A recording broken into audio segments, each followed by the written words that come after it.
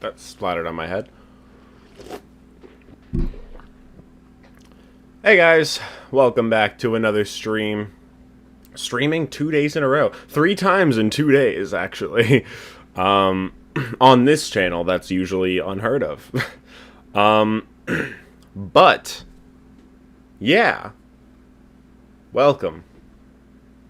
We're doing what we said we would do so long ago. What I planned to do at the end of 2023, and then heard one person say, you probably shouldn't do that. And then I was like, you know what? I won't. Quick thing, you gotta make a pin message regarding spoilers or hinting. It's very important. Good point. Or you could make it and I could just pin it. But yeah, I'll do that. Let me remove this. No spoilers in chat. If you spoil things, you shall be executed by Frep.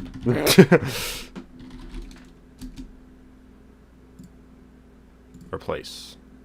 There we go. Awesome. So, today we're doing Doki Doki. Like I said, I was going to do this like 2.5 years ago. And then I didn't. And then I put it off for a long time. Not because I didn't want to play, but just because I forgot and because I prioritized other things. But now that I made my second channel for all the other stuff that I do, I decided I should probably start doing more stuff on the main channel just so that the streams aren't, like, non-existent on this channel, which is why I'm starting Mario, and that's why I'm doing this. That's why I'm going to do Bandito and Wolf. Undertale, and that's why I'm eventually going to do stuff like Cuphead, and I forgot what else I have on the list, but yeah, I did download the game, right? I think I did. I think I did like a week or two ago, but let me just make sure. Main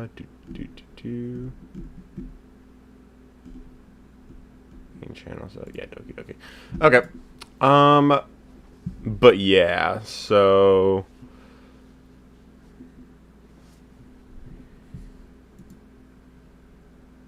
what else did I say? I remember I made the poll the other day. I forgot what I had on it though. But yeah, that's why I've been doing so much more stuff on the main channel. Because I have the second channel now, so I want to have at least some stuff to do on the main channel. So I thought now was a good time to start doing Doki Doki. Really? My new poll actually really surprised me. I was so confident that the 6-7 one would win on my new poll, the FNAF with a Twist streams, the sister location. But if baby says 6-7, I restart. That was like, I came up with that idea and I'm like, I'm a fucking genius. This is a fantastic idea. And when I made the poll, I was like, that's gonna win. There's no way it doesn't win. That's why I made it the second option instead of the first. But no, apparently security breach cut content restored mod. I guess because that's the least with a twist. Like, it's not really a twist, it's just a mod, but it is something that a lot of people like miss from the base game, so they're like, I want to see it, I want to see you play it now, like with the mod, I guess. But yeah, that actually surprised me. It did get the second most votes though, so that at least makes sense.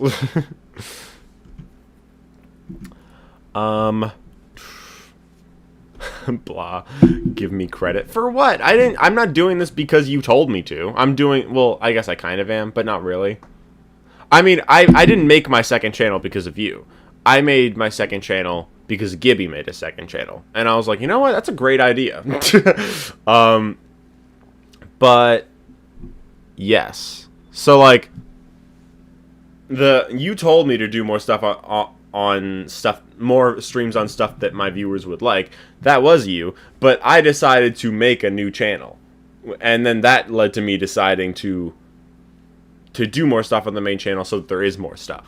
So that's on me and Gibby, not you. You didn't, you are, no credit, not giving credit to you. Nope. I say no. Anyway, So yeah, I guess cut content restored is going to be the next thing. Not like literally the next thing on this channel. The next thing on this channel is going to be Friday when I play Super Mario World. But yeah, I guess that's going to be sooner than I thought it would be. Happy Gibby. Main channel. Okay, let me move this up. Okay, I guess this is the order I'm doing it in.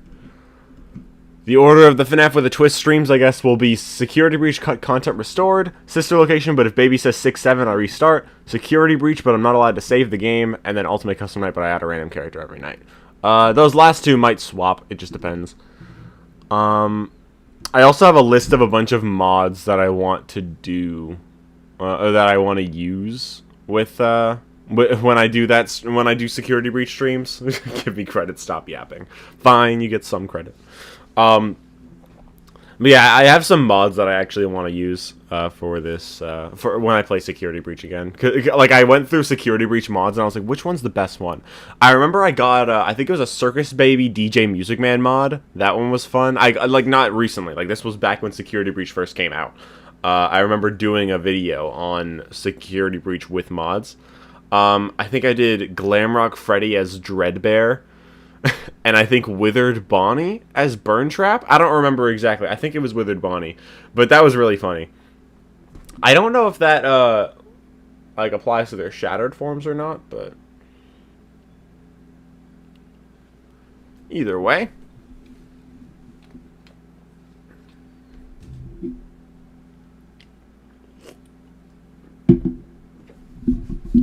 I just spilled some Coke Zero on myself. So yeah, Doki. Do a video getting all FNAF jump scares. I think that would take too long. Nah. Maybe one day. Maybe one day I'll do a stream of just trying to do that. Just go through every FNAF game and get every jump scare. Golden Freddy in FNAF 1 is gonna be a problem if I do that. But yeah, okay, let's close this up. Discord, right screen, cool, right screen, nope, this is not the right screen. This I was supposed to edit last night, and then I didn't edit it, but whatever. Evan should do a FNAF Smasher Pass. I have! I think I've done 2 of those.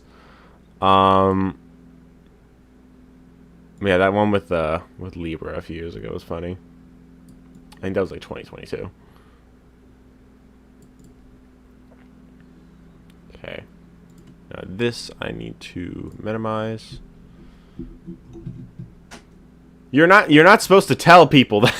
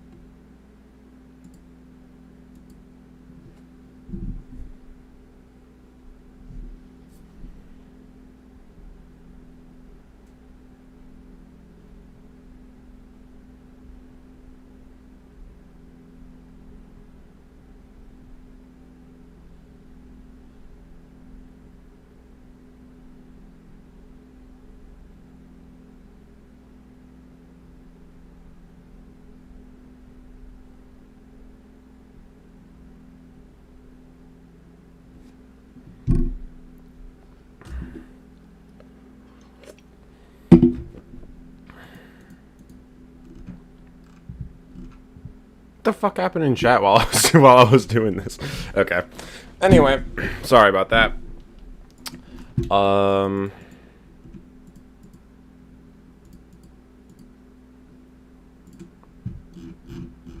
Okay.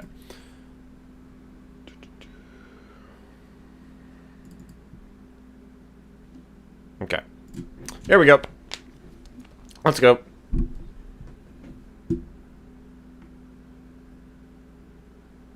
Metaverse Enterprise Solutions. Is this who made it? I've never heard this name before.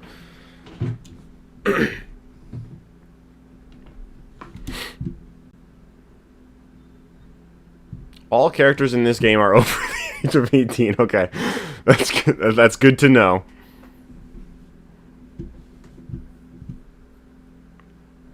This game is not suitable for children or those who are easily disturbed. That checks out. Individuals suffering from anxiety or depression may not have a positive experience playing this game. Would you like to review detailed content warnings which contain spoilers? Alternatively, in-game content warnings can be enabled in the settings menu at any time. Nope, I'm good.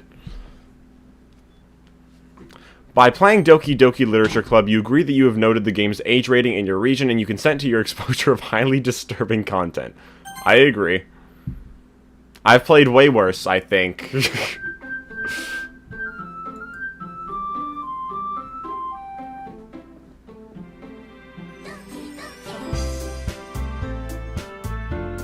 Alright. This looks like a fun, cheerful game. This might be too scary for you. Okay. I'm sure it is. Enter my name.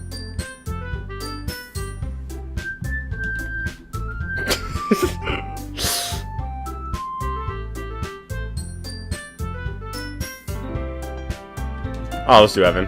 I don't want to be silly. I'll just be Evan. Okay, what do we got here? Who is saying this? Hey!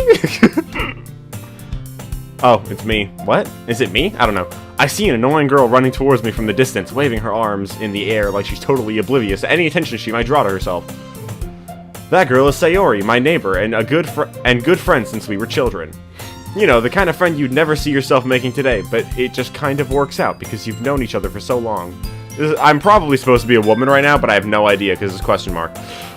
We used to walk to school together on days like this, but starting around high school, she would oversleep more and more frequently, and I would get tired of waiting up. But if she's gonna chase after me like this, I almost feel better running away. Better off running away. However, I just sigh and idle in front of the crosswalk and let Sayori catch up to me.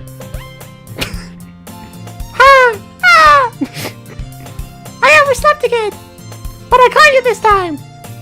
Maybe, but only because I decided to stop and wait for you. You say that like you were thinking about ignoring me. That's mean, Evan. I'm just gonna sound like Toad.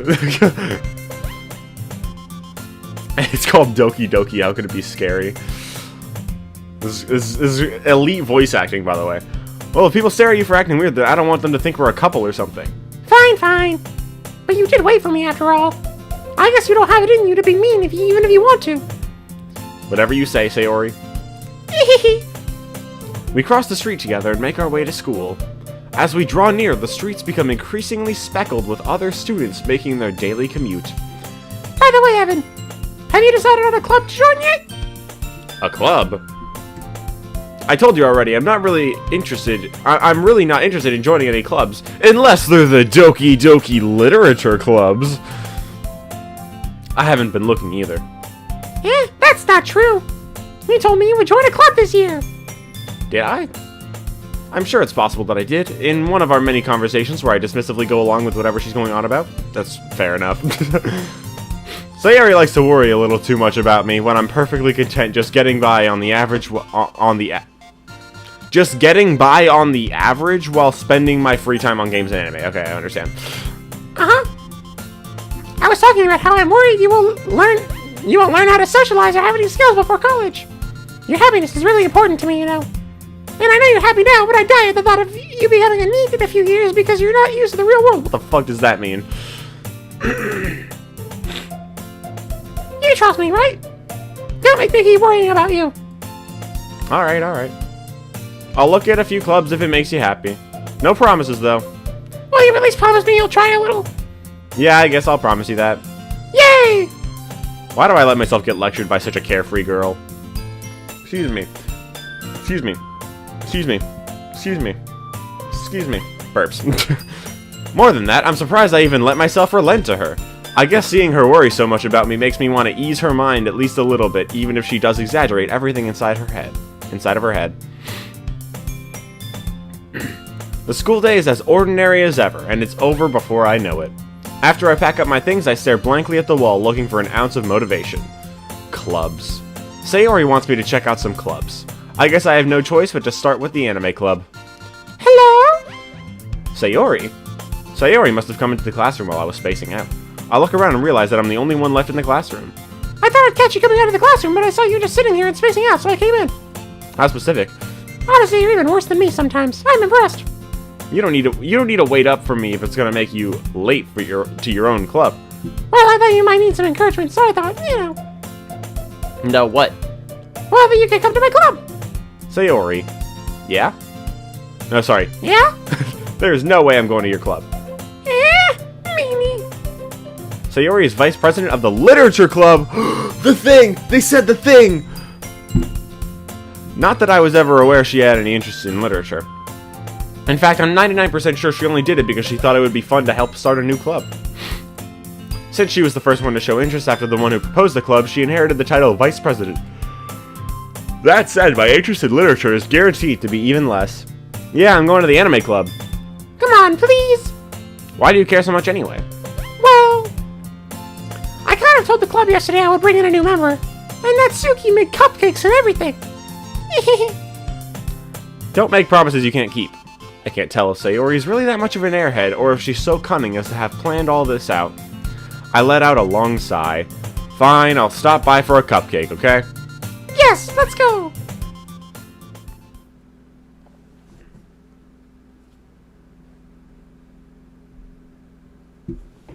And thus, today marks the day I sold my soul for a cupcake. It's kind of funny. Sounds like EDP.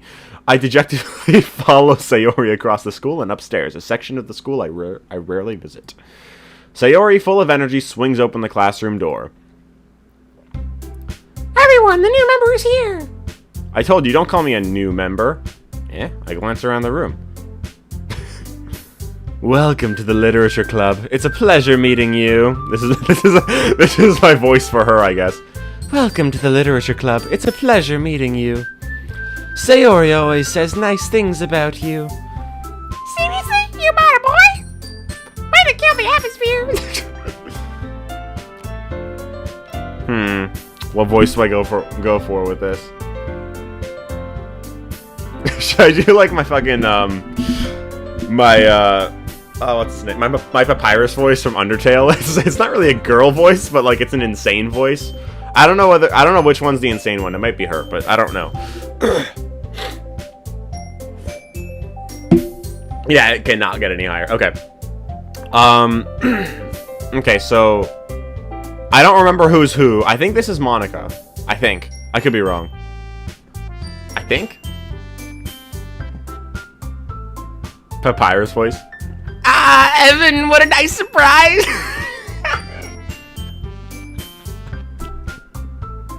Should I do that voice for her? Should I do that voice? I'm just gonna wait for you guys in chat to let me know whether I should do that voice or not. Thoughts? Ah, Evan, what a nice surprise. I think that's perfect. Sure. Welcome to the club. All words escape me in this situation. Probably because that voice was so beautiful. That's terrifying. This club is full of incredibly cute girls. What are you looking at? If you want to say something, say it. Sorry. Natsuki. The girl with the sour attitude, whose name is apparently Natsuki, is one I don't recognize. Her small figure makes her look like a first-year student. She's also the one who made cupcakes, according to Sayori. You can just ignore her when she gets moody. Sayori says that You just say... No, never mind. I'm not gonna whisper it. Whatever. Sayori says that quietly into my ear, then turns back towards the other girls. Anyway, this is Natsuki, always full of energy. And this is Yuri, the smartest in the club. Don't say things like that. Yuri, who appears comparably more mature and timid, seems to have a hard time keeping up with the people like Sayori and Natsuki. I think my voices are flawless. Sounds like PewDiePie's. Ah, well, it's nice to meet both of you. And it sounds like you already know Monica, is that right? That's right! It's great to see you again, Evan! Monica smiles sweetly. We do know each other. Well, we rarely talked, but we were in the same class last year. Monica was probably the most popular girl in class. Smart, beautiful, athletic, basically completely out of my league. So having her smile at me so genuinely feels a little... You too, Monica. Come sit down, Evan. We made room for you at the table, so you can sit next to me or Monica. I'll get the cupcakes. I'll get the cupcakes. I'll get the cupcakes! Hey, I made them. I'll get them. Sorry, I got a little too excited. Then how about I make some tea as well? The girls have a few desks arranged to form a table. As Sayori mentioned, it's been widened so that there is one space next to Monica and one space next to Sayori. Natsuki and Yuri walk over to the corner of the room where Natsuki grabs a wrapped tray and Yuri opens the closet. Still feeling awkward, I take a seat next to Sayori. Natsuki proudly marches back to the table, tray in hand. Okay, are you ready? Ta-da! Is she saying ooh woo or oh whoa? Or ooh whoa? What is going on? Ooh, whoa! Natsuki lifts the foil off the tray to reveal a dozen white, fluffy cupcakes decorated to look like little cats. Obsession. Anyway, watched that movie 2 days ago. Or was that yesterday? 2 days ago. 2 days ago. Monday. I forgot what day it was today. That's why I was wondering. The whiskers are drawn with icing and little pieces of chocolate were used to make ears. So cute! I had no idea you were so good at baking, Natsuki! I said Naksuki. Natsuki! Well, you know, just hurry and take one. Sayori grabs one first, then Monica. I follow. It's delicious. Sayori talks with her mouth full and has already managed to get icing on her face. It's delicious. I turn the cupcake around on my fingers, looking for the best angle to take a bite. Natsuki is quiet. I can't help but notice her sneaking glances in my direction. Is she waiting for me to take a bite? I finally bite down. The icing is sweet and full of flavor. I wonder if she made it herself. This is really good. Excuse me. Excuse me. Thank you, Natsuki. Why are you thanking me? It's not like I... Haven't I heard this somewhere before? made them for you or anything. She looks so grumpy. Eh? I thought you technically did. Sayori said... Well, maybe. But not for, you know, you, dummy. Alright, alright. I gave up on Natsuki's weird logic and dismissed the conversation. Yuri returns to the table carrying a tea set. She carefully places a teacup in front of each of us before setting down the teapot next to the cupcake tray. No, that's me. You keep a whole tea set in this classroom? Don't worry, the teachers gave us permission. After all, doesn't a hot cup of tea help you enjoy a good book? I guess. Don't let yourself get intimidated. Yuri's just trying to impress you. That's not... Insulted, Yuri looks away. I meant that, you know. I believe you. Well, tea and reading might not be a pastime for me, but I at least enjoy tea. I'm glad. Yuri faintly smiles to herself in relief. Monica raises an eyebrow, then smiles at me. What made you consider the literature club? I was afraid of this question. Something tells me I shouldn't tell Monica that I was practically dragged here by Sayori. Well, I haven't joined any clubs yet, and Sayori seemed really happy here, so... That's okay, don't be embarrassed. We'll make sure you feel right at home, okay? As president of the literature club, it's my duty to make the club fun and exciting for everyone. Monica, I'm surprised. How come you decided to start your own club? You could probably be a board member for any of the major clubs. Weren't you a leader of the debate club last year? Well, you know, to be honest, I can't stand all the politics around the major clubs. It feels like nothing but arguing about the budget and publicity and how to prepare for events. I'd much rather take something I personally enjoy and make something special out of it. And if it encourages others to get into literature, then I'm fulfilling that dream. Monica really is a great leader. Yuri also nods in agreement. Then I'm surprised there aren't more people in the club yet. It must be hard to start a new club. You could put it that way. Not many people are very interested in putting all the effort out, putting out all the effort to start something brand new, especially when it's something that doesn't grab your attention like literature. You have to work hard to convince people that you're both fun and worthwhile, but it makes school events like the festival that much more important. I'm confident that we can all really grow this club before we graduate, right, everyone? Yeah, We'll do our best. you know it. Everyone enthusiastically agrees. Such different girls, all interested in the same goal. Monica must have worked really hard just to find these three. Maybe that's why they were all so delighted by the idea of a new member joining. Though I still don't really know if I can keep up with their level of enthusiasm about literature. So Evan, what kinds of things do you like to read? Well, considering how little I've read these past few years, I don't really have a good way of answering that. Manga. I mutter quietly to myself, half joking. Natsuki's head suddenly perks up. It looks like she wants to say something, but she keeps quiet. Not much of a reader, I guess. Well, that can change. What am I saying? I spoke without thinking after seeing Yuri's sad smile. Anyway, what about you, Yuri? Well, let's see. Yuri traces the rim of her teacup with her finger. My favorites are usually novels that build deep and complex fantasy worlds. The level of creativity and craftsmanship behind them is amazing to me, and telling a good story in such a foreign world is equally impressive.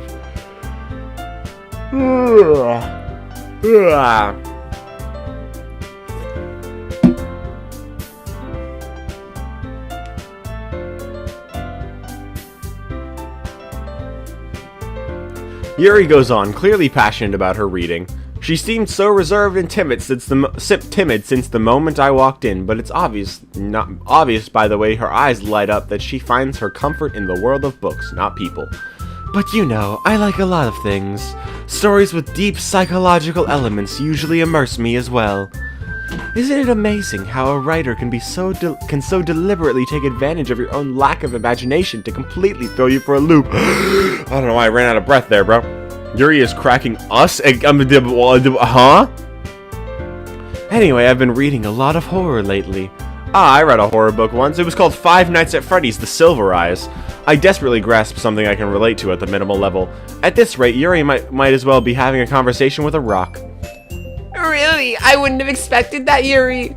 For someone as gentle as you. I guess you could say that. But if a story makes me think, or takes me to another world, then I really can't put it down. Surreal horror is often very successful at changing the way you look at the world, if only for a brief moment. Ah, I hate horror. I hate horror. Oh, why's that? Well, I just... Natsuki's eyes dart over to me for a split second. Never mind. That's right. You usually like to write about cute things, don't you, Natsuki? What? What gives you that idea? You left a piece of scrap paper behind last club meeting. It looked like you were working on a poem called... Don't say it out loud. Don't say it out loud. Give that back. I sound like Nabbit from Mario U. Fine. Your cupcakes, your poems. Everything you do is just as cute as you are. Sayori sidles up behind Natsuki and puts her hands on her shoulders. I'm not cute. Natsuki, you write your own poems. Well, I guess sometimes. Shit, I'm gonna have a conversation with her now. It's gonna suck. Why do you care? I think that's impressive. Why don't you share them sometime? No. Natsuki averts her eyes. You wouldn't like them. Not a very confident writer yet. I understand how Natsuki feels. Sharing that level of writing takes more than just confidence. The truest form of writing is writing to oneself. You must be willing to open up to your readers. Excuse me. Exposing your vulnerabilities and showing even the deepest reaches of your heart. Do you have writing experience too, Yuri? Maybe if you share some of your work, you can set an example and help Natsuki feel comfortable enough to share hers. I guess it's the same for Yuri. Aw, I wanted to read everyone's poems. We all sit in silence for a moment.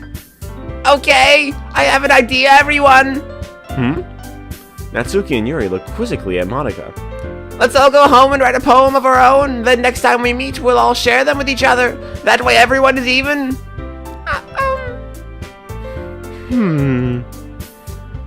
Yeah, let's do it. Plus, now that we have a new member, I think it will help us all get a little more comfortable with each other and strengthen the bond of our club. Isn't that right, Evan? Monica smiles warmly at me once again. Hold on, there's still one problem. What's that? Now that we're back to the original topic of me joining the club, I bluntly come forth with what's been on my mind the entire time. I never said I would join this club. Sayori may have convinced me to stop by, but I never made any decision. I still have other clubs to look at, and, I lose my train of thought. Oh, they're all mad at me. Except Yuri, she doesn't really care that much. All four girls still stare back at me with dejected eyes.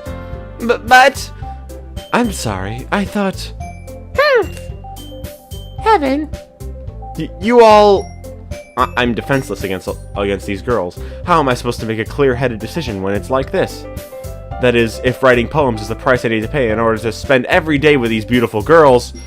Right. Okay, I've decided then. I'll join the literature club. One by one, the girls' eyes light up. Yes, I'm so happy. Sayori wraps her arms around me, jumping up and down. Hey! You really did scare me for a moment. If you really just came for the cupcakes, I would be super pissed. That was exactly why I came. Then that makes it official. Welcome to the literature club. Ah, thanks, I guess. Okay, everyone. I think with that, we can officially end today's meeting on a good note. Everyone remember tonight's assignment. Write a poem to bring to the next meeting so we can all share. Monica looks over at me once more. Evan, I look forward to seeing how you express yourself. Yeah. Can I really impress the class star Monica with my mediocre writing skills? I already feel the anxiety welling up inside me. Meanwhile, the girls continue to chit-chat as Yuri and Natsuki clean up their food. Hey, Evan, since we're already here, do you want to walk home together? That's right, Sayori and I never walk home together anymore because she always stayed after school for clubs. Sure, might as well. Yay!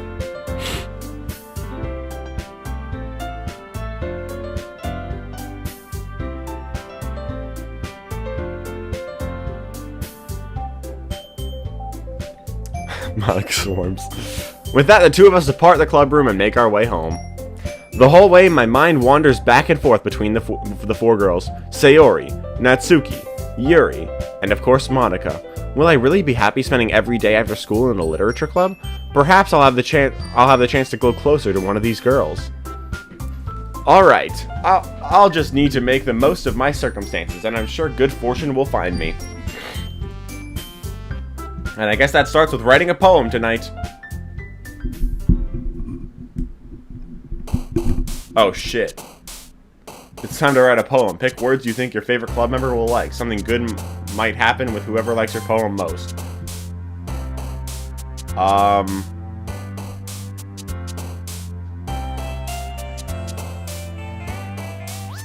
Okay. So is this gonna be like who we like the will this depend? Will this affect who we like? Who we like? I guess. Like we can choose. I'll go for Yuri. Why not? Clouds. Doki Doki. Tears. Shame. Anime.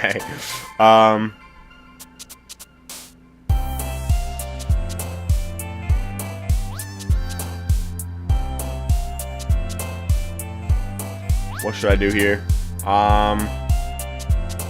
Bed. Lust. Hey, yo, calm down. Yeah, sure, why not? Lust. Do they jump when it actually affects them the most? Horror. Yeah, I think it does. Okay. I didn't realize that. Sadness.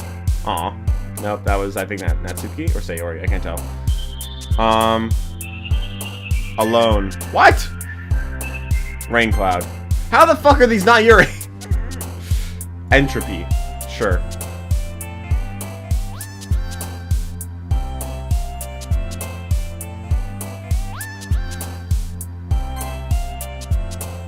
Okay. Pout seems like a Natsuki thing. Scars? Silly? Sure, okay.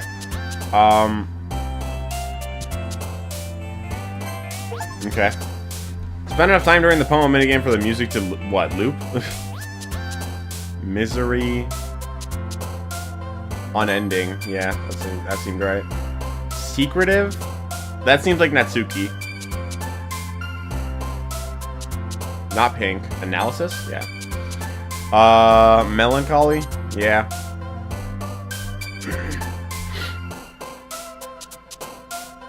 Tenacious. Cry. Empty. Oh, damn. Wrath? Yeah. Okay. Every time Evan's voice cracks while voicing Natsuki. Or just throughout the whole game. Hi again, Evan. Glad to see you didn't run away on us. Ha ha ha. Nah, don't worry. This might be a little strange for me, but I at least keep my word. Well, I'm back at the literature club. I was the last to come in, so everyone else is already hanging out. Thanks for keeping your promise, Evan. I hope this isn't too overwhelming of a commitment for you. Excuse me. Making you dive headfirst into literature when you're not accustomed to it. Oh, come on! Lucky deserves any slack. Sayori told me you didn't even want to join any clubs this year.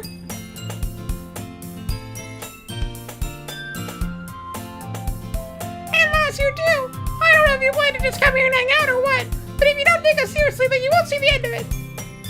Natsuki, you certainly have a big mouth for someone who keeps her manga collection in the club room. Natsuki finds herself stuck between saying Monica and manga. Manga is literature. Swiftly defeated, Natsuki plops back into her seat. Don't worry, guys.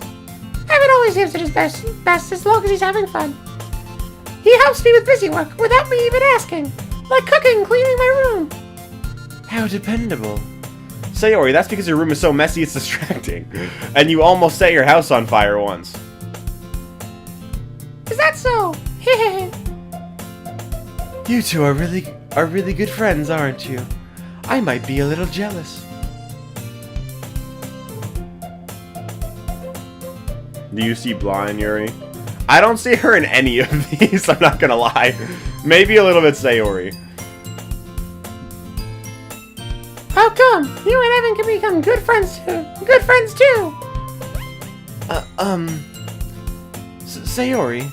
I mostly chose Yuri because I thought she was the easiest to figure out what was what for her.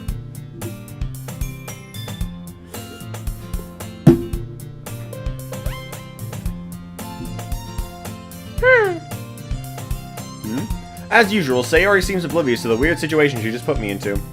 Oh, Yuri even brought you something today. Blah. Yuri even brought you something today, you know? But wait, Sayori. Eh? Me? Not really. Don't be shy. It's really nothing. What is it? Never mind. Sayori made it sound like a big deal, but it's really not. Oh, what do I do? Yeah, I'm sorry, Yuri. I wasn't thinking. I guess that means... Oh, no, it's my voice. I guess that means it's up to me to rescue the situation. Hey, don't worry about it. First of all, I wasn't expecting anything in the first place. So any nice gesture from you is a pleasant surprise. It'll make me happy no matter what. Is that so? Yeah, I won't make a big deal if you don't want it to be. Alright. Who's the best girl, Evan?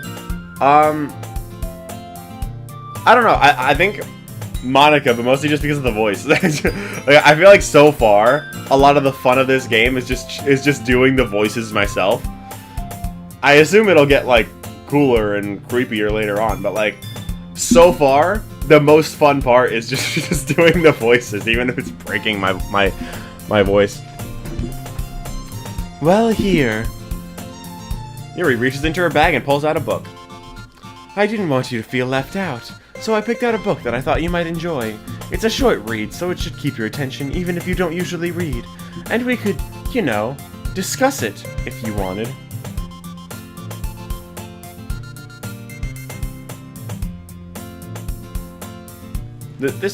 How is this girl accidentally being so cute? Hey, yo. She even picked out a book she thinks I'll like, despite me not reading much. Yuri, thank you. I'll definitely read this. I enthusiastically take the book. Phew. Well, you can read it at your own pace. I look forward to hearing what you think. Now that everyone's settled in, I expected Monica to kick off some scheduled activities for the club, but that doesn't seem to be the case. Sayori and Monica are having a cheery conversation in the corner. Yuri's face is already buried in a book. I can't help but notice her intense expression, like she was waiting for this chance. Meanwhile, Natsuki is rummaging around in the closet.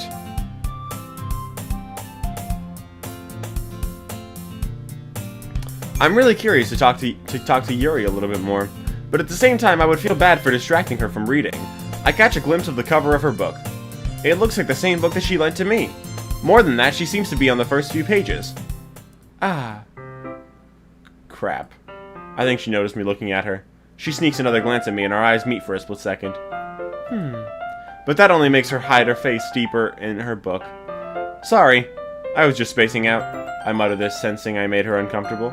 Oh, it's fine. If I was focused, then I probably wouldn't have noticed in the first place. But I'm just rereading a bit of this, so... That's the book you gave me, right? I wanted to reread some of it. Not for any particular reason. Just curious, how come you have 2 copies of the same book? Ah, well, when I stopped at the bookstore yesterday... Ah, that's not what I meant. What? I mean... I just happened to buy 2 of them. Ah, I see. If you're rereading it, that means you didn't... That means you should have read it before. So did you not have it? Whatever. Ah, I see. There's something fairly obvious here that Yuri isn't telling me, but I decide to let it go. I'll definitely start reading it soon. I'm glad to hear. Once it starts to pick up, you might have a hard time putting it down. Is that a metaphor for this game? It's a very engaging and relatable story. Is that based on this game? Is that so? What's it about anyway? Well, Yuri closes the book and scans her eyes over the back. The book is titled Portrait of Markov. There's an ominous-looking eye symbol on the front cover. Alright, I just wanted to make sure I don't accidentally give anything away. Basically, it's about this girl in high school who moves in with her long-lost younger sister. But as soon as she does, her life gets really strange. She gets targeted by these people who escaped from a human experiment prison. And while her life is in danger, she needs to desperately choose who to trust. No matter what she does, she ends up destroying most of her relationships and her life starts to fall apart. That's kind of dark, isn't it? Yuri made it sound like it was going to be a nice story, so that dark turn came from nowhere. Ahaha. Yuri gently giggles all of a sudden. Are you not a fan of that sort of thing, Evan? No, it's not that. I mean, I can definitely enjoy those kinds of stories, so don't worry. I hope so. Yeah, I totally forgot that Yuri is into those things. She's so shy and reclusive on the outside, but her mind seems to be completely different.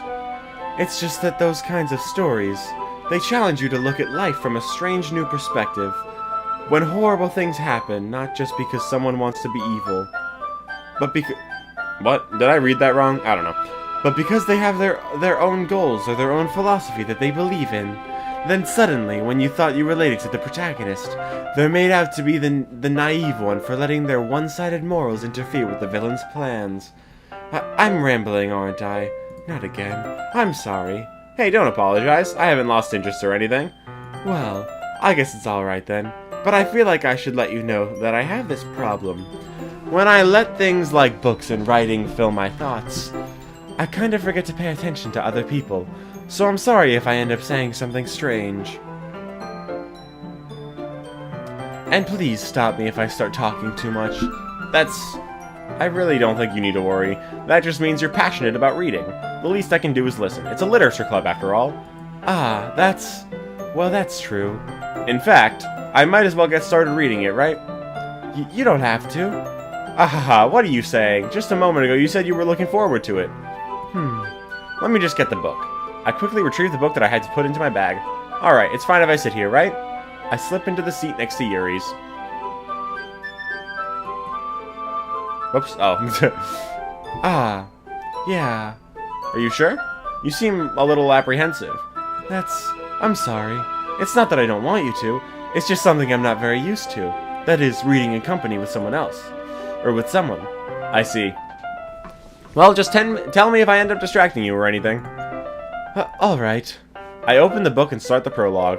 I soon understand what Yuri means about reading in company. It's as if I can feel her presence reading over my shoulder as I read. What did she say? Over my shoulder as I read. Yeah, okay. It's not a particularly bad thing, maybe a little distracting, but the feeling is somewhat comforting. Yuri is in the corner of my eye. I realize that she's not actually looking at her own book. I glance over. She looks like she's reading from my book instead. Sorry, I was just... Yuri, you really apologize a lot, don't you? I do? I don't really mean to. Sorry. I mean... Haha. Here, this should work, right? I slide my desk until it's up against Yuri's, then hold my book more between the two of them. I suppose so. Yuri timidly closes her own copy. Once we each lean in a little bit, our shoulders are almost touching. It feels like my left arm is in the way, so I instead use my right hand to hold the book open.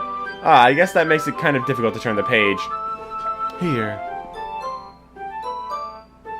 Yuri takes her left arm and holds the left side of the book between her thumb and her forefinger. I do the same with my right arm on the right side of the book. That way, I turn a page and Yuri slides it under her thumb after it flips to its side. But in holding it like this, we're huddled even closer than before. Excuse me, it's actually kind of distracting me. It's as if I could feel the warmth of Yuri's face, and she's in the corner of my vision. Are you ready? To turn the page. Sorry. I think I got a bit distracted for a second. I glance over at Yuri's face, and again our eyes meet. I don't know how I'll be able to keep up with her. That's okay. You're not as used to reading, right? I don't mind being patient if it takes you a bit longer. It's probably the least I can do, since you've been so patient with me. Yeah, thanks. We continue reading. Yuri no longer asks me if I'm ready to turn the page. Instead, I just assume that she finishes the page before me, so I turn it by my own volition. We continue the first chapter in silence. Even so, turning each page almost feels like an intimate exchange. My thumb gently letting go of the page, letting it flutter over to her side as she catches it under her own thumb. Hey Yuri, this might be a silly thought, but the main character kind of reminds me of you a little bit. You think so? How does she? Well, I guess she's more blunt in a lot of ways, but she also second-guesses a lot of the things that she says and does. Like she's afraid she'll do something wrong. It's not like I can see into your head or anything, but they're kind of reminiscent of some of your mannerisms. I see. Yuri remains silent for a moment. But Evan, that's probably a terrible thing to have in common with her. Oh, that's so embarrassing that you think that. Wait, I didn't mean it in a bad way or anything. Sorry, I really didn't know you were self-conscious about that sort of thing. I guess I more meant that it's kind of cute. What are you saying all of a sudden? Okay, everyone! I think it's about time that we share today's poems with each other. We might not have enough time if we wait too long. Yuri exhales, spared from finishing her thought. Is that alright, Yuri? You look kind of down. I'm sorry if you haven't been looking forward to this. It's not... It's fine. Yuri releases her hand from the book, causing it to close on top of my thumb. Alright, I guess I'll do some more reading tonight. Or would you prefer if I only read with you? I guess I don't have too much of a preference either way. In that case, I'll read a little more tonight. It'll be fun to read with you after it picks up a bit more, you know? That's good reasoning. In that case, feel free to finish the first 2 chapters in your own time. Alright. I stand up. I make a mental note of where I left off in the book, then slip it back into my bag. By the way, did you remember to write a poem last night? Yeah.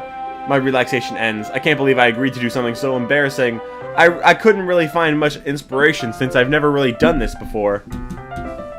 Well, now that everyone's ready, why don't you find someone to share with? I can't wait!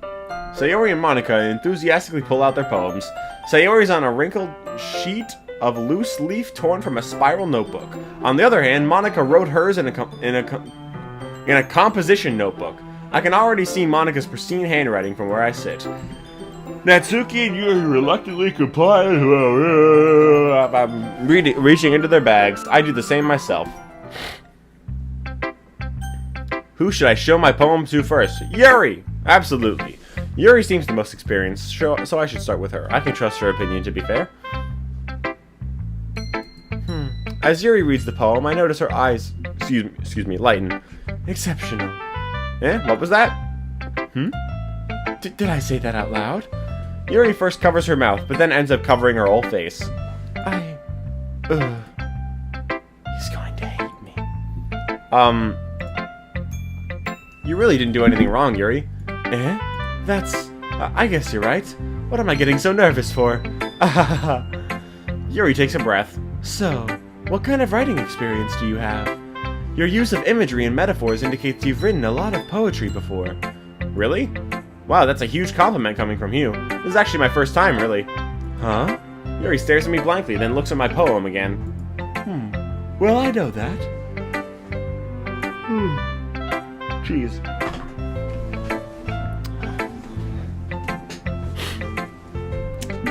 I just meant, Yuri trails off, unable to find an excuse. She traces her finger along the words in the poem, as if breaking it down more thoroughly. Yeah, okay. This is the reason I was able to tell. It's just that there are specific writing habits that are usually typical of new writers, and having been through that myself, I kind of learned to pick up on them. I think the most noticeable thing I recognize in new writers is that they try to make their style very deliberate.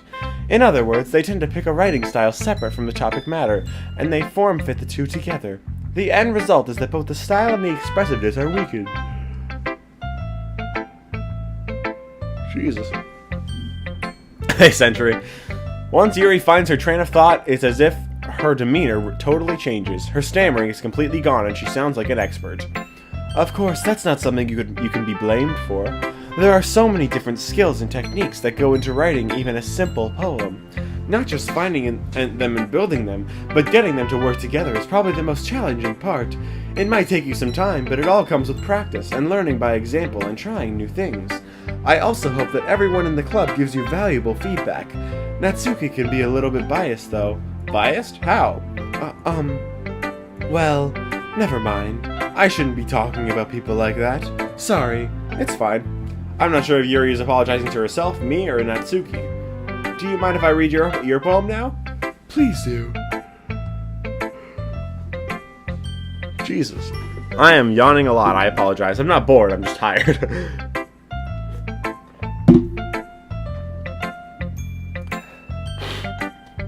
I think as I'm talking a lot, so I'm breathing a lot.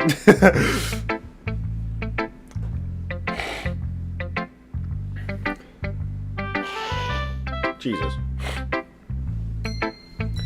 I'd love to share my thought process behind it. Yuri smiles dreamily as if that's a rare opportunity for her, which itself is kind of funny. After all, isn't this supposed to be a literature club?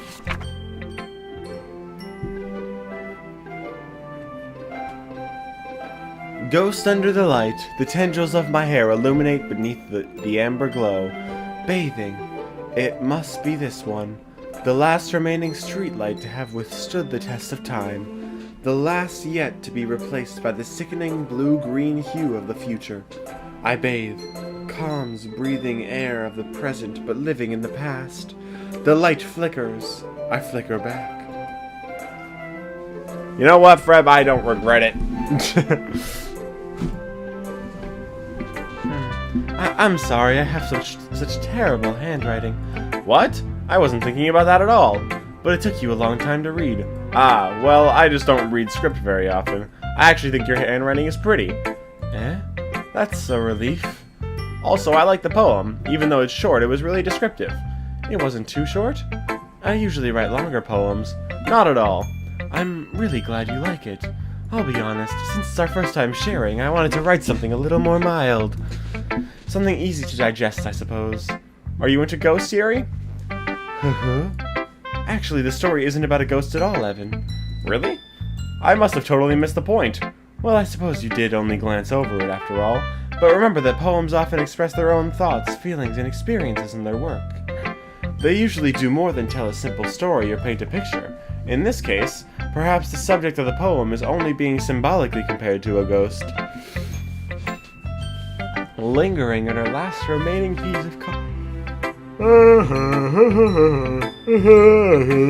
of comfort, unable to let go of the past, and soon to be left with nothing. That's a lot more solemn, putting it that way. I hadn't even thought of that. That's impressive. Eh? It's nothing, really. Yours was impressive too, so... Nah. If anything, I could probably learn a thing or two from you. You think so? Yeah, of course. You know, I was really nervous about doing all this. Excuse me. But in the end, I enjoyed it.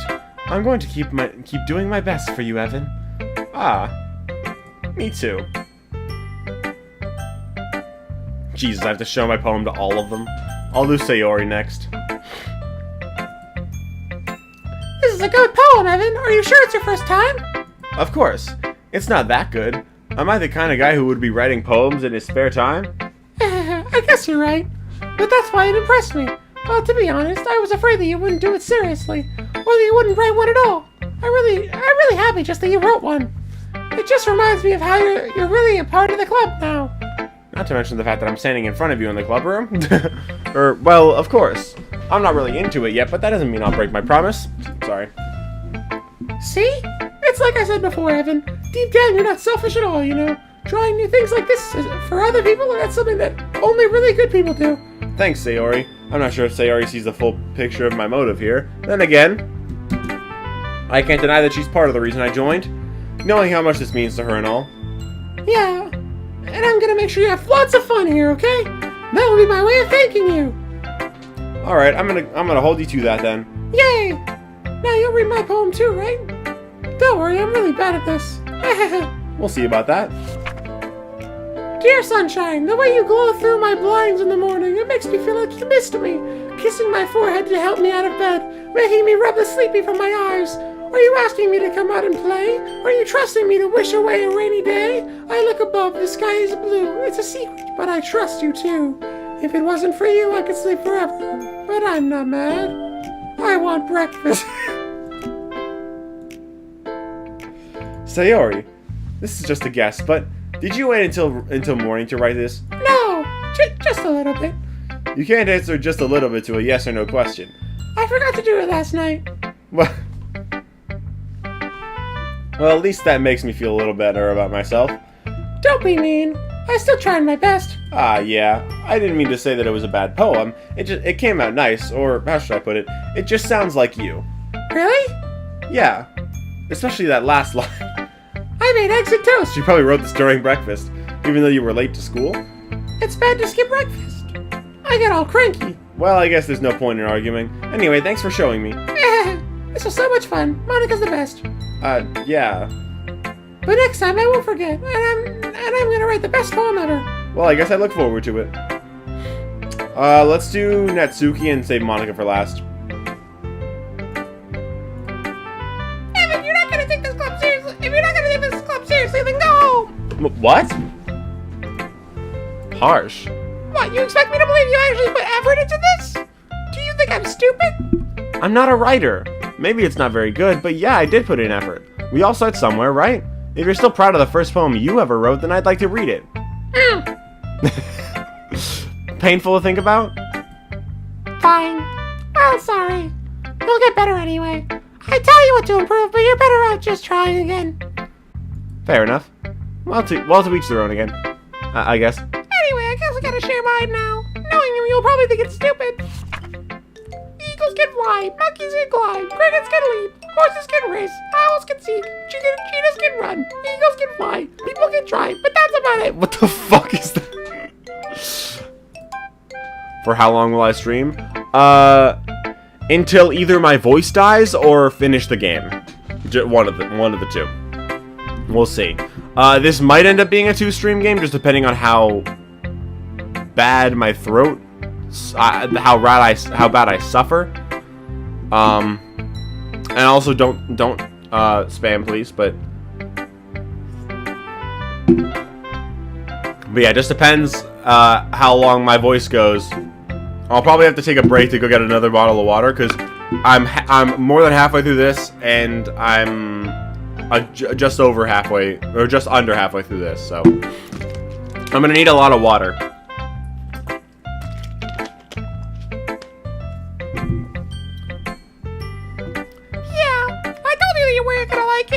I like it. What? Just be honest. I am. Why are you so convinced that I wouldn't like it? Well, because was all sophisticated and stuff. Some people don't even take my writing seriously. But isn't the point of poems for people to express themselves? Your writing style wouldn't make your message any less valid. Yes, exactly. I like when it's easy to read, but it hits you hard. Like in this poem. Seeing everyone around you do great things can be really disheartening. So I decided to write about it. Yeah, I understand. But the other nice thing about simple writing is that it puts more weight on the wordplay. Like I set it up for a rhyme at the end, but then made it fall flat on purpose. It helps bring out the feeling in the last line. So you did. I guess more went into it than I realized. That's what it means to be a pro. I'm glad you learned something. Didn't expect that from me this one here, did you? Yeah, I guess not. I decided to humor her with that last comment. I don't really care how old everyone is, but if Natsuki is feeling proud, then I won't take that away from her. Who should I show my poem to next? I wonder. Hi, Evan. Excuse me. Having a good time so far? Ah, yeah. Good, glad to hear it. By the way, since you're new and everything, if you ever have any suggestions for the club, new activities or things we can do better, I'm always listening. Don't be afraid to bring things up, okay? Alright, I'll keep that in mind. Of course I'll be afraid to bring things up. I'm much better off just going with the flow until I'm more settled. Anyway, want to share your poem with me? It's kind of embarrassing, but I guess I have to. Don't worry, Evan. We're all a little embarrassed today, you know. But it's that sort of barrier that we all learn to get past soon. Yeah, that's true. I hand Monica my poem. Great job, Evan. I was going ooh in my head while reading it. It's really metaphorical. I'm not sure why, but I didn't expect you to go for something so deep. I guess I underestimated you. It's easiest for me to keep everyone's expectations low. That way it always counts when I put in some effort. That's not very fair. I guess it worked anyway. You know that Yuri likes this kind of writing, right? Writing that's full of imagery and symbolism. Unlike Sayori, who likes using simple and direct words to describe happiness and sadness. Yuri likes it when readers are left to derive their own meaning out of it. It's very challenging to write like that effectively, both allowing people to get something out of it just by feel. Or letting them deeply analyze all the nuances.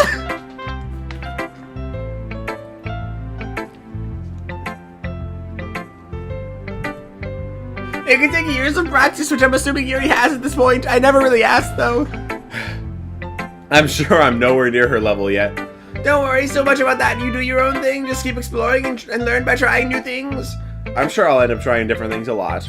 It could take a while before I feel comfortable doing this. That's okay. I'd love to see you try new things. That's the best way to find the kind of style that suits you. Everyone else might be a little biased towards their own kinds of styles, but I'll always help you find what suits you the most.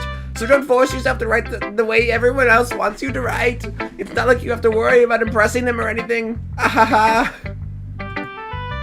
Ahaha. Jesus Christ.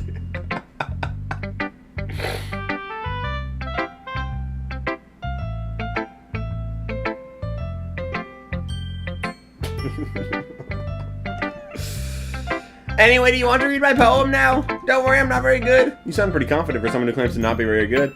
Well, that's because I have to sound confident. That doesn't mean I always feel that way, you know? I see. Well, let's read it then. Fuck. It's so long.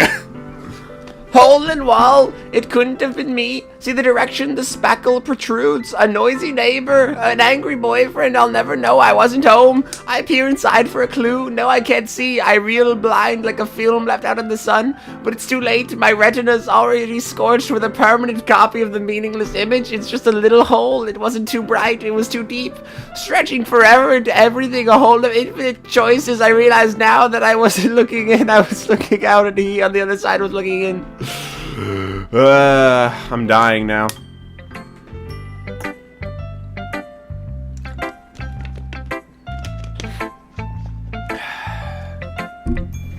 So what do you think? It's very freeform, if that's what you call it.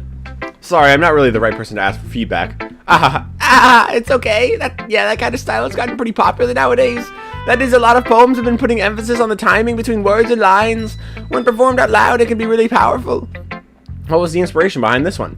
Well, I'm not sure if I know how to put it. I guess you could say that I had some kind of epiphany recently. It's been influencing my poems a bit. An epiphany? Yeah, something like that. I'm kind of nervous to talk about deep stuff like that because it's kind of coming on strongly. Maybe after everyone is better friends with each other. Anyway, here's Monica's writing tip of the day. Sometimes when you're writing a poem or a story, your brain gets too fixated on a specific point. If you try so hard to make it perfect, then you'll never make any progress. Just force yourself to get something down on the paper and tidy it later. Another way to think about it is this: if you keep your pen on the same spot for too long, you'll just get a big dark puddle of ink. So just move your hand and go with the flow. That's my advice for today. Thanks for listening.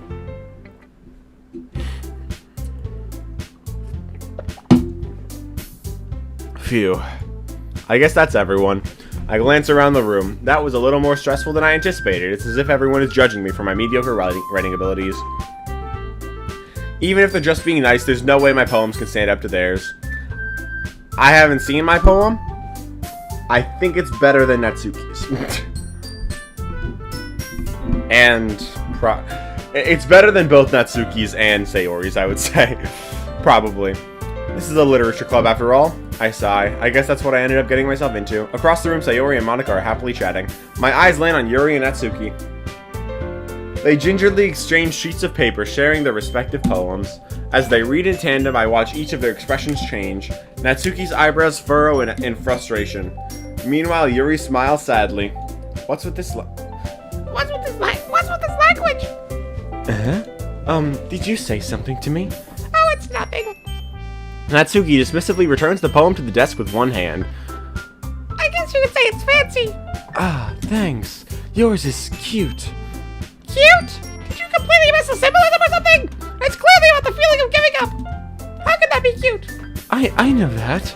I just meant the language, I guess. I was trying to say something nice. You mean you have to try that hard to come up with something nice to say? Natsuki's a bitch. Thanks, but it really didn't come out nice at all. Well, I do have a couple suggestions. If I was looking for suggestions, I would have asked someone who actually liked it. Which people did, by the way. Sayori liked it, and Evan did too. So based on that, I'll gladly give you some suggestions of my own. First of all... Excuse me. I appreciate the offer, but I've spent a long time establishing my writing style. I don't expect it to change anytime soon, unless of course I come across something particularly inspiring, which I haven't yet. And Evan liked my poem too, you know. He even told me he was impressed by it. Natsuki suddenly stands up. Oh? I didn't realize you were so invested in trying to impress our new member, Yuri! That's not what you're just... Yuri stands up as well. Maybe you're just jealous that Evan appreciates my advice more than he appreciated yours. Huh? And how do you know I didn't appreciate my advice more? Are you that full of yourself? No. If I was full of myself, I would deliberately go out of my way to make everything I do overly cutesy.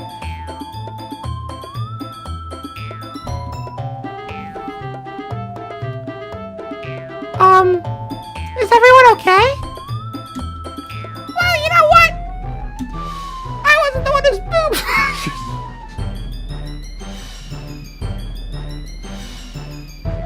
I'm sorry, what did you just say? Okay. I wasn't the one whose boobs magically grew.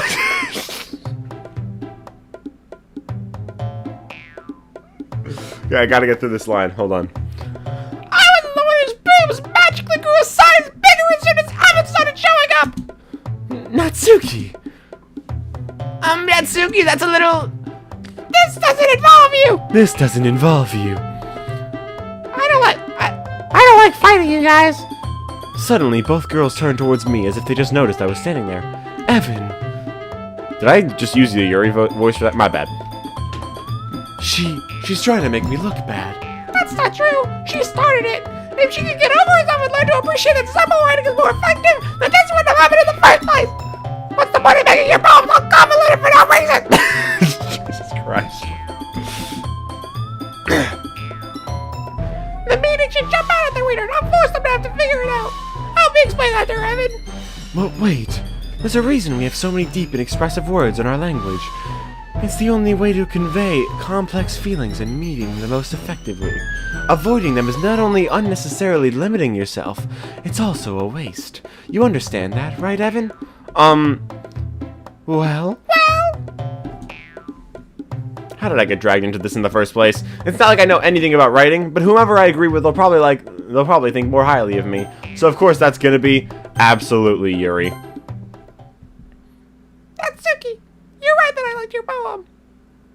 Whoops, that was me. Natsuki, you're right that I liked your poem. See? Wait, that's not an excuse for you to be so mean. You shouldn't pick a fight just because someone's opinion is different.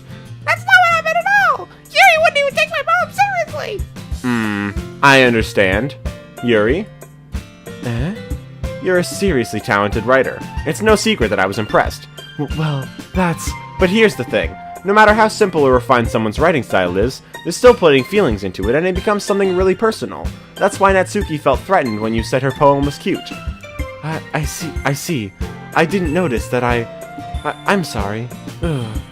But Natsuki, you took it way too far. Yuri means well, and if you just told her how you felt, then this wouldn't have happened in the first place. Are you kidding? That's exactly what I did. It was her that... Natsuki, I think that's enough. You both said some things that you didn't mean. Yuri apologized. Don't you think you should too? Natsuki clenches her fists. In the end, nobody has taken her side. She's trapped, at this point being defiant only because she can't handle the pressure. I end up even feeling bad for her. Sometimes when I'm hurt, it helps to take a walk and clear my head. Sayori, she doesn't need to... You know what? I'm gonna do that. It'll spare me right to look at all your faces right now! Without warning, Natsuki snatches her own poem from the desk and storms out. On her way out, she crumples up the poem with her hands and throws it in the trash. Natsuki! She really didn't need to do that. I look across the room. Yuri has her chin buried in her hands while she stares down at her desk. I gingerly approach her and sit in an adjacent chair. Everything alright? I'm so embarrassed. I can't believe I acted like that. You probably hate me now. No, Yuri. How could anyone not have gotten frustrated after being treated like that? You handled it as well as anyone could. I don't think any less of you. Well, alright, I believe you. Thanks, Evan. You're too kind. I'm thankful to have you a part of this club now. It's nothing. One more thing. That one thing that Natsuki said about, I would never do anything so shameful. So, What thing did Natsuki say? Well, never mind that. I'm going to go make some tea. Good idea. Make enough for more than one person, okay? Yeah. Okay, everyone, it's just about time for us to leave. How did you all feel about sharing poems? It was a lot of fun. Well, I did say it was worth it. It was alright. Well, mostly. Evan, how about you? Yeah, I'd say the same. It was a neat thing to talk about with everyone. Awesome. In that case, we'll do the same thing tomorrow, and maybe you learn something from your friends too. So your poems will turn out even better. Oh, I think to myself, I did learn a little more about the kinds of poems everyone likes. With any luck, that means I can at least do a better job impressing those I want to impress. I nod to myself with newfound determination. Evan, ready to walk home? Evan, ready to walk home? Sure, let's go. Sayori beams at me. It truly has been a while since Sayori and I have spent this much time together. I can't really say I'm not enjoying it either. Sayori, about what happened earlier. Yeah, what do you mean? Between Yuri and Natsuki. Does that kind of thing happen often? No. That's really the first time I've seen them fight like that. I promise, they're both wonderful people. You don't hate them, do you? No, I don't hate them. I just wanted your opinion, that's all. I can see why they'd make good friends with you. Phew. Evan, it's nice that I could just spend time with you in the club, but I think that seeing you get along with everyone is what makes me the happiest. And I think everyone really likes you, too. That's... Every day is going to be so much fun. It looks like Sayori still hasn't caught on to the kind of situation I'm in. Sure, being friends with everyone is nice, but doesn't really need to stop there. Well, we'll just have to wait and see what the future holds, Sayori. I pat Sayori on the shoulder. I said that more to myself than to her, but it's easy to use Sayori as an internal monologue sometimes. Okay. Yeah, let's do this.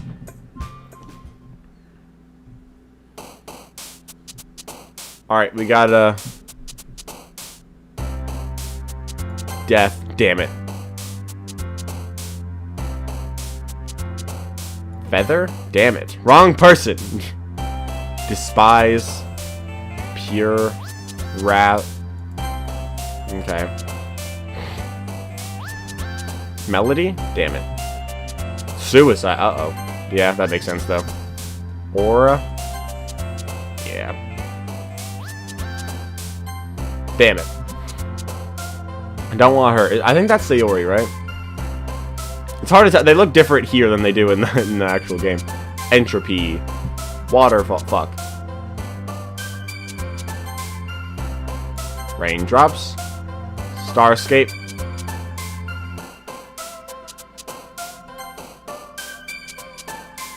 I know, like, the more complicated words she likes, right? So,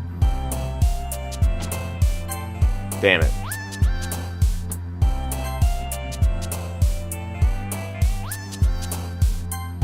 Damn.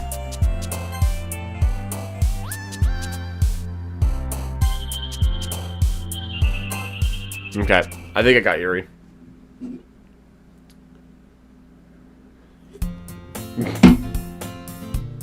Another day passes and it's time for the club again. Whatever that, I didn't even read that properly. It's time for the club meeting already. I've gotten a little more comfortable here over the past few days. Entering the club room, the usual scene greets me. Hi, Evan. Yo, Sayori. Looks like you're in a good mood today. I'm just still not used to you being in the club with us. That's being in the club, that's all. My voice is really breaking during this. It's a pretty simple thing to get you in a mood. But I guess it's always the simple things with you anyway. Speaking of which, I'm kinda hungry. Will you come with me to buy a snack? No thanks. Eh? That's not like you at all. I have my reasons. Why don't we take a look at your purse, Sayori? Eh? Why that all of a sudden? No reason, really. I just wanted to look at it. Sayori nervously retrieves her coin purse. She fumbles with the latch and gets it open. Then she turns it upside down and lets its contents spill onto the desk. Only 2 small coins fall out. I knew it. I can see right through you, Sayori. That's not fair. How did you even know? It's simple. If you had enough money in the first place, you would have bought a snack before coming to the club room. Oh, she was gonna get me to buy for her. So either you're not hungry and want an excuse to take a walk, or you plan to conveniently forget that you spent all your money so that I would lend you some. But there's one more thing. You're always hungry. And so that only leaves the one option. Oh, I give up. Don't make me feel guilty.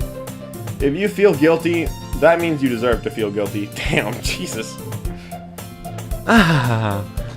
Yuri suddenly giggles. Eh? I didn't notice that she was listening in. Her face is in her book as always.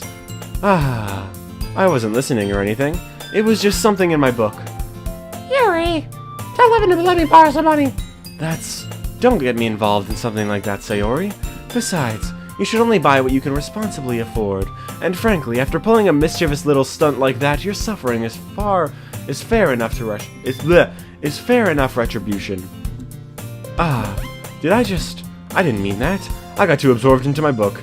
I really like when you speak your mind, Yuri. It doesn't happen much, but it's a fun side of you. There's no way you could think that. You're right, though. I did something bad, and now I have to accept the revolution. Retribution. That. Still, coming from you, Sayori, I guess there's a little devil inside all of us, isn't there? Don't let her fool you. Sayori knows exactly what she's doing. After all, she told you guys she was bringing me to the club before she even told me. But you wouldn't have come if it weren't for the cupcakes. So I had to trick Natsuki into making them. Come on, give me more credit than that, Sayori. Out of nowhere, something smacks Sayori in the face and tumbles onto the desk. Pwat. Yeah! Ow! What was... A cookie! Sure enough, it's a giant cookie wrapped in plastic. Sayori glances around. Is this a miracle? It's because I paid my restitution. Retribution. Actually, that one almost worked. I was just gonna give it to you. But then I heard you blow up on the cupcakes.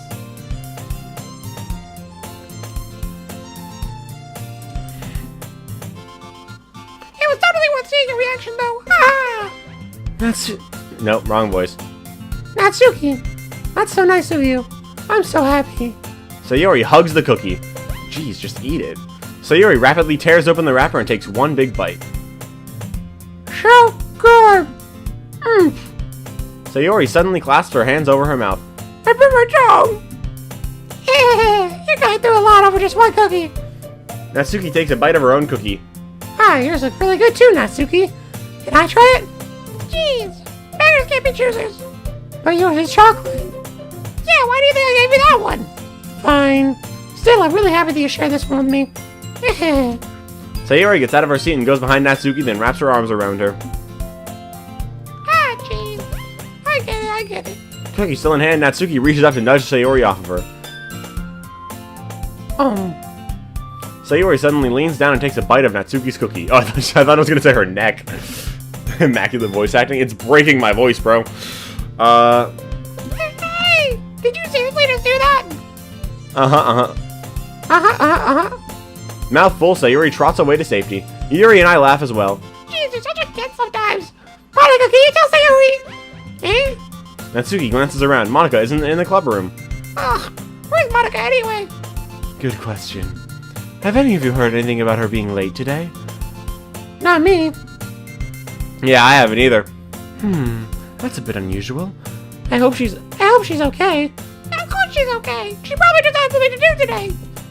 She's pretty popular after all. Eh? You don't think she has a...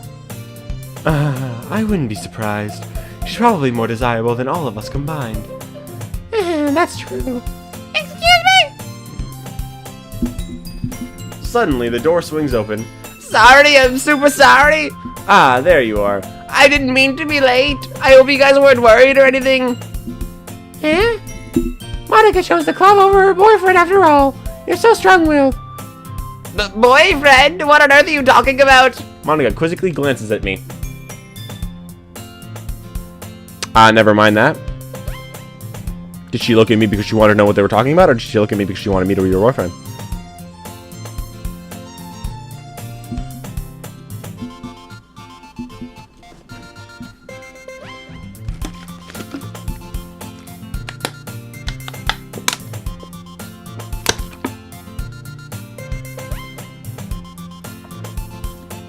Best Monica voice I've ever heard. It's also my voice for Papyrus and Undertale. Never mind that. What held you up anyway? Well, my last period today was study hall. To be honest, I kind of just lost track of time. That makes no sense, though. You would have heard the bell ring at least. I must not have heard it since I was practicing piano. What the fuck? Piano? I wasn't aware you played music as well, Monica. I don't really. I kind of just started recently. I've always wanted to learn piano. That's so cool. You should play something for us, Monica. Monica looks at me. Maybe once I get a little better, I will. Yay! That sounds cool. I'd also look forward to it. Sorry, wrong voice. Is that so? In that case, I won't let you down, Evan. Monica smiles sweetly. I didn't mean any pressure or anything like that. Don't worry. I've been practicing a whole lot recently, and I'd really love the chance to share once I'm ready. I see. In that case, best of luck. Thanks. So I didn't miss anything, did I? Not really. I choose to leave out Sayori's mischievous escapade, or escapade, forgot how it's pronounced. I'm sure Natsuki will end up complaining to her anyway. It looks like everyone has already settled down. Sayori somehow already finished her entire cookie. Yuri is back to her book, and Natsuki disappeared into the closet.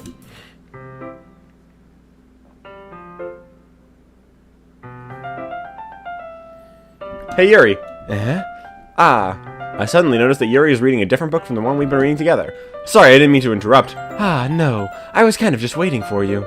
If that's the case, why don't we go ahead and get started? Yes, let's. Actually, I have a request. Do you mind if I make some tea first? Not at all. Thanks very much. If there's one thing that can make my reading time here any better, it's a nice cup of tea. Not to mention for yourself as well. Yuri stands up and makes her way to the closet. I follow and watch as she retrieves a small water pitcher from the shelf, the kind with a filter inside. Can you hold this for a second? Sure. Yuri hands me the water pitcher and also fetches an electric kettle. I thought this had an electric knife for a second. I was like, what? I'm going to plug this in at the teacher's desk, and then we'll go get some water. She walks past me and sets the kettle down on the teacher's desk. I simply watch her movements. To my surprise, the way she moves really contrasts her speaking mannerisms, especially because of her long legs. Yuri appears elegant and methodical. Okay, may I have the water pitcher? Thanks, I'll be right back. I might as well walk with you. Yeah, why not? Shall we go then? Yeah. Where are you two off to? Yuri was gonna make some tea, so I suddenly realized how weird it sounds to explain this to Monica. We're just filling the water pitcher. Okay, sorry, I was just a bit curious. Excuse me. That's kind of a one-person job, isn't it? Yeah. I think that's what I said, yeah? Oh, no, I said that's... Monica, please mind your own business for once. Or do you want me to tell... Or do you want to tell me there's something wrong with helping... Brain. Or do you want to tell me there's something wrong with helping Or do you want to tell me there's something wrong with it helping involve Evan in club activities? My mouth gapes. I suppose there's nothing wrong with that. Then let's go, Evan. Yuri quickly exits the room, and I follow. Once in the hallway, she suddenly puts her forehead against the wall. I spoke without thinking. How could I say something like that? Yuri, something about the way she said that. It made me feel so irritated. What's wrong with me? No, Yuri. I think you did the right thing. I wasn't expecting it, but it's also not right for Monica to judge people like that. Evan, how come even when I do something bad, you're being nice to me? Because nothing you do is as bad as you make it seem in your head. Nobody's perfect. We have emotions, and we can't always hide them away. There's also another reason why I'm being nice, but let's not talk about that reason. But you always amplify things in your head. Your mind turns a light rain shower into a hurricane. No. Wouldn't you hate me for something as terrible as that? Why would I hate you? I can't hate someone for having emotions. What kind of friend would do that? Friend, you say? Yuri lifts her head. Evan, I really like being friends with you.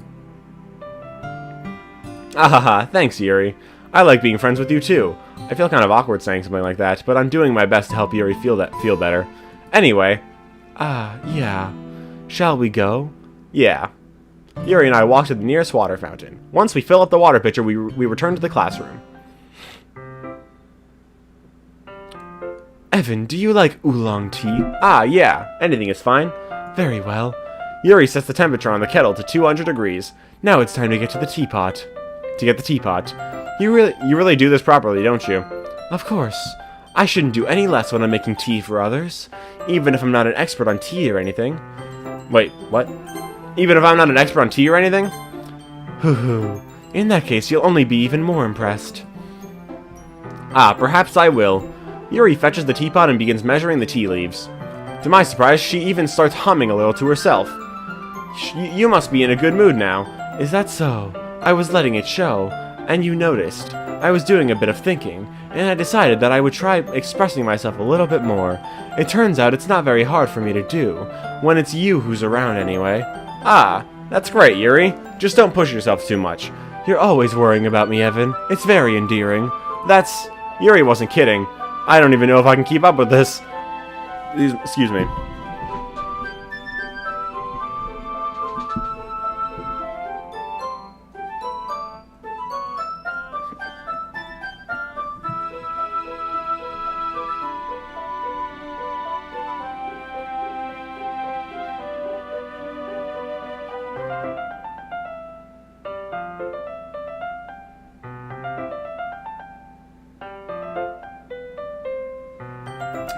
Was the motive to choose Yuri that the voice is the one he can do the longest perchance? That's part of it. It was also because she was the easiest one to figure out what matches her the most. Because like Natsuki is very grumpy, but in terms of like her like aesthetic, like it's really similar to Sayori, so I didn't want to like try to go for one of them and then accidentally mix it up with somebody else. I watched Yuri pour a cup of tea for each of us. Evan, I have another request. Do you mind if we sit on the floor today? Why's that? It's a little bit easier on my back. I can read with my back against the wall rather than bending over at my desk. Sorry, I didn't realize. No worries. I just have back pain fairly regularly, so I do my best to manage it. Is that so? I wonder why that is. It's most likely because your posture, right? Always hunched over like that while reading. Yes, I have terrible reading posture, so that's why we should sit on the floor. Fair enough. I'll go ahead and get the book. I retrieve the book from my bag. I have some chocolate as well. It's a bag of small chocolate candies that I kept hidden from Sayori's candy radar. I take it, since it'll go well with the tea. Yuri and I then sit against the wall, teacups at our sides. As if in sync, we assume the same reading position as last time, each holding one half of the book. Except this time, our bodies are even closer to each other. I can't see too well. Yuri slides closer until our shoulders are touching. How am I supposed to focus on reading like this? Yuri was always kind of cute, but when she's being less apprehensive, it's almost more than I can handle. What's going on, Evan? What's going on down there? Calm down. Calm down. Your teacup. Yuri hands me my teacup. Holding it with my hand that's not holding the book, I end up in a position that makes it even harder to focus, because now I need to worry about making sure I don't accidentally touch her chest.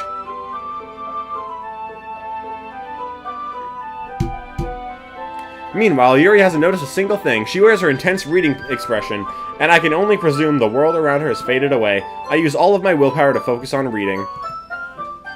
After a few minutes, I finally manage to relax a little. I put the teacup between my legs and fumble with the chocolate wrapper.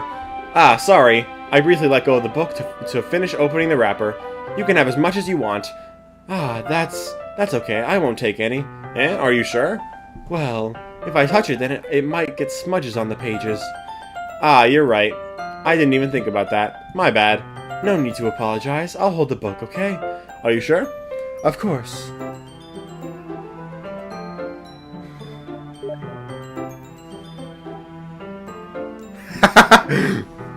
My brother just said, subscribe to ImpulseEvan Okie Doki Artichoke or something like that. Yuri opens the book with both hands. She holds it so that I don't have to have any harder of a time reading from it. But as a result, her left arm is practically resting on top of my leg. Well, in that case, Yuri is already totally focused on reading again. I take a chocolate candy and pop it into my mouth. Then I take another chocolate, and I hold it up to Yuri. She doesn't even look away from the book. She simply parts her lips as if the situation was completely natural. But that means I can't stop here. I apprehensively place the chocolate in her mouth. Just like that, Yuri closes her lips over it. Eh? Yuri's expression suddenly breaks. She has really wide eyes. Did I just... Yuri looks at me like she needs to confirm what just happened.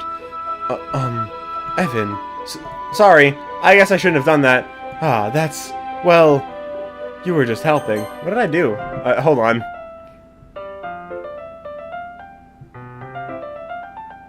I put chocolate in her mouth. What?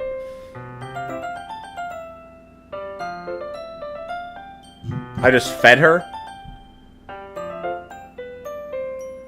I don't know why. I zoned out for a second and I realized what was happening. I fed her? You were just helping. That's something that friends do, right? I mean, not really in this kind of context, but yeah, that's all it was. Yeah, then you don't need to stop or anything. I see. The situation has gotten really tense. Yuri tries to return to the book, but I can just tell. But I can tell just by her expression that even she can't focus now. My heart is pounding. I nervously take another chocolate between my fingers, but this time Yuri's eyes meet mine. How did it even come to this? Yuri doesn't avert her gaze. I notice her chest rising and falling to the rhythm of her breaths. I raise my arm. Ah. Like before, Yuri parts her lips, but it's different this time. I take the chocolate and place it in her mouth. I feel her hot breath on my fingers. Okay, everyone! Ooh, ah! Yuri jolts back. It's time to share poems! Evan, you can help Yuri put away the tea stuff, right? Yeah, of course. Okay, thanks. The spell is abruptly broken. I'll take care of the cups. Yeah. Yuri picks up the teacups from the floor. I pick up the bag of chocolates. In the end, we hastily clean up without so much as a word between us. I get the feeling this is something neither of us will have the courage to bring up.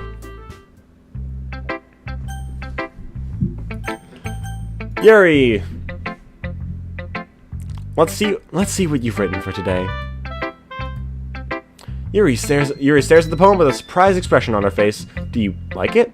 Evan, this one might be even better than yesterday's. Sorry, this one might be even better than yesterday's. How did you even pick up on this so quickly? Just yesterday I was telling you the kind of techniques worth practicing. Maybe that's why. You did a good job explaining. I really wanted to try giving it more imagery. Yuri visibly swallows. Even her hands appear sweaty. I'm not used to this. Used to what? I don't know. It's fine, take your time. Yuri breathes and collects her thoughts. I know that Yuri likes to think before she speaks, so I offer that patience to her. Yeah, just being appreciated like this, I guess. It probably sounds really stupid, but seeing someone motivated by my writing, it just makes me really happy. Are you saying you've never shared your writing before? Yuri nods. Really? I don't believe it. I only really write for myself. And besides, people would just laugh at me. Do you really think that? Again, Yuri nods. Huh.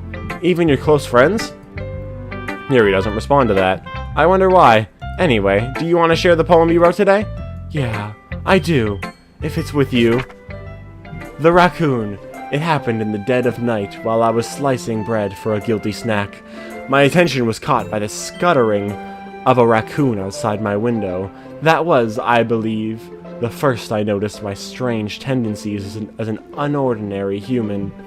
I gave the raccoon a piece of bread, my subconscious well aware of the consequences, well aware that a raccoon that is fed will always come back for more. The enticing beauty of my cutting knife was the symptom. The bread, my hungry curiosity. The raccoon, an urge. The moon increments its phase and reflects that much more light. Off my cutting knife. The very same light that glistens in the eyes of my raccoon friend. I slice the bread fresh and soft. The raccoon becomes excited, or perhaps I'm merely projecting my emotions off onto the newly satisfied animal. The raccoon is taken to following me. You could say that we've gotten quite used to each other. The raccoon becomes hungry more and more frequently, so my bread is always handy. Every time I brandish my cutting knife, the raccoon shows me its excitement. A rush of blood. Classic Pavlovian conditioning. I slice the bread, and I feed myself again.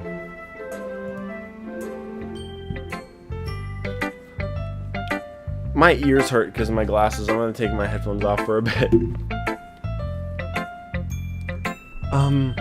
I was a little more daring with this one than yesterday's. I can see that. It's a lot more metaphorical. I don't know if it's my fault, but I can't begin to imagine what this poem is about. That's right. It's a bit closer to my preferred writing style, using the poem as a canvas to express vivid imagery and conveying emotions through them. Yeah, if I take it at face value, then I can't even figure out what it's supposed to mean. Well, I think it's something that different people can relate to in their own way. I wanted to express the way it feels for me to indulge in my more unusual hobbies. It's those sorts of things I'm usually forced to keep to myself, so I sometimes enjoy writing about them. Why do you keep them to yourself? Because they're embarrassing, and people would make fun of me. Don't you have anything like that, Evan? Well, yeah, I guess I do. I feel like everyone has a little something like that. The best we can do is respect each other and our individualities. Even if it's difficult sometimes, and some things even make us uncomfortable. There was no even, but I still said it. Don't say that, Fred, please. Anyway. Ow! Fuck! I just punched my desk by accident. I don't even know how I did that. I was trying to move my hand.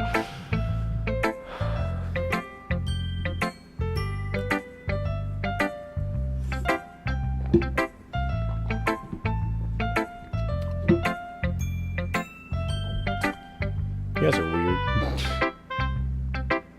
After this day, I'm going to take a little bit of a break. I don't know for how long. Probably not any longer than like 10 minutes-ish, but after this day, I'm just going to go get a snack, drink some water, go to the bathroom,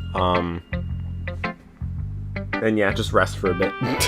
after this day, though, so after all the poems and stuff. After all, if I hadn't learned to embrace my own weirdness, I would probably hate myself. I might be ranting a little bit now, but I'm glad that you're a good listener. You're good at a lot of things. Writing, listening, there really aren't many people like you, Evan. But that's exaggerating a little bit. It's just how I feel. I never thought I would feel so comfortable sharing my writing, but now I almost feel like I look forward to it. It's just a really nice feeling, and you're to thank for that. It's nothing, really. Yuri smiles sincerely at me. For just a moment, her timidness seems to disappear. Sayori's next. I just go down the line, basically. I do Yuri, and then I go down the line. Ooh, I like this one, Evan. It has some nice feelings in it. Ah, I'm glad. Does that mean it's better than yesterday's? Let me think. I don't know. I guess I like them both. That's not very helpful, you know? Well, I'm not very good at figuring out if poems are good or bad. But that's why I just go by my heart. If it makes me feel things, then it must be a good poem. I'm not sure that's exactly how it works. Then again, I guess conveying feelings is a pretty important part of this whole thing. Yeah, maybe. I honestly, I don't even know what kind of writing you like in the first place. Yeah, me neither. Ugh. Why don't you at least try giving it some thought? Oh, you want to write something for me? That's so sweet. Yeah, right. But you're always thinking about other people. You need to think about yourself once in a while. If you don't, you might end up getting hurt at some point. I'm so wise. Well, I don't really know what you mean, but I'll try to keep it in mind. Well, whatever. Anyway, let's see.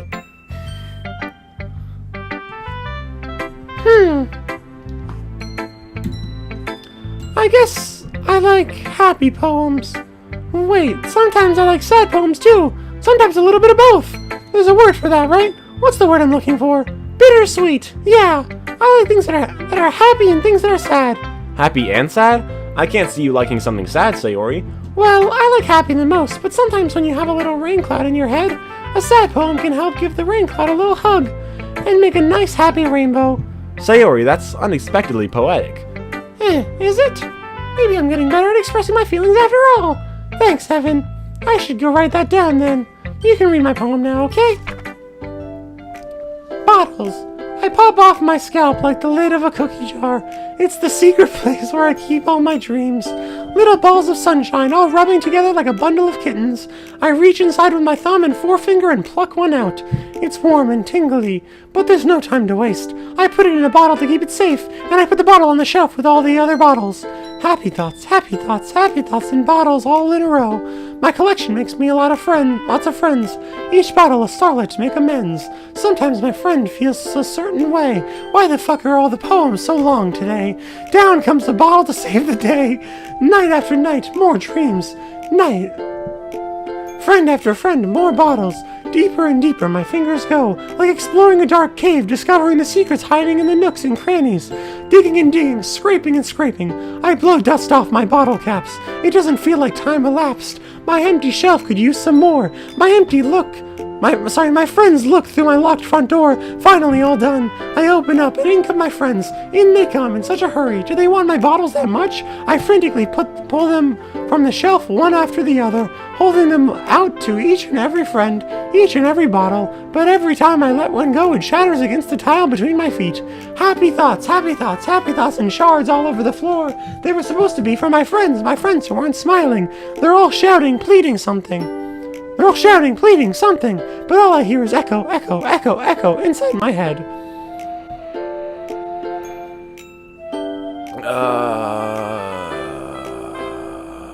You should be reading the poems with your voice, not the characters' voices. Well, I was thinking about that, but I wanted to read it with the characters' voices just because, like, it's what they wrote. Like, it's their intention. It's like their mind. So I thought it was. I feel like it's better to read it in their voices. Holy crap. Sayori, did you really write this? Of course I did. Didn't I tell you yesterday I was going to write the best poem ever? Yeah, but I mean, I didn't expect something like this coming from you. Monica told me a whole lot, and I've been really in touch with my feelings recently. I see that. It's almost kind of creepy. Creepy? Well, not exactly. Maybe because I'm so used to you being so cheerful. Well, never mind. I'm thinking too hard about it. The point is, it came out good, so you should be proud of it. Aw, thanks. I feel like I was meant to express myself this way. It even helps me understand my own feelings a little bit better. Writing is like magic. You've gotten pretty passionate about this, huh? I hope you keep it up. Yeah, writing's the best. I'm gonna keep writing until I die. Ahaha, don't get ahead of yourself. Sayori's always had a habit of getting obsessed with something before dropping it now, no more than a week later. I wonder if this is one of those times, but seeing the passion in her eyes makes it hard for me to be pessimistic. Alright.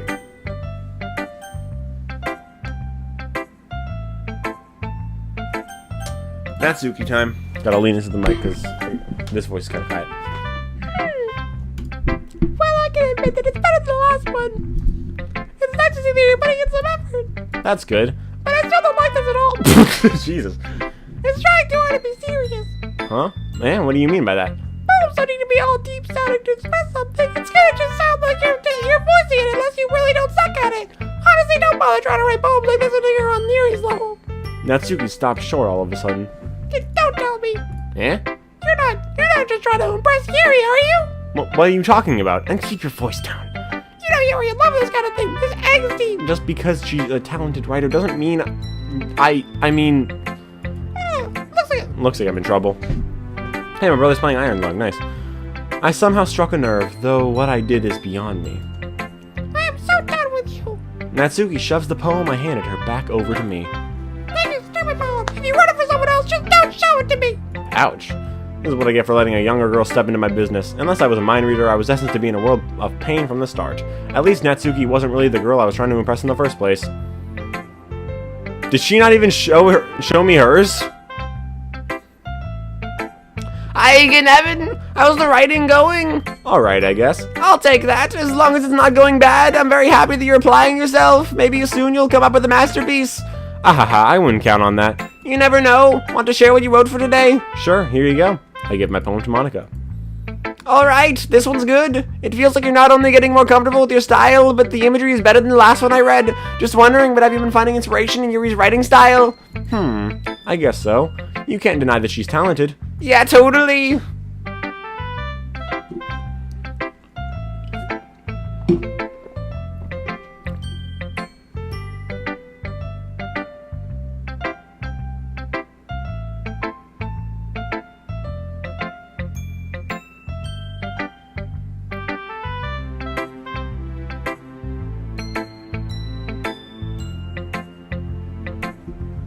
I think her poems are the most romantic. That's the best way to describe it. She's like a totally different person when she picks up a pen. I noticed that too. Or when she's talking about literature, it's like a light turns on inside her. Sadly, it's hard to get much personal conversation out of her.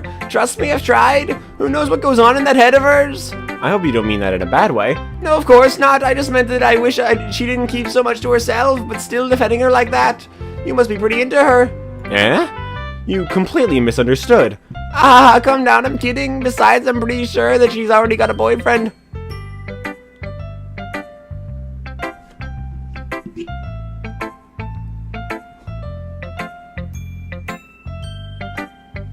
What? No! No! That can't be!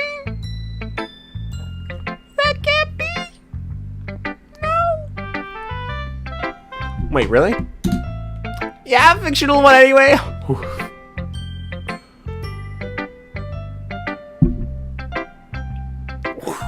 Awesome. Fuck yeah. Okay. Monica kind of whispers that last part to me. It's just a hunch, but well, there's not. Well, there's not really anything wrong with that.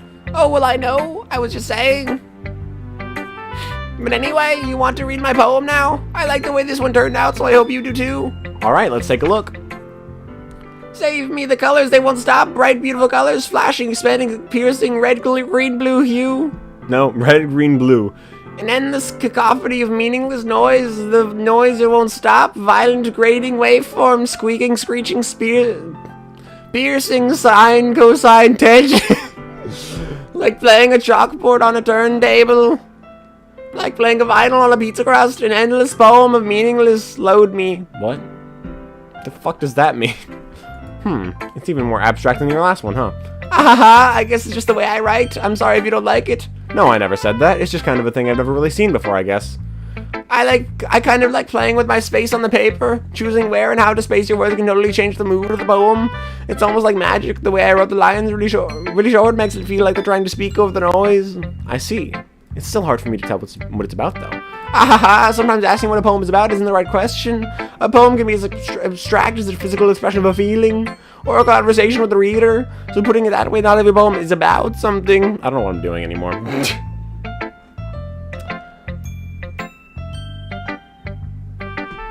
What's that voice from Monica? It's Papyrus. Papyrus from Undertale. Is it from the Sans game? Yeah. That's the voice that I used for Papyrus when I was playing Undertale. So I'm using the same voice here. Cause I'm out of girl voices. I can't do any more. Even Yuri's is barely a girl voice. So like, that was the only one. That was like the only other voice that I think that I thought that I could do that could make it entertaining to still do it. all of the voices hurt, except mine and Yuri's.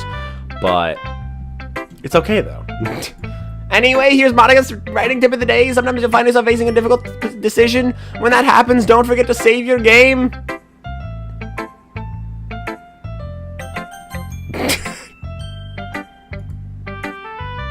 Great idea. You never know when you might change your mind or when something unexpected may happen. Wait, is this tip even about writing? What am I even talking about? That's my advice for today. Thanks for listening. Alright, sure, I suppose. Okay, everyone, we're all done reading each other's poems, right? I have something extra planned today, so if everyone can come sit at the front of the room. Damn, I gotta piss, bro. Come on, hurry up. Is this about the festival? Well, sort of. Do we really have to do something for the festival? It's not like we can put together anything good in just a few days. We'll just end up embarrassing ourselves instead of getting any new members. My voice keeps fucking cracking. Alright, see ya. How long is Act 1? Like...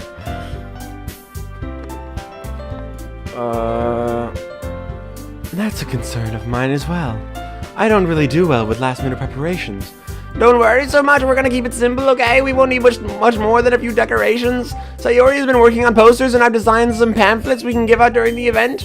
Okay, that's great and all, but that doesn't tell us what we're actually gonna be doing for the event. Sorry, I thought you heard about it already. We're going to be performing. Performing? Monica. Yeah, we're going to be we're going to be having a poetry performance. Each of us are going to choose a poem to recite during the event. But the cool part is we're also going to let anyone come up and recite poems too. Sayori's putting it all on all the posters in case anyone wants to prepare ahead of time. Sayori, who's been coloring a poster, holds it up for us to see. Are you kidding me, Monica? You didn't already start putting these posters up, did you? Well, I did. Do you really think it's that bad of an idea? Well, no. Jesus. What the fuck? Okay. Awesome. Nice. That came out of nowhere, but okay, cool. Nice. Good for you. I'm happy for you. It's not a bad idea, but I didn't sign up for this, you know. There's no way I'm gonna be performing in front of a room of people like that. You didn't even perform in front of me. I agree with Natsuki. I could never in my life do something like that. Imagining it, Yuri shakes her head in fear. Guys. No, Sayori, I understand where they're coming from. Remember that Natsuki and Yuri have never shared their poems with anyone until just a couple days ago? It's a lot to ask for them to recite their poems out loud to a whole room full of people. I guess I kind of overlooked that, so I'm sorry. But I still think we should give it our best. We're the only ones responsible for the fate of this club. If we start the event and each put out a good performance, then it will inspire others to do the same, and the more people who perform, the better we'll be able to show everyone what literature is all about. Yeah, it's about expressing your feelings, being intimate with yourself, finding new...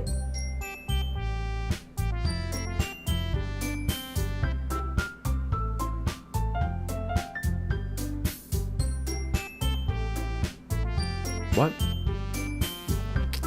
Finding new horizons and having fun. That's right, and it's those reasons that we're all in this club today. Don't you want to share that with others to inspire them to find the same feelings that brought you here in the first place?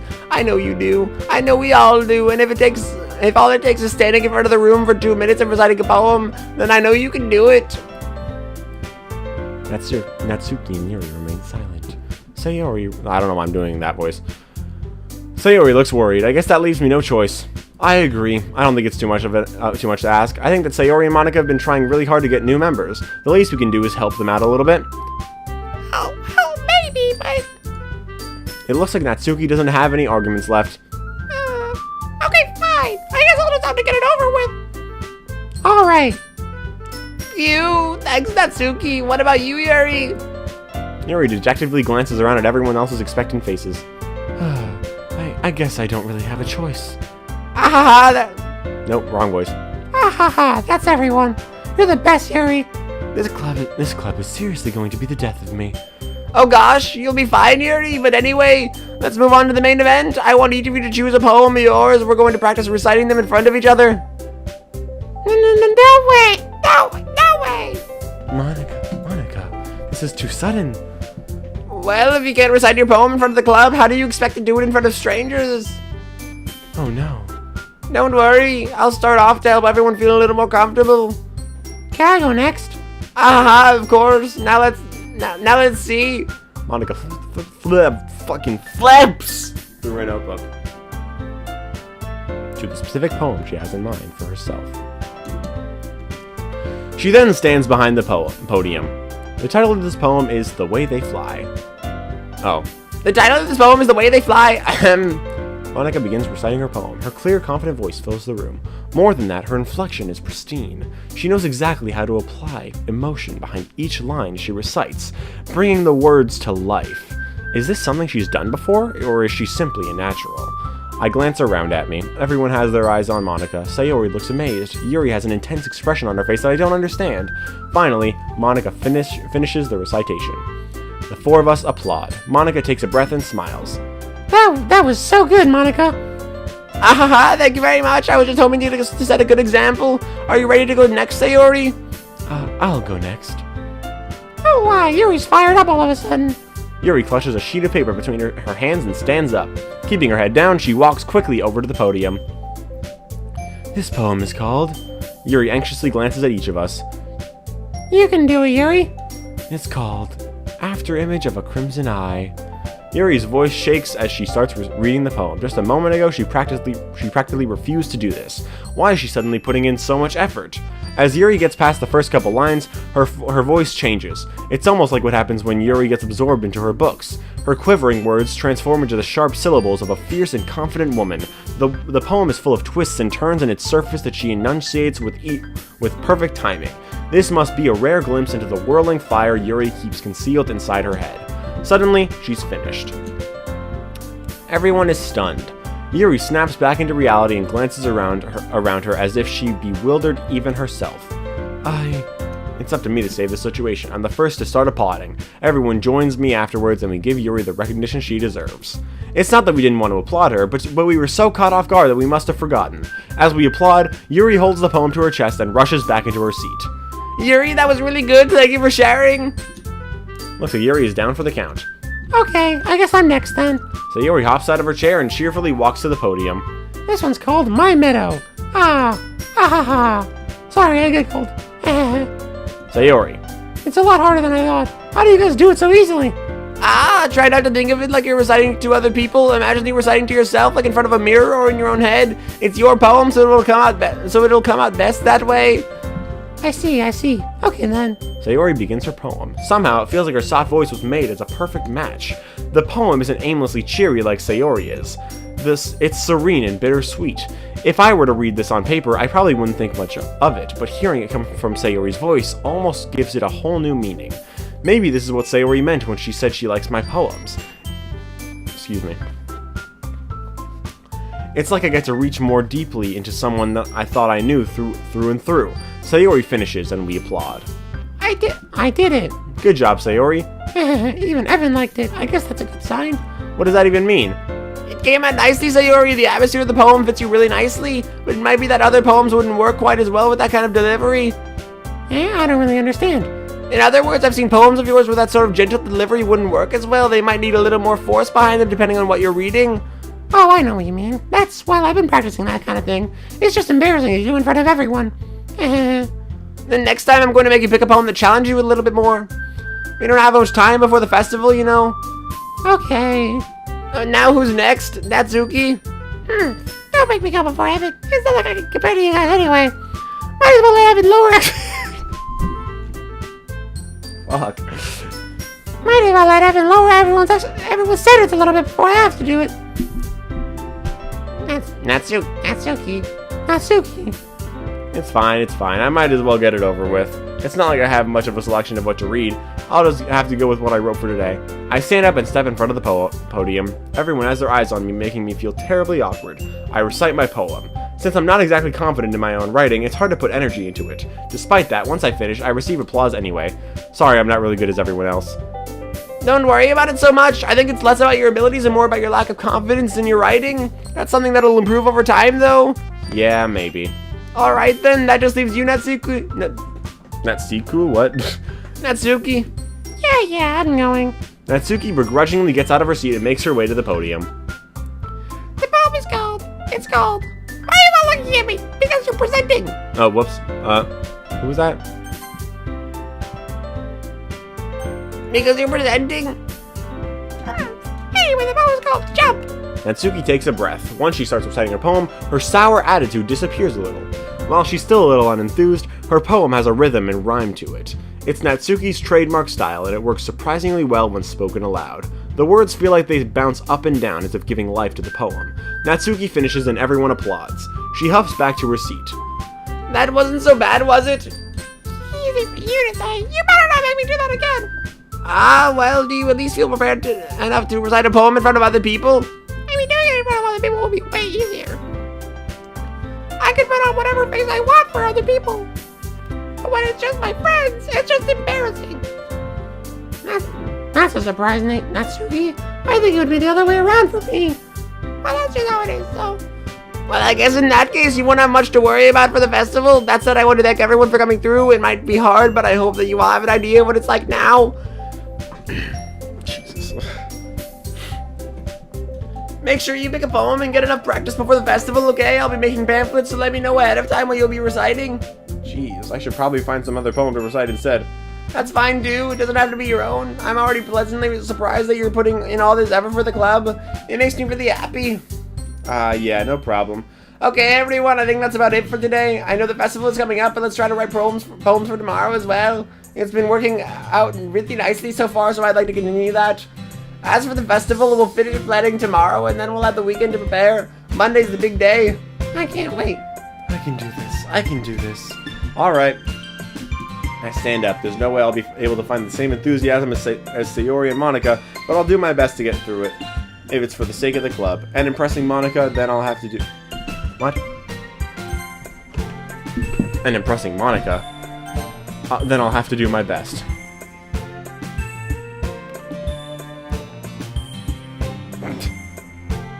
Ready to go, Sayori? Yep. Look at you two, always going up together like that. It's kind of adorable, isn't it? Jeez, guys, don't make such a big deal out of it. It must be a little nice, though. Well, how am I supposed to respond to that? It's okay, Evan, you don't have to. Nope, wrong voice. It's okay, Evan, you don't have to say it. Whatever, let's go already. I walk home with Sayori once more. Even though it's only been a few days, a lot of things have already changed. But today, Sayori is being a little quieter than usual on the way home. Hey, Sayori. Sorry, I was spacing out. Nope. Sorry, I was spacing out. No wonder. I was thinking about something from earlier. I like how we get to... Sayori fumbles with her words. Well, let's just say that one day Yuri asked to walk home with you. Huh? What would you do? What kind of question is that? You're kind of putting me on the spot here.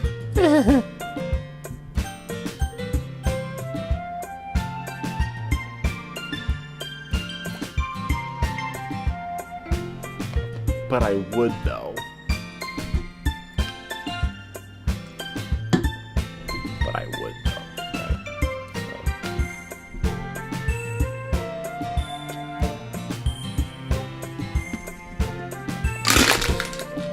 But I would, though.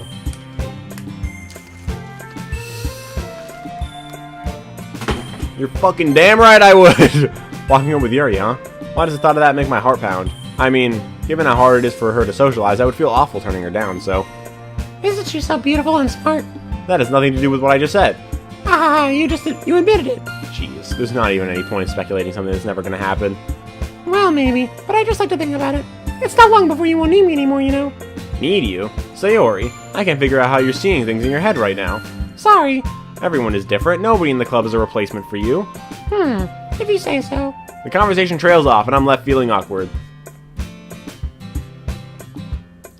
But it was kind of her fault for trapping me with such a weird question. I can't just lie to her. But if there's something that makes her happy, I would hate to take that away from her. That's why I said there's no point in speculating. Then again, the festival is only a few days away. Who knows what will happen in that time. Okay. Damn it, wrong one. Immediately.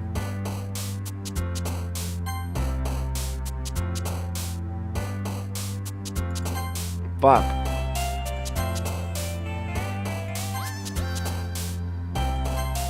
What? Oh, I forgot about that. I forgot she likes that too.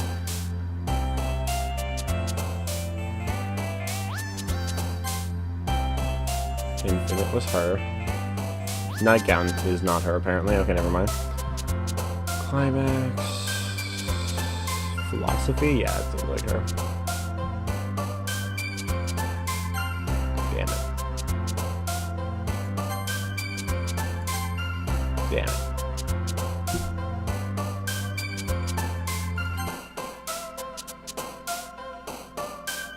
Ocean, I think Vivacious was her, yeah. Agonizing, disoriented, contamination. Like agonizing, yeah. Aura was her, I know that. Vertigo, yeah, it seems like her. Crimson was her, I know that. Heaven Sent, sure. All right. Okay. So, I'm gonna save here. And I'm going to stay on the pause menu, and I'm going to take a break now. Because my throat hurts, I'm hungry, and I need to get another bottle of water. So, I'm going to take a break. I'll be back in maybe 10-ish minutes. I don't really know exactly how long, but probably about that long. I will leave you guys with this. And yeah, I'll see you guys a little bit later. We'll be back soon.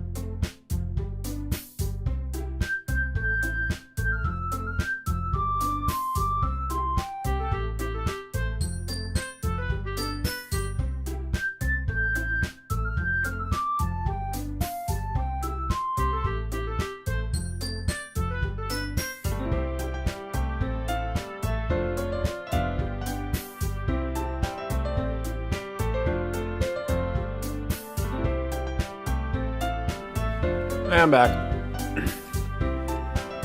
I'm snacking right now on my peanut butter pretzel bites.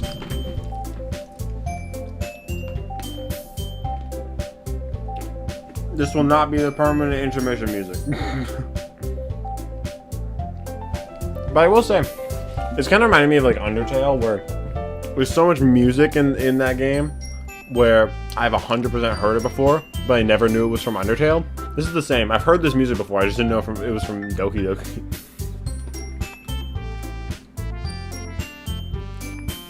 But yeah, while I was gone, I skimmed through a playthrough just to see like where I was. And I think I'm like a fourth through the playthrough. I don't know if that was like 100% playthrough or not, but I was like a fourth through that playthrough like on YouTube. So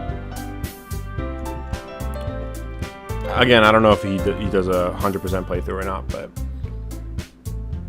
if that is accurate, then this will probably be a 2-stream game then, because I'm probably gonna end around 5-ish, 5:30 maybe, because I gotta make dinner today. I'm making pasta for myself and my mom. I'm good at it. It's kind of hard not to be good at making pasta. You want to eat a fork through? Could have asked, but yeah. Yeah, well.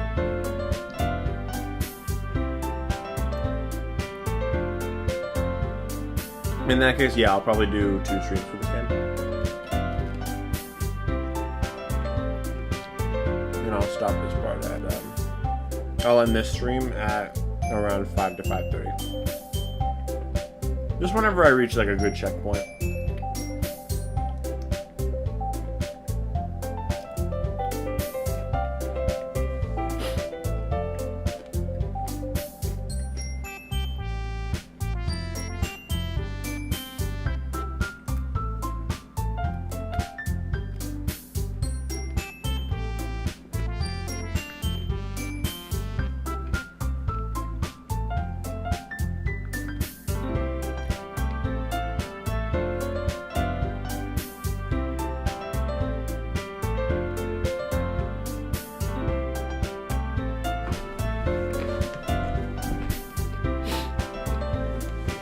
I'm sorry, what the fuck did you just say?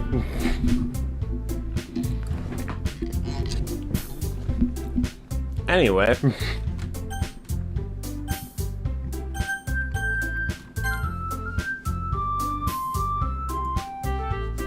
We're back.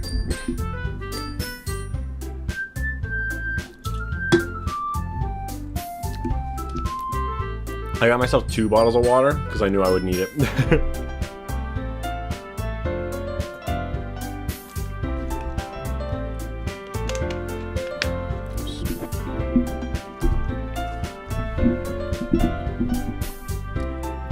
Alright. Aw, man. I'm the last one here again. Don't worry, I just walked into... Were you practicing piano again? Yeah. Ahaha. You must have a lot of determination. Starting this club and now picking up piano. Well, maybe not determination, but I guess passion. Remember that the club wouldn't be here if it wasn't for all of you. And I'm super happy that you're all willing to help out for the festival, too. I can't wait for the festival. It's gonna be great. Eh?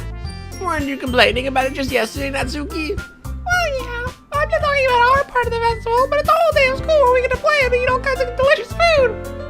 You sound a bit like Sayori all of a sudden. Monica, do they usually have fried squid? Squid? That's a pretty specific thing to look forward to. Oh, come on. Are you saying you don't like a squid? Well, like calamari? Calamari's fantastic. Delicious.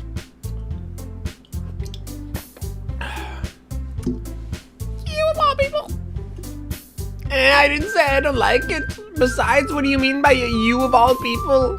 Because it's right in your name.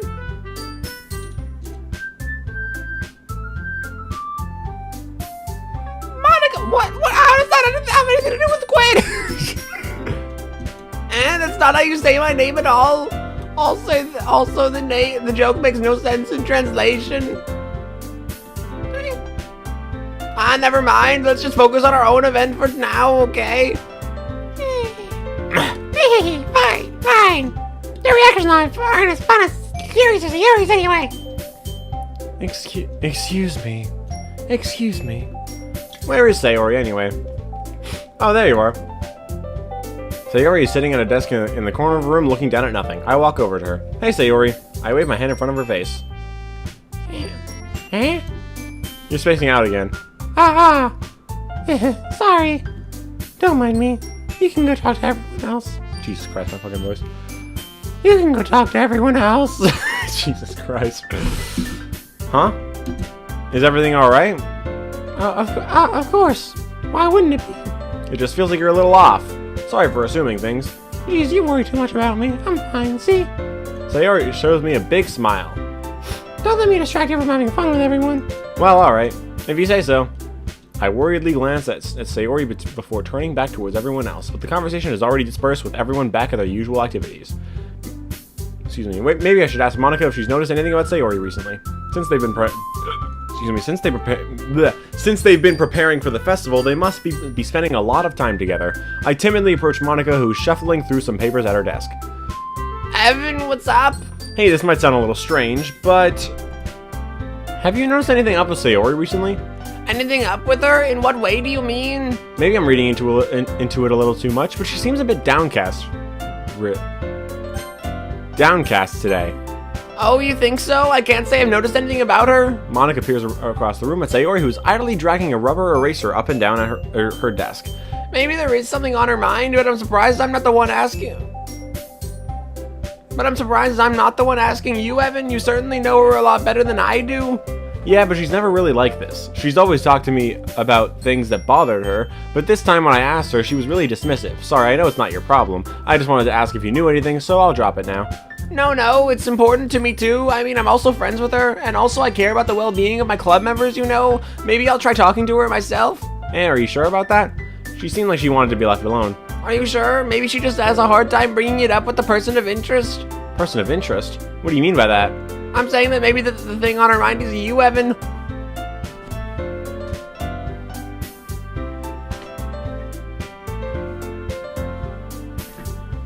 Never could have guessed. Me?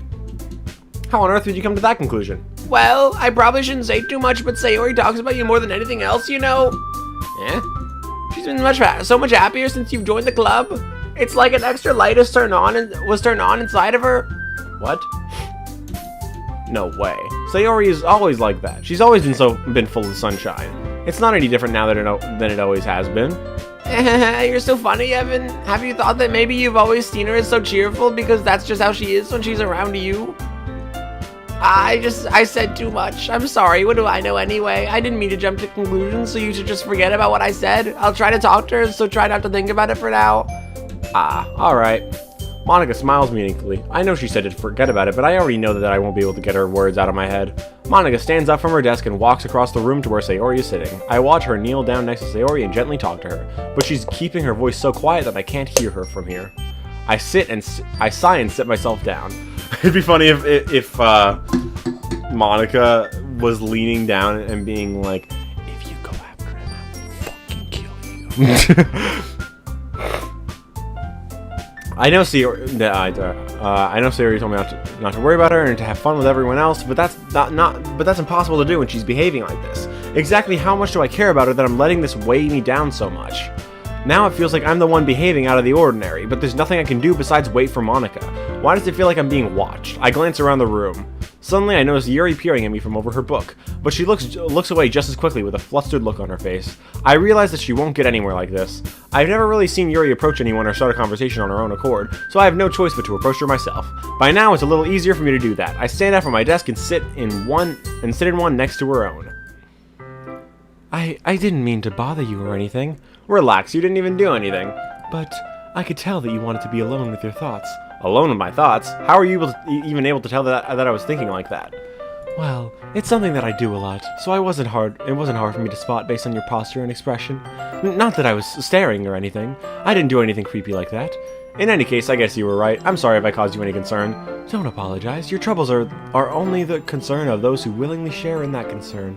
Of course, there are certainly those who find the most comfort in keeping to themselves, but if you would prefer to share what's on your mind, then I would be glad to listen. Ah, it's really not that big of a deal. I was just feeling a bit uneasy about Sayori. Sayori? Yeah, she seems a little off today, but when I asked her about it, she didn't want to admit it to me, so I can't help but wonder if something happened to her. Oh? That's quite romantic. Eh? Sorry, I didn't mean to say something stupid. It's not that, I just didn't want you to misunderstand. Sayori and I have just been friends for a long time, that's all. Ah, I see. Then perhaps it is unusual for her to be dismissive to you about her feelings. Or maybe I'm just reading into it a little too much. Evan, the world is full of meaning, often hidden deep beneath plain sight. And there are many untold stories behind every person, no matter how well you may know them. Ah, so you think that there might be something behind it after all? I think that Sayori is a very complex person. Her mannerisms on the outside don't always match what may be going on inside her head, and she may not always know what she wants. I noticed her strange behavior today too, and I also feel some concern for her. But in your case, it looked like she was fully occupying your thoughts, wasn't she? Well, I guess that was the case. Sayori, she really means a lot to you, doesn't she? I guess. But you don't need to put it that way. We're just good friends, that's all. Yuri suddenly looks deeply into my eyes. Her expression is gentle and curious, as if she was searching for something. Embarrassed, I avert my gaze. Sometimes, a person's mysteries are untold even to themselves, and you, as someone honest and caring, may uncover feelings you weren't aware were in you. That is, I think that. She would be a very fortunate person to have you feel that way about her. Yuri, you're giving me too much credit. I'm a pretty simple guy, so I think I'm pretty good at understanding my own feelings. I'm not nearly as sophisticated as you. Ah, that's not a compliment, is it? It is what it is. Jesus Christ, I was fumbling. Anyway, as long as we're here, why don't we do some reading? Well, as long as you're okay with it. Yeah, I should be taking my mind out this whole thing anyway. This fucking dude.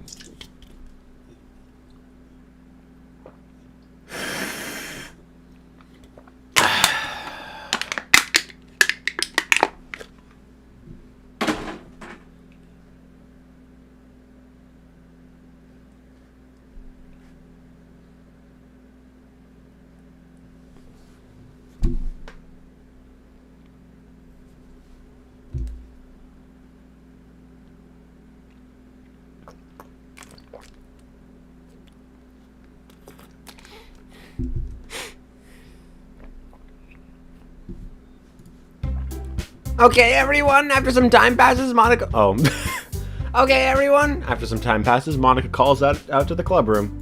Oh shit, my nose is bleeding. I'll be back.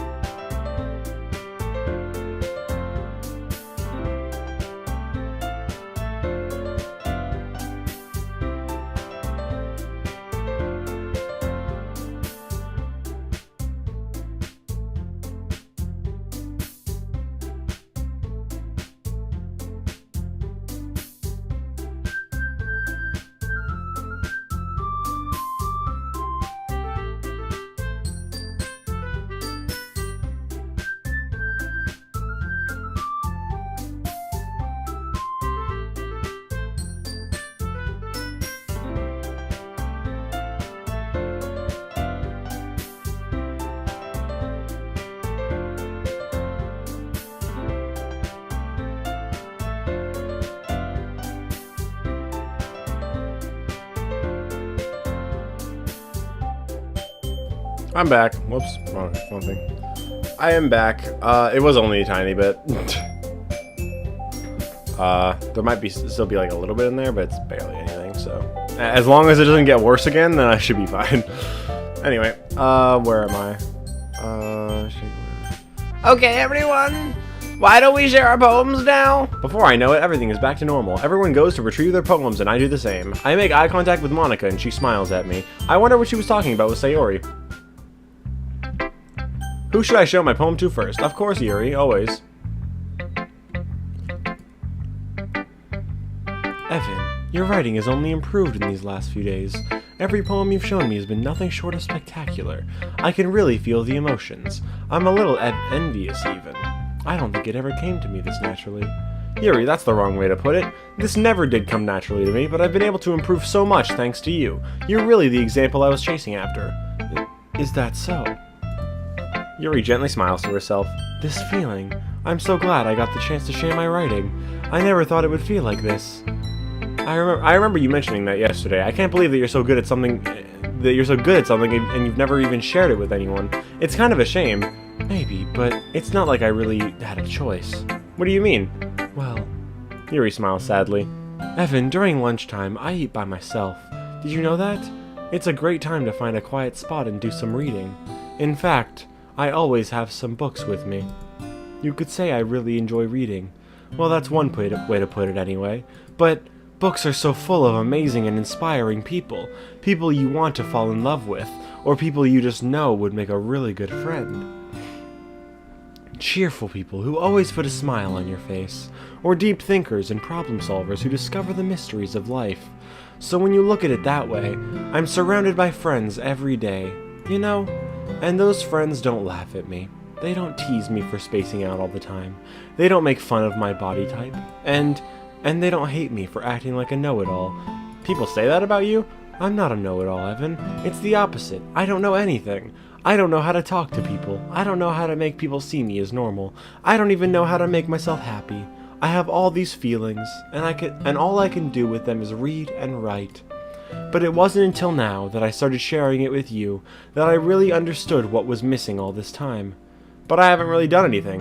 No, that's wrong. Just being patient and respectful. That's really important to me. I know I'm a difficult person, Evan. I speak too slowly. I second-guess myself all the time. I read too deeply into things. But every time, you've always treated me just like anyone else. It's so rare that I feel comfortable with myself when I talk to others. But that's why every time I talk to you, I just feel really happy. I see. Well, I treat you how you deserve to be treated, Yuri. And if other people don't see it that way, then screw them. I mean, I joined this club hoping I would make friends, and I would say I've had at least one success. Wouldn't you? If you put it that way. Yeah, we really are friends now, aren't we? Yuri puts her head in her hands. But this time she's smiling as she does it. Do you want to show me your poem? Yeah, I do. Let me get it for you. Ghost Under the Light Part 2. The tendrils of my hair illuminate beneath the amber glow, bathing. In the distance, a blue-green light flickers.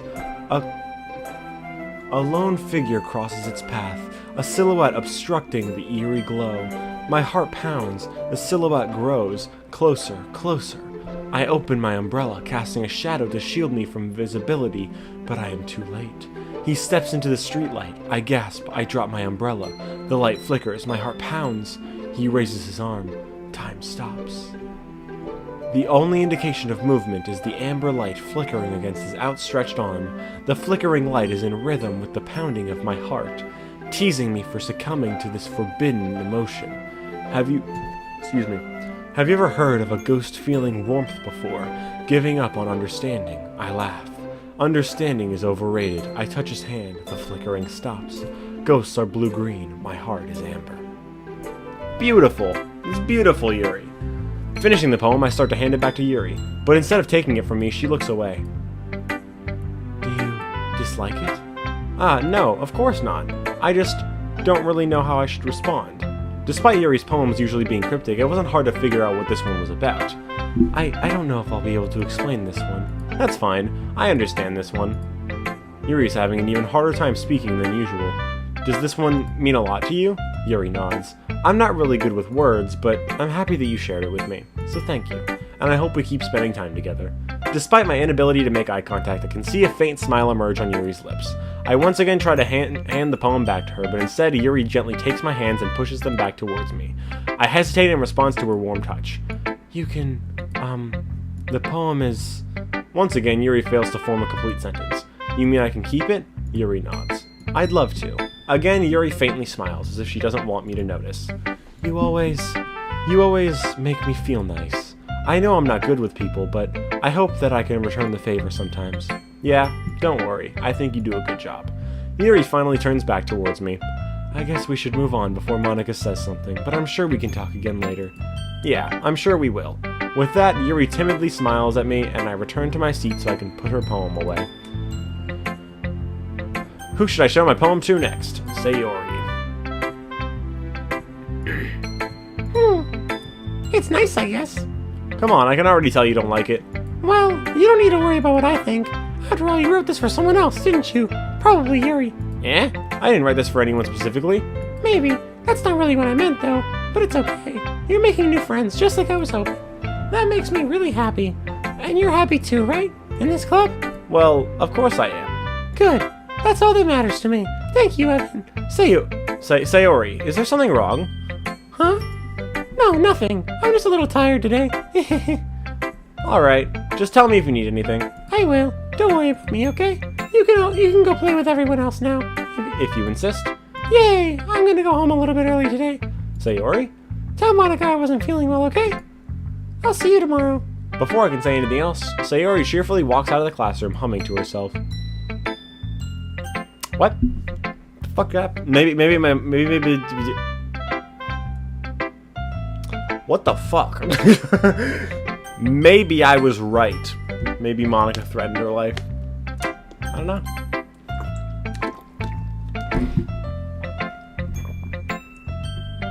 Yeah, no thanks. Eh? You didn't even... Next! Jesus. Hi, Evan. Have you thought about what you want to submit to perform at the festival? Well, being in this club is one thing, but performing in front of a bunch of people, I'll have to give it some more thought. Okay, no pressure, but whatever you do, I'm sure it'll turn out great. It would also make me happy to see. Anyway, let's take a look at today's poem. Sure. I let Monica take the poem I'm holding in my hands. Your style's gotten so refined, Evan. Yuri's been teaching you a lot of things, hasn't she? Well, I guess so. Yeah, I've been noticing how much time you spend with her. I think I've heard her say more words these past couple days than she's talked in the whole year. Not sure how you did it, but that's pretty impressive. Well, she just needs some patience and a way to talk about all the things in her head, I guess. I'm still getting the hang of it myself. You're certainly putting in a lot of effort. You must really like her. That's... It's awfully suspicious, you know, spending time with her in the clubroom every day, reading that edgy novel with her. Well, I just feel bad that she has a hard time socializing. It makes me want to make sure she doesn't spend all her time alone. Besides, the novel isn't too bad either, you know. Alright, I get you. Just be careful, alright? I know that Yuri isn't used to opening herself up, so if something bad happens while she's vulnerable, then it could be really hard for her. Her books aren't a total escape from reality, they're just a bandage. You say that like I'm gonna hurt her. Sorry, I didn't really mean that. If anything, she might accidentally hurt herself. Anyway, I'll share my poem with you now, alright? Alright. The lady who knows everything. An old tale tells of a lady who wanders earth, the lady who knows everything, a beautiful lady who has found every answer, all meaning, all purpose, and all that was ever sought. And here I am, a feather, lost adrift the sky, victim of the currents of the wind. Day after day I search with little hope, knowing legends don't exist. But when all else has failed me, when all the others have turned away, the legend is all that remains, the last dim star glimmering in the twilight sky. What? Twilight sky. Wait, one day the wind ceases to blow. Until one day the wind ceases to blow, I fall and I fall and I fall and I fall and fall even more. Gentle as a feather, a dry quill, expressionless, but a hand catches me between the thumb and forefinger, the hand of a beautiful lady. I look at her eyes and find no end to her gaze. The lady who knows everything knows what I am thinking. Before I can speak, she responds in a hollow voice. Water.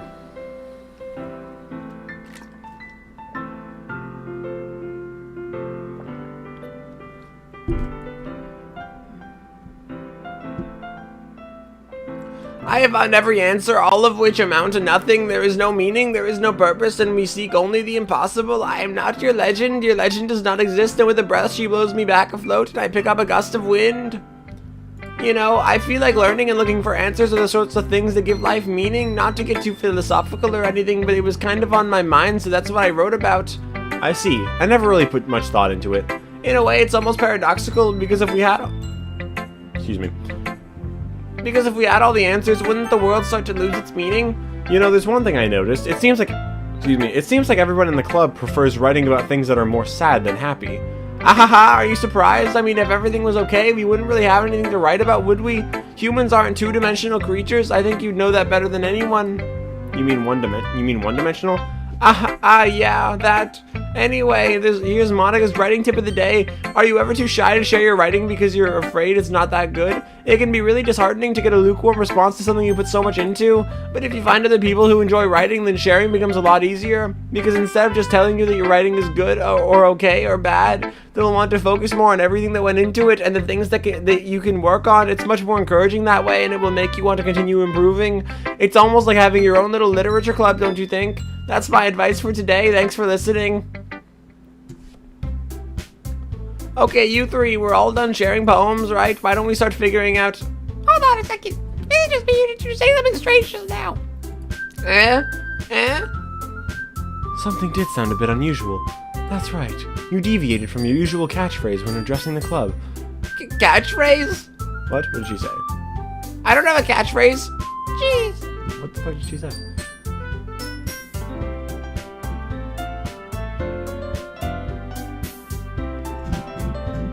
Can't go that high up. What's her catchphrase? Why is the mood so weird today? Look, even Yuri isn't into it. Stagnating air is common foreshadowing that something terrible is about to happen. In your books, maybe. Look, the only thing different is that Sayori isn't here. Ah, it seems you're right. Sayori always helps lighten the mood a little bit, doesn't she? It's almost like everyone's balance is thrown off when she's not around. Where the heck did she run off to anyway? I thought she just went to pee. Natsuki, please show some decency. Oh, come on. She actually wasn't feeling too well and went home early. Is that so? I hope she's alright. Seriously, of all the times to not go home with her, you picked the time she's not feeling well?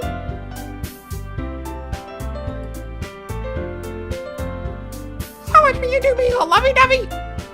No. First of all, stop misunderstanding my friendship with Sayori. And second, she's kind of been avoiding me today, so I didn't want to force it. Who? That curious expression coming from Yuri of all people? Calm down, guys. I talked to her earlier and everything is fine. What did she say? Anyway, we need to figure out the rest of the festival preparations, so let's decide what everyone will be doing this weekend. I already know what I'm doing. That's right. Natsuki will be making cupcakes, but we might need a lot of them in different flavors. Can you handle that all by yourself, Natsuki?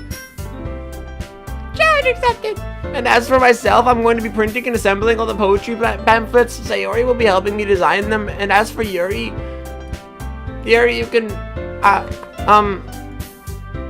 guys, can you help me come up with something for Yuri? I'm useless. No, that's not it at all. You're the most talented person here, you know.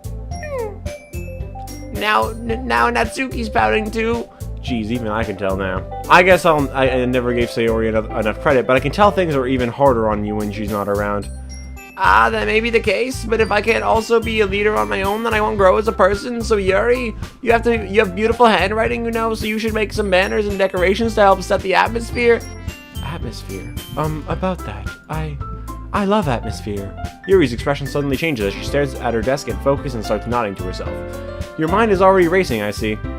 That's great. You'll be a wonderful help, Yuri. But anyway, that just leaves you, Evan, the one who's truly useless. Ahaha, don't say that. In fact, both Natsuki and Yuri have some pretty heavy tasks to handle.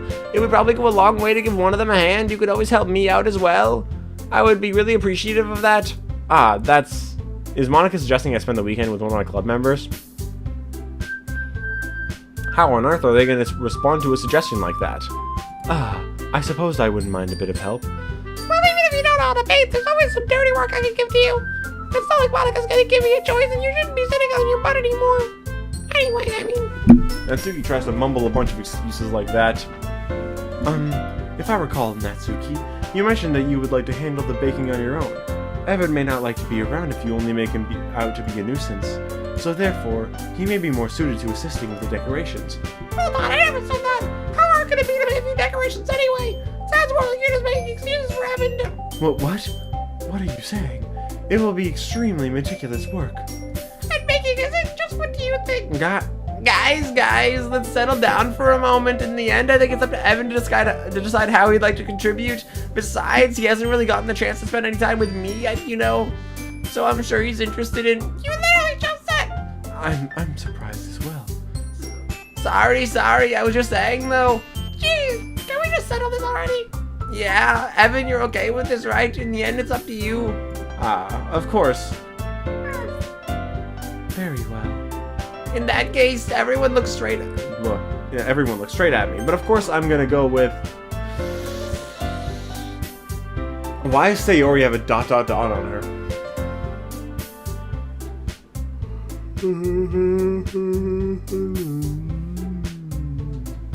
Nah, I'm locked in on Yuri, bro. Well, I'll probably be the most useful helping out Yuri. Me. Are you serious? Why would you... Natsuki, I can already tell you're about to say something mean. No, I was just saying... So you'll be helping Yuri then, Evan? Yeah, that's what I'm gonna do. I'm glad. I have a bad habit of overthinking these sort of things, so I think your assistance will be very useful. That's great to hear. Natsuki, will you be able to handle the baking yourself? Excuse me. Yeah, I already said it would be fine. Okay. Everyone can tell that Natsuki is feeling a little sour. So is that everything we need to go over? Yeah, that should be about it. Are you guys excited? Well, excited may not be the right word, but I suppose I'm looking forward to it a little bit. Do you feel the same way, Evan? Me? I guess you could say I'm interested to see how it'll turn out. That's good enough for me. Well, what about you, Natsuki? Natsuki? What? Why is everyone yelling at me? I didn't even do anything. No, that's not what I meant at all. Yuri anxiously glances between everyone in the room. I'm sorry for this. I don't really know why Evan picked me. And also, your cupcakes are the best cupcakes I've ever had. They go really well with my tea, and nothing that I do for the event will compare to that, so... I get it. I'm kind of surprised, though. Why? Well, I'm the one acting immature. I already know that. But you're trying to cheer me up all of a sudden. I know I'm not very good at it. I'm sorry if I said something bad. Natsuki isn't the only one surprised. Monica and I are also taken aback by Yuri's words. When she already has trouble with words, trying to cheer someone up must be far out of her comfort zone. But I begin to understand. Yuri was trying to sound like Sayori. Even if it didn't work perfectly, I can tell that she tried to say something Sayori would say at a time like this. Because Sayori always helps everyone smile and feel good about themselves. No, I kind of appreciated it. I'm sorry for making a big deal out of nothing. But I'm gonna say this. You better bet that my cupcakes are gonna be the best part of the whole event. I believe you. Yeah, I hope to see everyone do their best. But with that, there's nothing more for today, so I guess it's time for us to head out. Alright, let's get out of here then. Everyone packs up their things. I start to follow Monica and Natsuki out the door as they chat between each other. Eh? I turn around. Sorry, I realized that I don't have any way of contacting you this weekend. Oh, you're right. I can't believe that slipped my mind. Should I give you my phone number? I think that would be the best way, yes. Alright then. Yuri and I exchange phone numbers. Okay. Then I'll be stopping by your house on Sunday. Eh? My house? Is that a problem? No, not at all. I just thought it would be best. I just thought that I would be the one going to your house, since I'm the one helping you. I suppose that makes sense. But if you don't mind, I think I would prefer going to your house. Alright, in that case, it won't be a problem. I decided not to press Yuri for a reason. It's not like it should matter much either way, so I'll just need to make sure my room is clean. I hope I managed to make myself useful in some way. I'm not nearly as creative as you are. Don't underestimate yourself, Evan. I think that we will make a very productive team, even if you only chose me because you felt bad or something. Wait, you don't actually think that, do you? I don't know. It's difficult to come up with any other reason you may have chosen me. You're forgetting the one reason with the most common sense. I chose to help you because that's what I want to do. But Yuri thinks to herself with an extremely tense expression. Yuri, you're overthinking this. You wanted me to point out when you're overthinking, right? I didn't realize. I'm telling you, I want to. That's all there is to it. Do you believe me? Yuri thinks really hard again. She looks straight into my eyes for a long while. I believe you. As if it took her tremendous effort, Yuri finally says that and relaxes her expression. And I'm really looking forward to Sunday. Yeah, I am too. After that exchange, I make my way out the door and Yuri follows. I can't believe this. Yuri is going to be coming to my house on Sunday, and my anxiety shoots through the roof, even though I've gotten pretty used to handling her at this point. There's no telling what might end up happening when we're outside of school. More than that, she told me that she was looking forward to it. Is this a chance I have to make something happen between us? Or is it too early for that? Only time will tell. But until then, I won't be able to take my mind off of it. I seriously can't wait. No, I'm not doing the whole game today, because it's longer than I thought, honestly. I thought it would take less time. So yeah, I'm probably gonna do, I'm gonna end the stream in like 2-ish hours. And then we'll do the rest of the game probably another day. It's already Sunday. I've been getting increasingly anxious about Yuri's upcoming visit. I keep telling myself there's no reason to be nervous, but it doesn't help much. Yuri is clearly an introvert and is also an intimate person in general. There's no doubt that she'll open up a little bit when it's just the two of us. Meanwhile, we've been texting occasionally. She was extremely apprehensive at first, but it wasn't long before I was already learning more about her. But putting Yuri aside, I haven't heard a thing from Sayori since she left club early the other day. It's not like we text each other all the time or anything, but I've been worried about her in the back of my mind. Between what Sayori said and what Monica said, is it really okay for me to put Sayori's feelings aside when she might need me? I decide to visit Sayori before Yuri comes over. Rather than asking, I simply tell her I'm coming over, much like we've done in the past. Once I reach Sayori's house, I knock on the door before entering it myself. Again, we used to play it so often that we've made it a habit of simply entering each other's houses like we were family. The house is quiet. Sayori isn't anywhere on the first floor, so I assume she's up in her room. Why is it a black screen? I'm worried now. But it's already strange of her not to run down and greet me. I head up to her bedroom where I finally find her. Sayori? Hi, Evan. I sit down in her room. Sayori forces a smile, but it's easy to tell that she's different. There's a minute of silence between us. You haven't come over like this in a long time, have you? I guess you're right. It has been a long time. Not much has really changed, has it? Sayori's room is as messy as it's always been. I also recognize the same stuffed animals and wall decorations that she's had for years now. If you came over more often, it wouldn't be such a mess. That's because I end up cleaning it for you. How come you suddenly wanted to come over today? Weren't you supposed to see Yuri today? Yeah, but wait, how'd you know that? Sayori had already left by the time we decided that last meeting. I was gonna say that too. Monica told me. It's only natural for her to keep me informed about the festival preparations, right?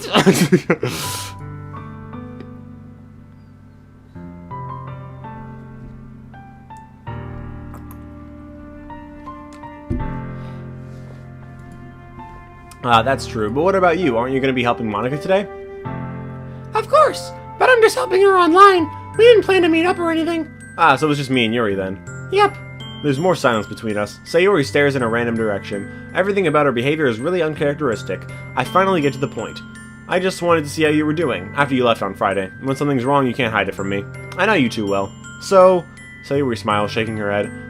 That's no good, Evan. Eh? Why can't it just be like it's always been? This is all my fault. If I didn't get so weak and accidentally express my feelings, if I didn't make that stupid mistake, then you wouldn't have been worried about me at all. You wouldn't have come here. You wouldn't have even been thinking about me right now. But this is just my punishment, isn't it? I'm getting punished for being so selfish. I think that's why the world decided to have you come over today. It just wants to torture me. What the fuck is going on? Sayori! I grab Sayori by the shoulders. What on earth are you saying? Are you listening to yourself right now? I know something happened to you. There's no other explanation for you to be like this. So tell me already. Until I know you, I won't be able to stop thinking about it. Ha. Sayori gives me an empty smile. You really put me in a trap, Evan. But you're wrong. Nothing happened to me. I've always been like this. You're just seeing it for the first time. Seeing what? What are you talking about, Sayori? You're really just gonna make me say it, aren't you? I guess I have no choice this time. The thing is, I've had really bad depression my whole life. Aw. Did you know that? Why do you think I'm late to school every day? Because most days I can't even find a reason to get out of bed. What reason is there to do anything when I fully know how worthless I am? Damn.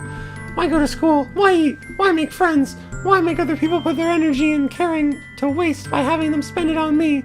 That's what it feels like. And that's why I just want to make everyone happy, without anyone worrying about me. I'm in shock. I can't even figure out how to respond. How is it possible that Sayori kept this from me the entire time that I've known her? Did she really want so badly for me to just not think about her? Why, Sayori? Eh? Why is it that you've never told me about this? It almost feels like I've been betrayed as your close friend. Because if I knew, I would have done everything I could to support you. Bro, that's not how you should be reacting in this situation, bro. Even if there's only so much I could do. Oh, whoops. Sorry, hold on. I would have tried a little bit harder to make every day a little bit better for you. That's why I'm your friend. All you had to do was tell me. You don't understand at all, Evan. Why do you think I didn't tell you? Because if I told you, then you would have to waste effort caring about me instead of doing important things. I don't want to be cared about. It's bittersweet when people try to care about me. It feels nice sometimes, but it also feels like a bat being swung against my head. Ha ha ha! That's why I wanted so badly for you to make friends with everyone else. Helping everyone be happy together is the best thing for me. But then I discovered something else too. Seeing you make friends and get closer with everyone in the club, it feels like a spear going through my heart. So that's why I decided the world just wants to torture me. Every bad place to nothing but hurt. Jesus Christ. So I'm not laughing at her, I'm laughing at the way that my voice is just being destroyed by this. You're right that I don't understand. I don't understand your feelings at all, Sayori, but I don't need to understand. Whatever it takes for me to help you stop hurting, that's what I'll do. No, Evan, there's nothing. Nothing at all. The only thing that could have helped me, the only thing that could have helped is if something could be like it always was. But I was selfish. I finally showed you what a horrible person I am. Tears streaked down Sayori's face. Aw. I made you join the literature club because I was selfish, and I was punished by my heart hurting in a way that I couldn't understand. And now you came here and I made you hurt too. I'm just weak and selfish. That's all I am. And that's why I'm going to accept these punishments, because I deserve every last one. Without thinking, I once again grab Sayori's shoulders. This time I pull her into a tight embrace. Aw. Evan. Sayori, I don't care if you feel selfish. I'm really happy that you convinced me to join the club. Seeing you every day makes it worthwhile enough.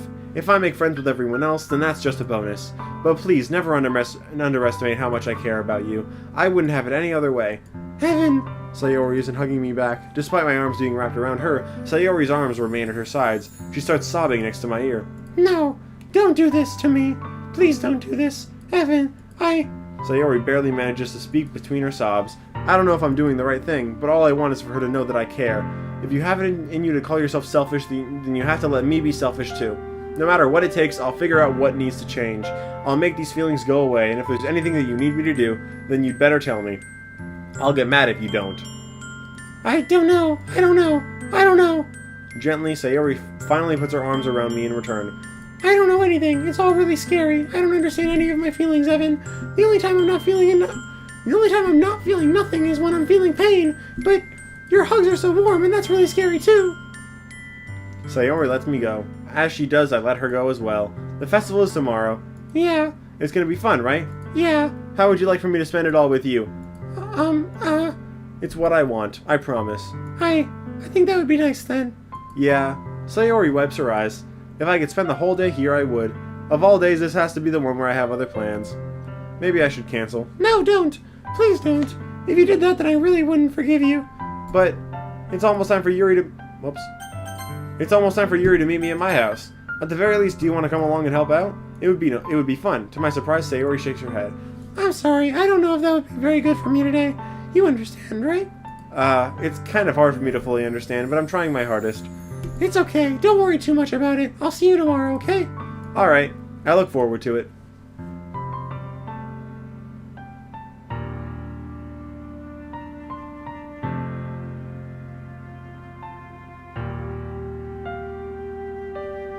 I say goodbye to Sayori and exit her house. On the way home, I find myself still feeling uneasy, but it's hard for me to keep thinking about it when Yuri is about to come over too. I think Sayori's right. I shouldn't be worrying too much, and we're definitely going to have a great time tomorrow. I should just focus on what's ahead of me. As I approach my house, I see something that makes me feel a moment of panic. Yuri? Ah, thank goodness. You're a little early. I'm sorry I wasn't home yet. Were you waiting for a long time? No, I just got here. But I started to get really nervous when nobody answered the doorbell. You always could have texted me. If I had known, I would have reassured you and hurried more on my way home. I suppose that's true. I didn't think of that for some reason. It should be common sense to do that, but I decided to ignore it. Anyway, let's go inside. I see you brought a lot of stuff with you. That's right. And did you manage to find everything I asked you to buy as well? Yeah, pretty much. At least I hope I got everything right. I'm sure it will be fine. I take Yuri to my room. The first thing she does is glance around cautiously, which makes me feel anxious. It's so clean. I cleaned it before you came over, so... That's very considerate of you to do.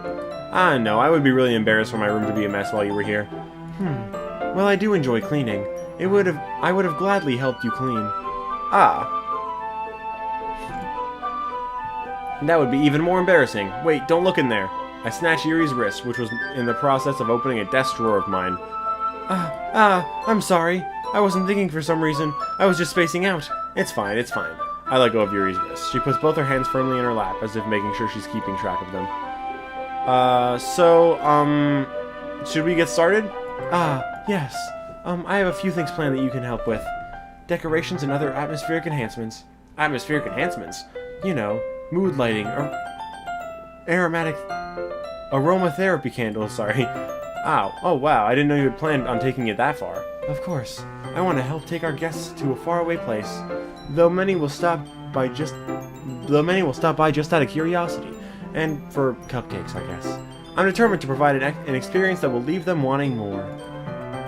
That's great. It's easy to forget that you're a pretty intense person. Intense? I guess that's the best way to put it. Is that a bad thing? No, not at all. It's something that I like about you, actually. Is that so? That makes me feel relieved and kind of happy. Yeah, no need to be so anxious. You can relax a little. Relax. I brought some things for relaxation. I was going to use them during the poetry event. Oh yeah, like what? Let's see. Yuri ravages through her bag. She pulls out a few candles and a wooden cylinder-shaped object. I did some shopping on the way here, so I happen to have these in my bag. I plan to cover the windows in black paper and use the candles to light the room. I think that would be amazing, don't you? Yeah, that would be really neat. What's that wooden thing, though? Oh, this? It's a diffuser for essential oils. How familiar are you with aromatherapy? Not familiar at all. Is that so? It's one of my favorite contributors to a positive atmosphere. Depending on the oils or herbs you choose, you can change the mood of the air itself. You can even feel it permeate through your body. Relaxation, positive energy, romance, reflection. It's almost like magic. Yuri takes the cylinder and pushes the switch on the bottom. In just a moment, a thin ray of vapor begins to sprout through a small hole on the top. Wow, that smells wonderful. What kind of mood is that one for? This is a jasmine essential oil. It smells a little sweet and flowery, right? Yeah, that's a good way to describe it. I chose jasmine for the event because it provides more than relaxation. Jasmine enhances your emotion and helps you feel them flow through your body. You feel warmer and your heart pounds more heavily. Don't you think that would be perfect for sharing our poems? It does sound suitable, but you seem to know a lot about this, so I'll trust your opinion with anything. Yuri smiles gently, clearly enjoying herself. She again reaches into her bag and pulls out several spools of thin ribbon. What are those for? Well, did you purchase the origami paper I asked you to get? Yeah, I have it over here. We won't be using the paper for folding origami. What I'd like to do is write a different word on each paper. We'll need about 100 of them. Oh yeah? What will those be used for? Well, I'm going to cut pieces of ribbon to hang from the doorway of the classroom. Then we can fasten the paper onto the ribbons to create a doorway curtain. Wouldn't that be beautiful? Sure.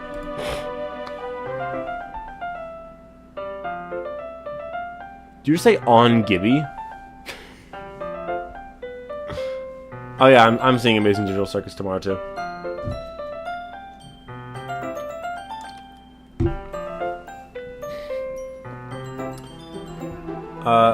It would also catch the eye of those passing by the room. They may attract some to peek inside. That's really creative. I had no idea you'd be so good at this, Yuri. Is that so? Well, I suppose I do get a little intense, as you put it. Yuri giggles with red cheeks. Is it just me, or is she more relaxed when it's just the two of us? Or maybe it's the excitement she feels from sharing something that she enjoys. Here's a marker, Evan. You can write any characters you want. I'll help you once you've finished cutting the ribbons. Alright. Sitting on the floor together, the two of us get to work. I carefully draw a different character on each paper, doing my best to manage my bad handwriting. Yuri unravels a long strand of red ribbon to her desired length. Then she reaches into her bag once more and pulls out a pocket knife. The knife is strangely beautiful. The silver handle has an intricate pattern of waves etched into it. The blade itself is gently tinted blue. Water.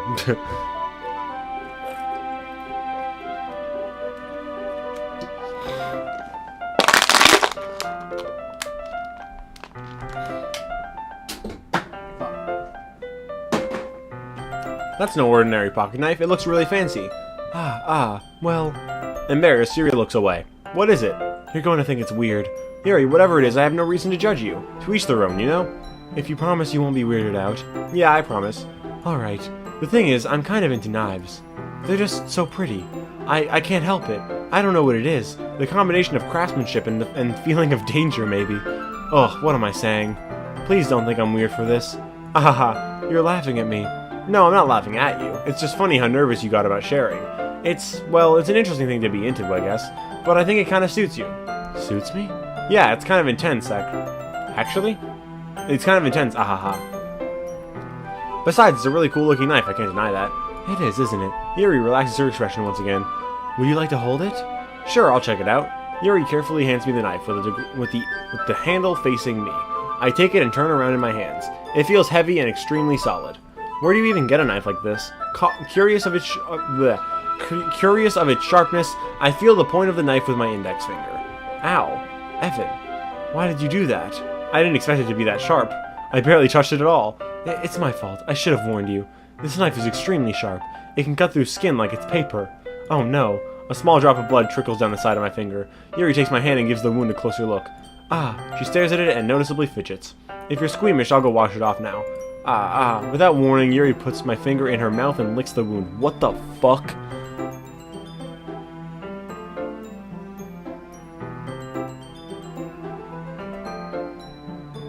What the fuck? I feel her tongue curl around my finger. Startled, I instinctively pull my hand back. But please forgive me. I wasn't thinking. Yuri lowers her head and her face burning up.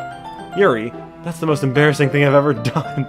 How could I do something like that? I'm sorry. Sure, it was a little weird and it took me by surprise, but I guess she was just trying to help, right? Yuri, I think you're overreacting a little. She doesn't lift her head. What if she doesn't recover from this for the rest of the afternoon? Alright, you know what? This might be a stupid thing to do, but I do it anyway. I take Yuri's hand and lick her index finger in return. Evan, did you really just do that? Now we're even. Yuri just looked at me like I did something wrong. I knew that would be a bad idea. If not for the sweet aroma of the jasmine oil, the air would be extremely heavy right now. You're so weird, Evan. Yuri giggles shyly.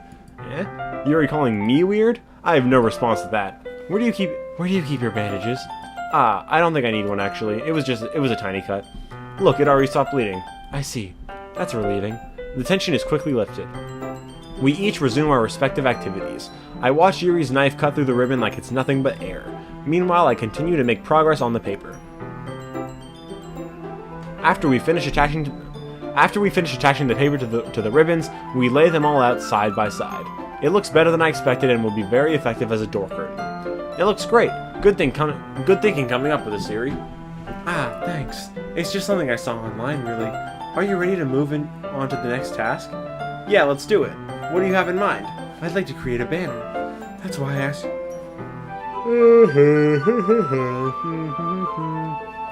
That's why I asked you to buy the paint tablets. That's right. One of the items Yuri had asked me to buy was a kit of watercolor paint tablets. We'll need about 6 cups of water to put each of the tablets in. Do you mind fetching those for us? Of course not. 6 cups of water. I'll be right back in a minute. Thank you very much. Oh, and just a little bit of water is okay. If you fill the cups too much, it will be too diluted. Taking Yuri's advice, I decide to use small plastic bathroom cups rather than full-size glasses. I put them on a plate to catch any paint that drips, then bring it back into my room. Yuri? Yes? I come in to see Yuri quickly unrolling her sleeve, pulling it back over her arm. Nothing. Your face is a little red. Is it too hot in here or anything? No, not at all. There's nothing wrong, so let's mix the paint. Yuri hurriedly joined... I said join by accident because I looked over and saw Blas say, that's okay, I'll join in what? Like, what?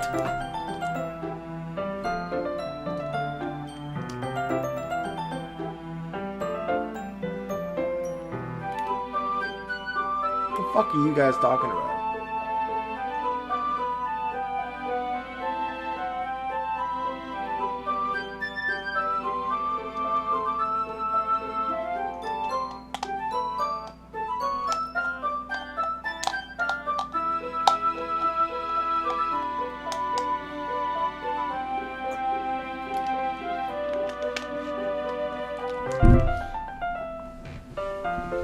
Yuri hurriedly dismisses me and takes it upon herself to unwrap the tablets, dropping them into the cups. So, I thought we would do something simple that would look very nice. I'd like to paint a gradient across the banner, starting with the colors for a sunrise, then daytime, then sunset, and nighttime. Once it dries, I'll write an inspirational quote across the banner. We can hang it on the wall behind the podium at the front of the classroom. Ah, neat. What are you gonna write? Well, it will be more fun to surprise you. Yuri smiles at me. If you say so. After rolling out the banner, Yuri and I kneel on opposite sides so we don't get in the way of each other. Yuri uses a brush and adds a few dots of different colors across the banner to serve as a color guide for when we paint. This kind of reminds me of elementary school.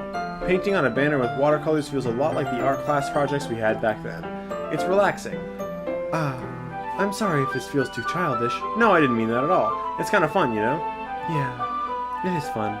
I'm glad you feel that way too. Yuri stops painting for a moment, thinking to herself. For me, I don't need to go out and do crazy things to have fun. In fact, I usually don't even want to. I just like when I can spend time with one other person. Sorry, whoops, wrong voice. I don't need to go out. For me, I don't need to go out and do crazy things to have fun. In fact, I usually don't even want to. I just like when I can spend time with one other person. Even if it's something simple like reading, it doesn't even matter if we don't talk much. Just having a friend next to me makes things a little bit nicer. I think that's all it takes for me to be happy. Is that so? Even if Yuri and I are quite different, I can understand where she's coming from. I feel that way about things like anime and games, where simply sharing the experience with someone can make me happy. I think I feel the same way. Yuri smiles gently.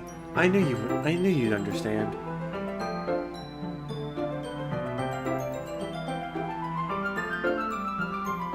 Freb. What the fuck?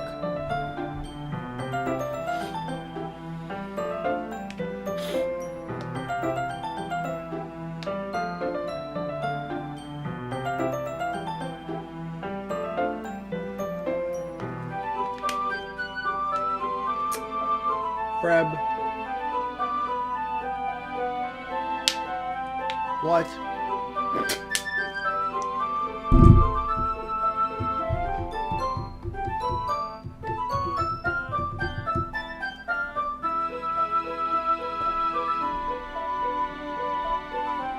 Anyway, Yuri leans over the banner to grab an unused paintbrush, but I move at the same time, causing my head to bump into hers. Kya. Sorry. Yuri reels back and I quickly lift my hands in surprise. Are you hurt? No, I'm not hurt. It just startled me, that's all. Sorry, I should have asked you to get it for me. It's not your fault. Ah, your face. There are droplets of paint on Yuri's face and neck. Is there something on my face? Yeah, I accidentally got paint on you. Sorry, it's totally my fault. I'll get a towel right away. I rush out and fetch a small towel, and then I dampen it with hot water. I return to my room and kneel back down in front of her. Here, I pat down Yuri's face and neck with the towel. Ah, is something wrong? It's hot, I just didn't expect it. Sorry, I didn't want to use cold water. Having finished, I start to retract my hand, but Yuri suddenly holds my wrist. Wait. Eh? Just for a little longer. It feels really nice. Ah, I keep my hand still against Yuri's neck. She looks into my eyes. It's an intense expression that I recognize from when she reads her books. Almost as if she's lost in a daze, enveloped by her own thoughts. She breathes gently, half through slightly parted lips. What is happening? Is the aroma of the jasmine oil giving me this dizzy feeling? Yuri's gentle fingers wrapped around my wrist send a tingling sensation through my arm. And suddenly, her face seems to be much closer to mine than it was just a moment ago. Ah, Yuri slowly pulls away. Sorry, I've been feeling a little lightheaded today. I didn't mean to space out. It's fine.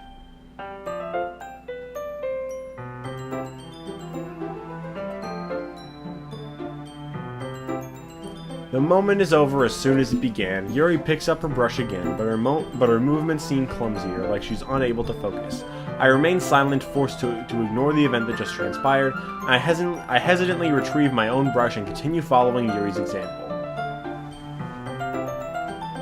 That should do it. I finish filling the night sky with white dots that look like stars. Looking at the banner as a whole, it's very pretty and natural looking. I think it came out better than I expected. I'm really happy with the results. Yeah, me too. Are you gonna add the lettering now? Not yet. It needs to dry first. That's true, but won't that take a while? Well, perhaps it would be best to leave it here than have you bring it in the morning. I can do the lettering in the classroom before our event starts. Is that okay? That's totally fine. Wonderful. In that case, I don't think there's anything more for us to do here. Phew. Ahaha. You say that like you're glad it's over. Was I wrong to assume that you were at least enjoying yourself a little bit? No, it's not that. I'm just glad that we managed to get everything done. I see.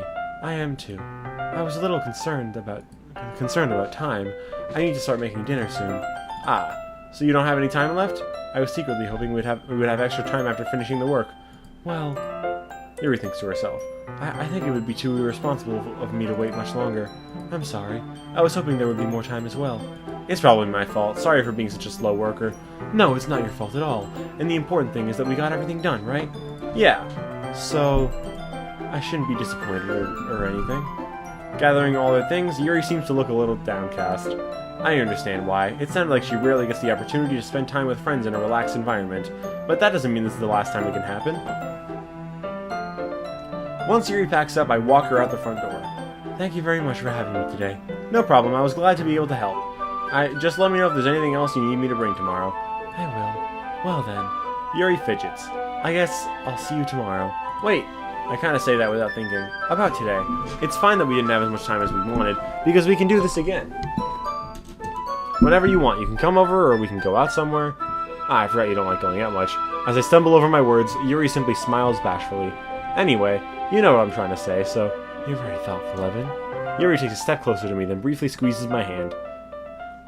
I kind of like that about you. The music stopped. Why'd the music stop? Well, how am I supposed to respond to that? But I don't even get the chance to, as Yuri suddenly pulls back. Sayori? Eh? Hi, Evan. What was my Sayori voice? Hi, Evan. Yeah, that one. Hi, Evan. Sayori, just now we weren't... It's okay, Evan. I just stopped by to say hi. Well, it's nice to see you. I'm sorry, but I'm already on my way to leave. Oh, really? That's too bad. I'm sorry, but we'll all be together at the festival tomorrow, so that's fine, right? Wait, that was Yuri. I'm sorry, but we'll all be together at the festival tomorrow, so that's fine, right? Of course. Sayori beams. Yeah, so I'll see you tomorrow. Clearly embarrassed, Yuri hurries off. Sayori waves goodbye after her. Sayori, I thought you didn't want to come over today. Well, I tried staying in my room, but my imagination was being really mean to me, so I had to come here and see it for myself. See what? What are you talking about? You know, how much fun you were having with Yuri, and how close you got to her. It makes me really happy. You've made such good friends. That's all that matters to me. Tears start to fall down Sayori's face. Oh. That's all that matters to me. Why am I feeling this way, Evan? I'm supposed to be happy for you. Why does it feel like my heart's splitting in half? Sorry. It hurts so much. Everything hurts so much. This would be so much better if I could just disappear. Sayori, don't say that. It's true, Evan. If I wasn't here, then you wouldn't have to waste your sympathy on me. You wouldn't have to put up with me being selfish. Monica was right. I should just... Monica? Monica was right about what? Sayori, what I said before is true. I'm not going to let this continue. Caring about you like this isn't the burden your mind is making it out to be. It's something that makes me happy. It's something that I wouldn't trade for anything else. So even if it takes an entire lifetime, I'm going to be by your side until you don't feel any more pain. But... Sayori looks away. I put a hand on her shoulder to reassure her. I'm scared, Evan. I'm really scared. What are you scared of, Sayori? I'm scared that I might like you more than you like me. Sayori? It's true, isn't it? I was weak and started to like you too much. I did this to myself. Evan, I like you so much that I want to die. That's sad. That's how I feel, and... That's enough, Sayori. I don't want you to hurt anymore. I slide my hand down Sayori's arm and squeeze her hand in my own. Do you remember how I said I always know what's best for you? Do you still believe me? Wordlessly, Sayori nods. Even if you don't understand all of your feelings, I know what you need the most right now, and that's what I'm gonna give you.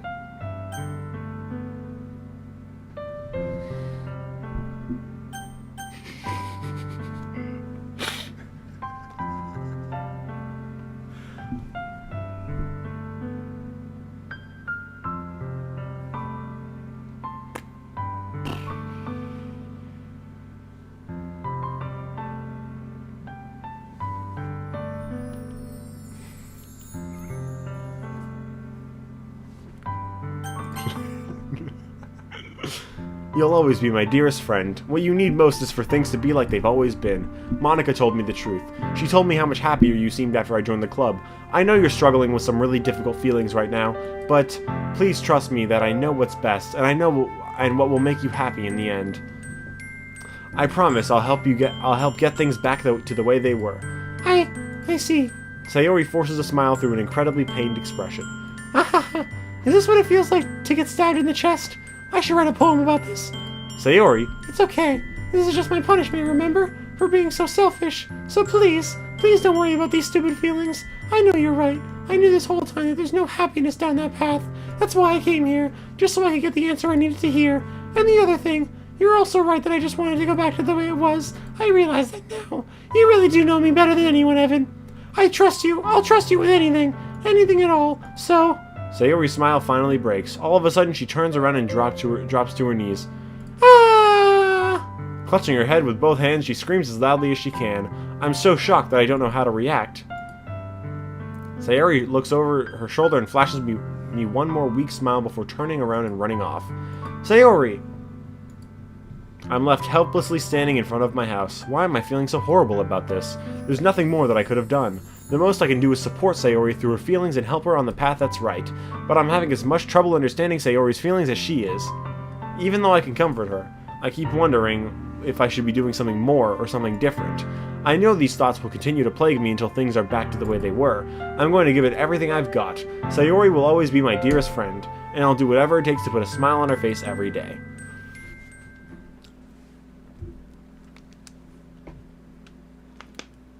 It's the day of the festival. Of all days, I expected this to be the one where I'd be walking to school with Sayori, but Sayori isn't answering her phone. I considered going to her house to wake her up, but I decided that's a little too much. Meanwhile, the preparations for the event should be nearly complete. The banner Yuri and I painted is dry, and I gently rolled it up to take it with me. She sent me a pleasant text reminding me not to forget anything, and I reassured her. Funnily enough, I probably feel the same way as Natsuki about the event. I'm more excited for it to be over so I can spend time with Sayori and Yuri at the festival. But knowing Monica, I'm sure the event will be great too. Alright, pause time. I'm going to save the game. Not a big pause, I'm just going to the bathroom and then I'm gonna grab some more pretzel bites and then I'll be back. Just less than 5 minutes, I'll be back soon. There's no music playing for some reason. Where'd the music go? Alright, I'll be back soon.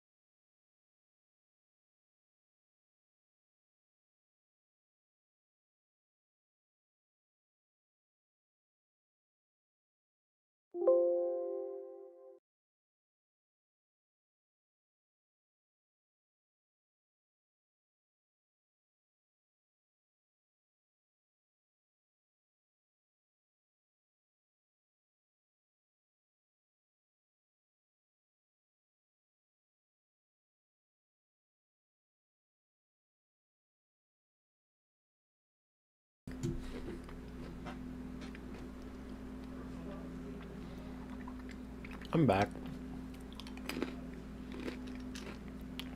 Windows sound. Yep. I had to alter the sound of my headphones. That makes that sound when I do it.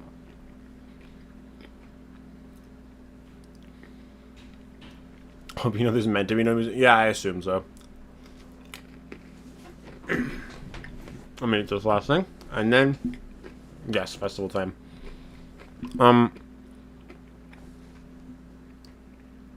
Considering you guys said that, like, this is Act 1, I'm assuming that Act 1 ends with the festival. That's my guess. But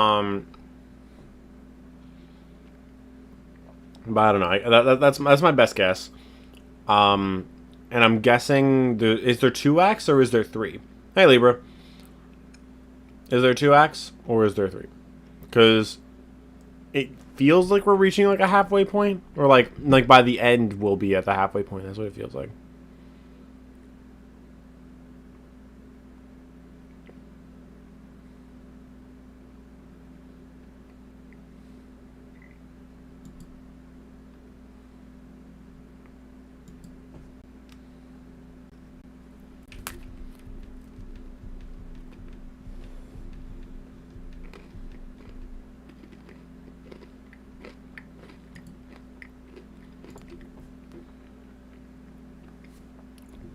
There are technically 4 acts.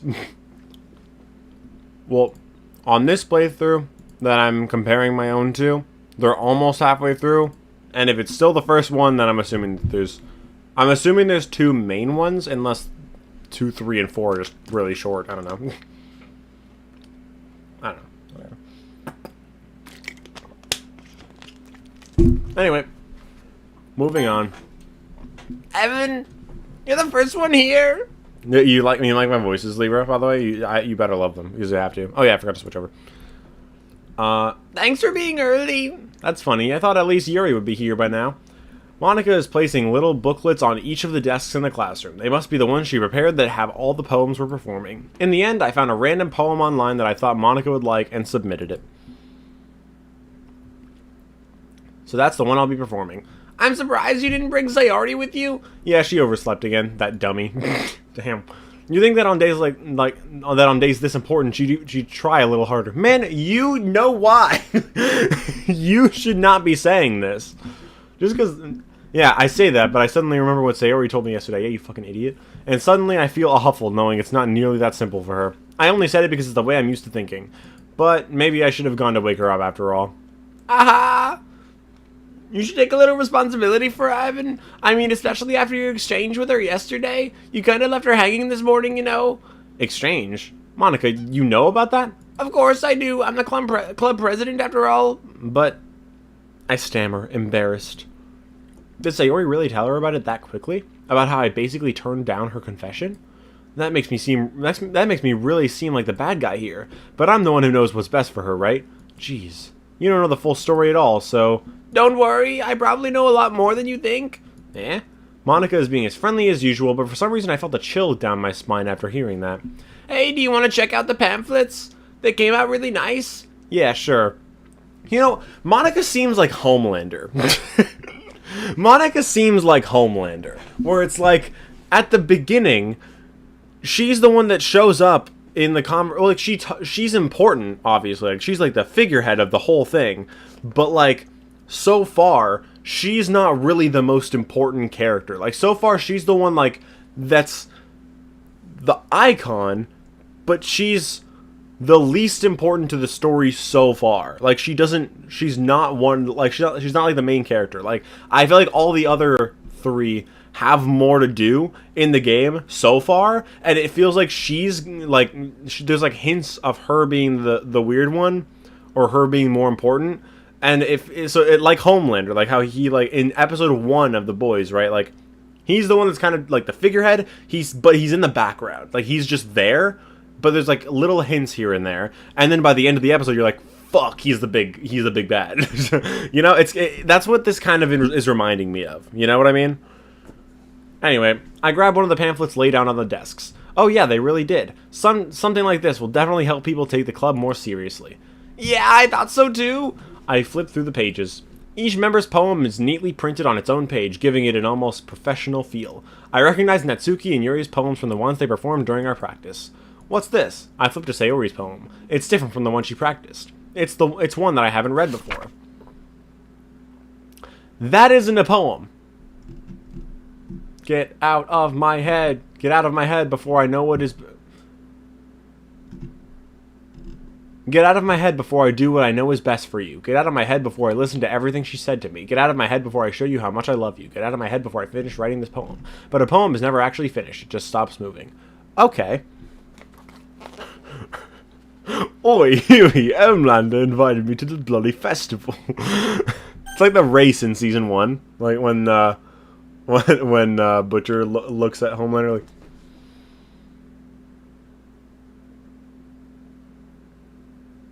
And Homelander's like...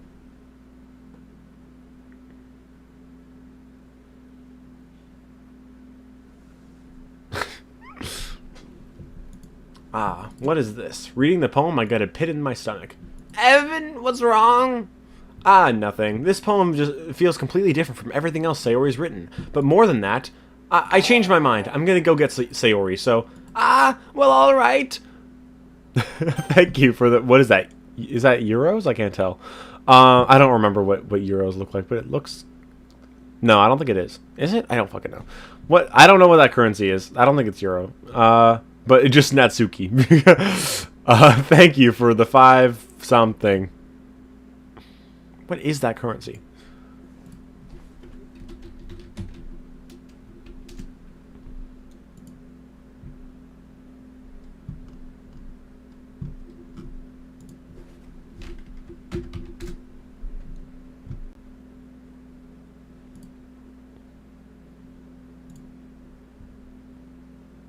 Is it euro? Oh, I think it is euro. It is euro, okay. Anyway, thank you for that. I don't know what that... Hold on, let me actually check. I don't know what that, the exchange rate is, but let me check. $8. Nice. Thank you. I appreciate that. Cool. Alright. Anyway. Try not to take too long, okay? I quickly leave the classroom. Don't strain yourself. Monica calls that out after me. I quicken my pace. What was I thinking? I should have tried a little bit harder for Sayori. It's not a big deal to at least wait for her or help her wake up. Even the simple gesture of walking her to school makes her really happy. Besides, I told her yesterday that things will be the same as they have always been. That's all she needs and what I want to give to her. I reach Sayori's house and knock on the door. I don't expect an answer since she's not picking up her phone either. Like yesterday, I opened the door and let myself in. Sayori? She really is a heavy sleeper. I swallow. I can't believe I ended up doing this after all. Waking her up in her own house. Isn't that more like something a boyfriend would do? In any case, it just feels right. Outside Sayori's room, I knock on her door. Sayori? Wake up, dummy. There's no response. I really didn't want to have to enter her room like this. Isn't it kind of a breach of privacy? But she really leaves me no choice. I gently open the door. Sayori...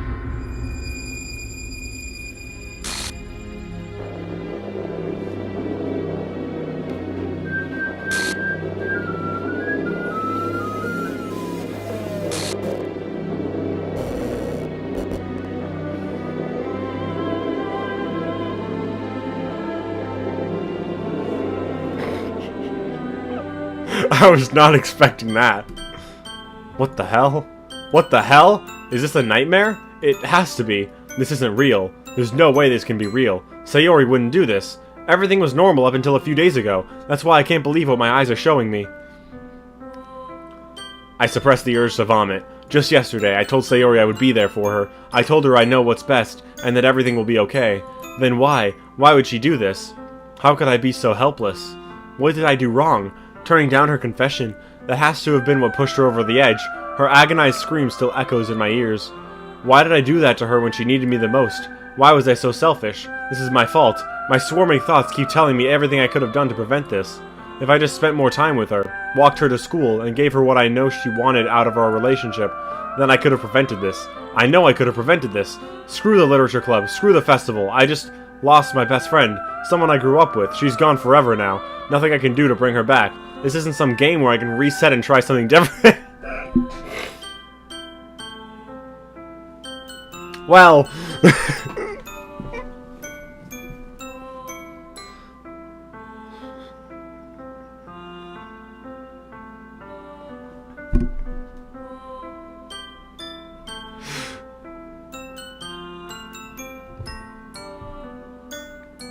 You fucking...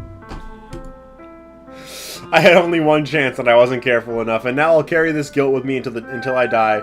Nothing in my life is worth more than hers, but I still couldn't do what she needed from me, and now I can never take it back. Never, never, never, never, never.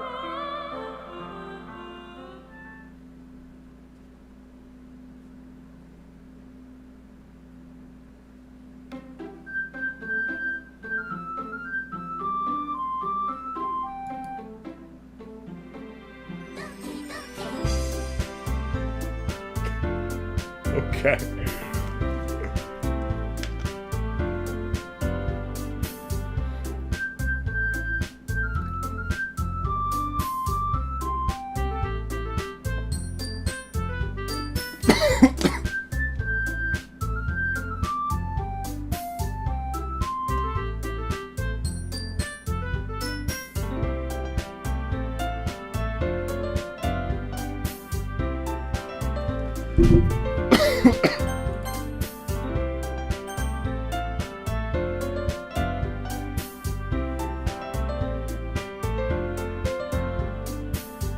But, like, theoretically, I could just go back, couldn't I?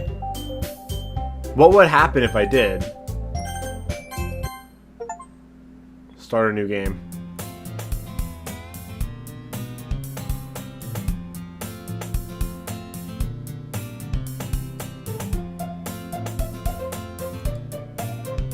Okay. Works because you know each other for so long.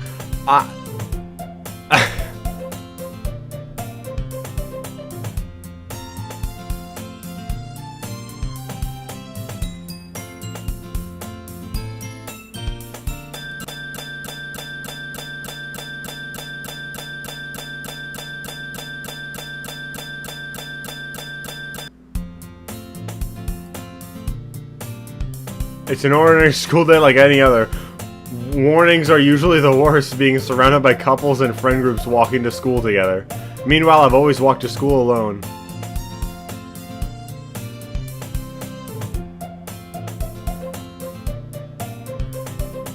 Always?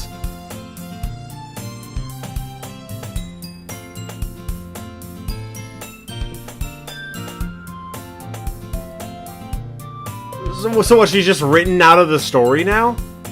But I have no motivation to join any clubs. I'm perfectly content just getting by on the average while spending my free time on games and anime. There's always the anime club, but it's not like there would be any girls in it anyway. This school day is as ordinary as ever, and it's over before I know it. After I pack up my things, I stare blankly at the wall, looking for an ounce of motivation. Clubs. There really aren't any that interest me.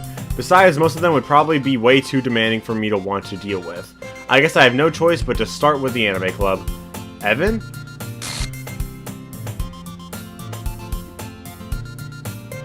What the fuck? Who is Evan talking? Okay, guys, calm down. Calm the fuck down, bro. Monica? Oh my goodness, I totally didn't expect to see you here. It's been a while, right? Ah, yeah, it has. Monica smiles sweetly. We do know each other. Well, we rarely talk, but we were in the same class last year. So it's like a lot of similar dialogue, but it's just like completely writing her out of the story, but still having the same plot be driven forward. Monica is probably the most popular girl in class. Smart, beautiful, athletic, basically completely out of my league. So having her smile at me so genuinely feels a little... What did you come in here for anyway? Oh, I've just been looking for some supplies to use for my club. Do you know if there's any construction paper in here? Or markers? I guess you could check the closet. You're in the debate club, right? Ah, about that. I actually quit the debate club. Really? You quit? Yeah. Why am I forgetting? I forgot to do the voices. I'm forgetting to do the voices. I'm sorry about that. Let's go back. Oh, I've just been looking for some supplies to use for my club. Do you know if there's any construction paper in here or markers? I guess you can check the closet. You're in the debate club, right? Ah, about that. I actually quit the debate club. Really? You quit? Yeah, to be honest, I can't stand all the politics around the major clubs. It feels like nothing but arguing about the budget and publicity and how to prepare for events. I'd much rather take something I personally enjoy and make something special out of it.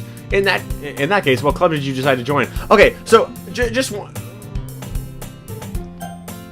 Whoops. In that case, what club did you decide to join? Okay. Jokes aside. If I told her I loved her, would she still die? And if not, then how would Act 1 end?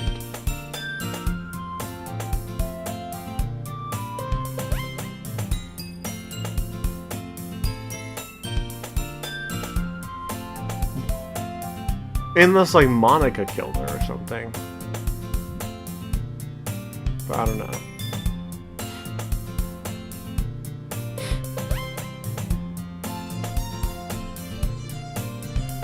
Yes, what? I asked like 3 different questions. So she would still die. Okay. That's weird.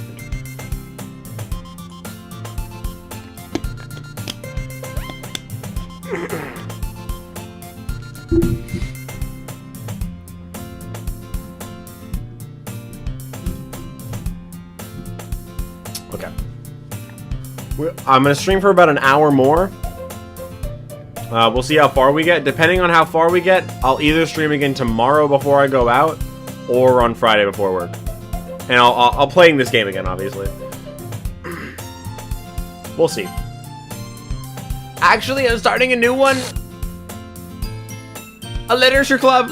Literature? That sounds kind of dull. How many members do you have so far? It's kind of embarrassing, but there are only 3 of us so far. It's really hard to find new members for something that sounds so boring. Well, I can see that. But it's really not boring at all, you know? Literature can be anything: reading, writing, poetry. I mean, one of my members even keeps her manga collection in the club room. Wait, really? Yeah, it's funny, right? She always insists that manga is literature too. I mean, she's not wrong, I guess. And besides, a member's a member, right? Did Monica say she? Hey, Evan, by any chance, are you still looking for a club to join? I mean, I guess so, but in that case, is there any chance you could do me a big favor? I won't ask you to join, but if you could at the very least visit my club, it would make me really happy. Please? Well, I guess I have no reason to refuse. Besides, how could I ever refuse someone like Monica? Sure, I guess I could check it out. Aha, awesome. You're really sweet, Evan, you know that? It's nothing, really. Shall we go, then? I'll look for the materials another time. You're more important. Aw, how sweet. She's such a nice person. She doesn't want to hang out around the festival after the interaction. Shut the fuck up! Okay, bro.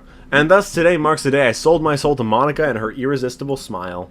I dejectedly follow Monica across the school and upstairs, a section of the school I rarely visit. Monica, full of energy, swings open the classroom door. I'm back, and I brought a guest with me.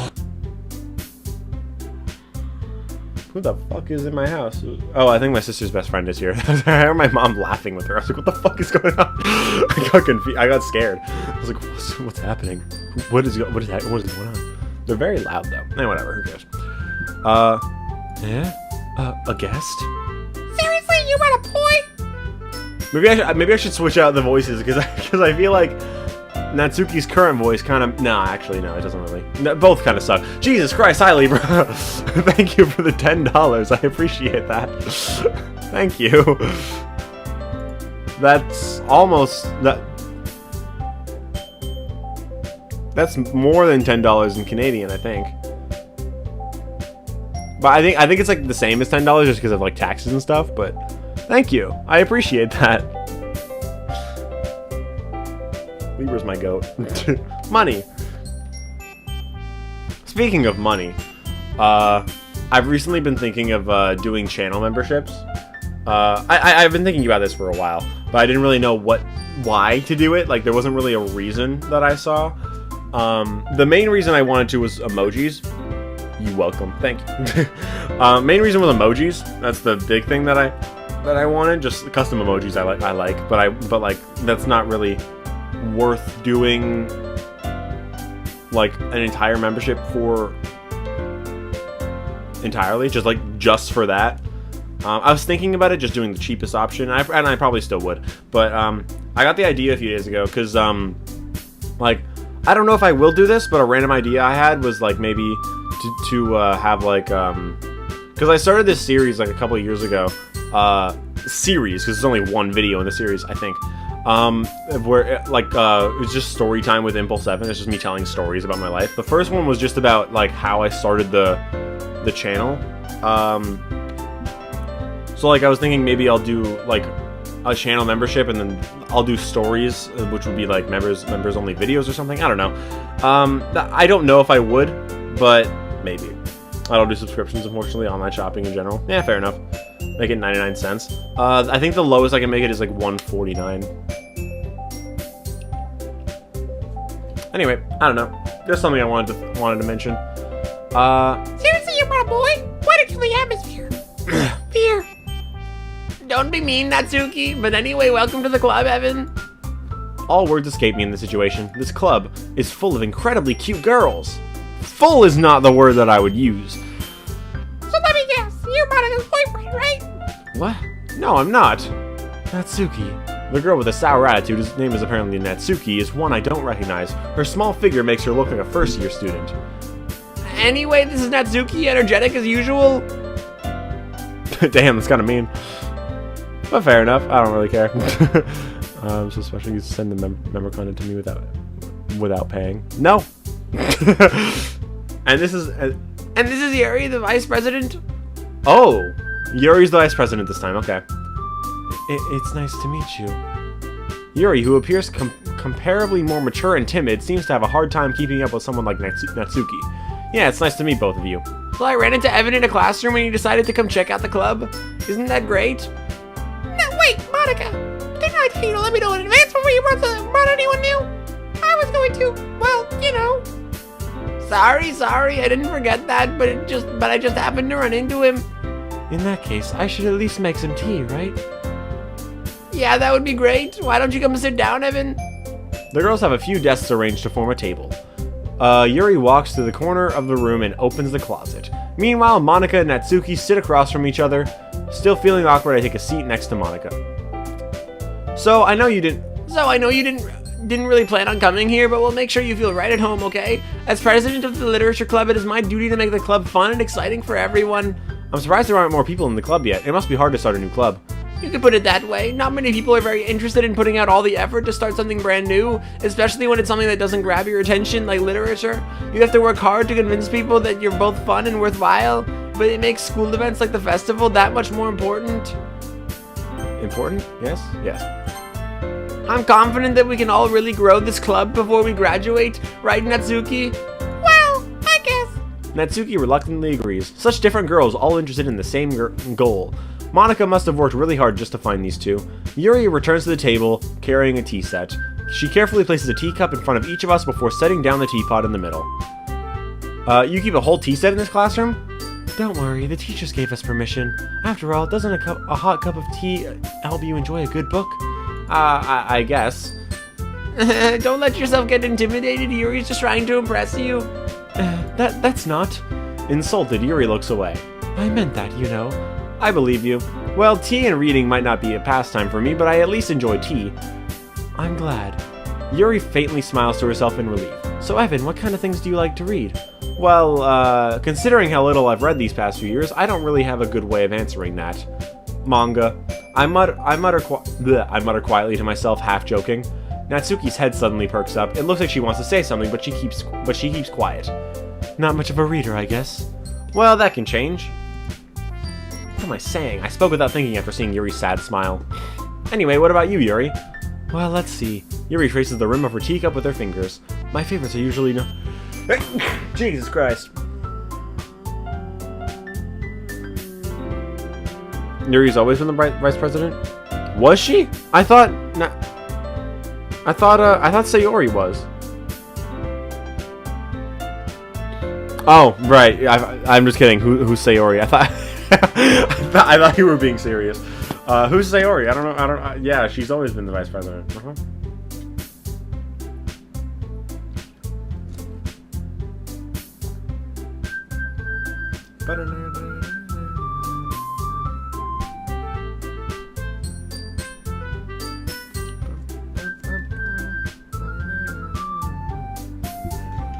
Anyway, my favorites are usually novels that build deep and complex fantasy worlds.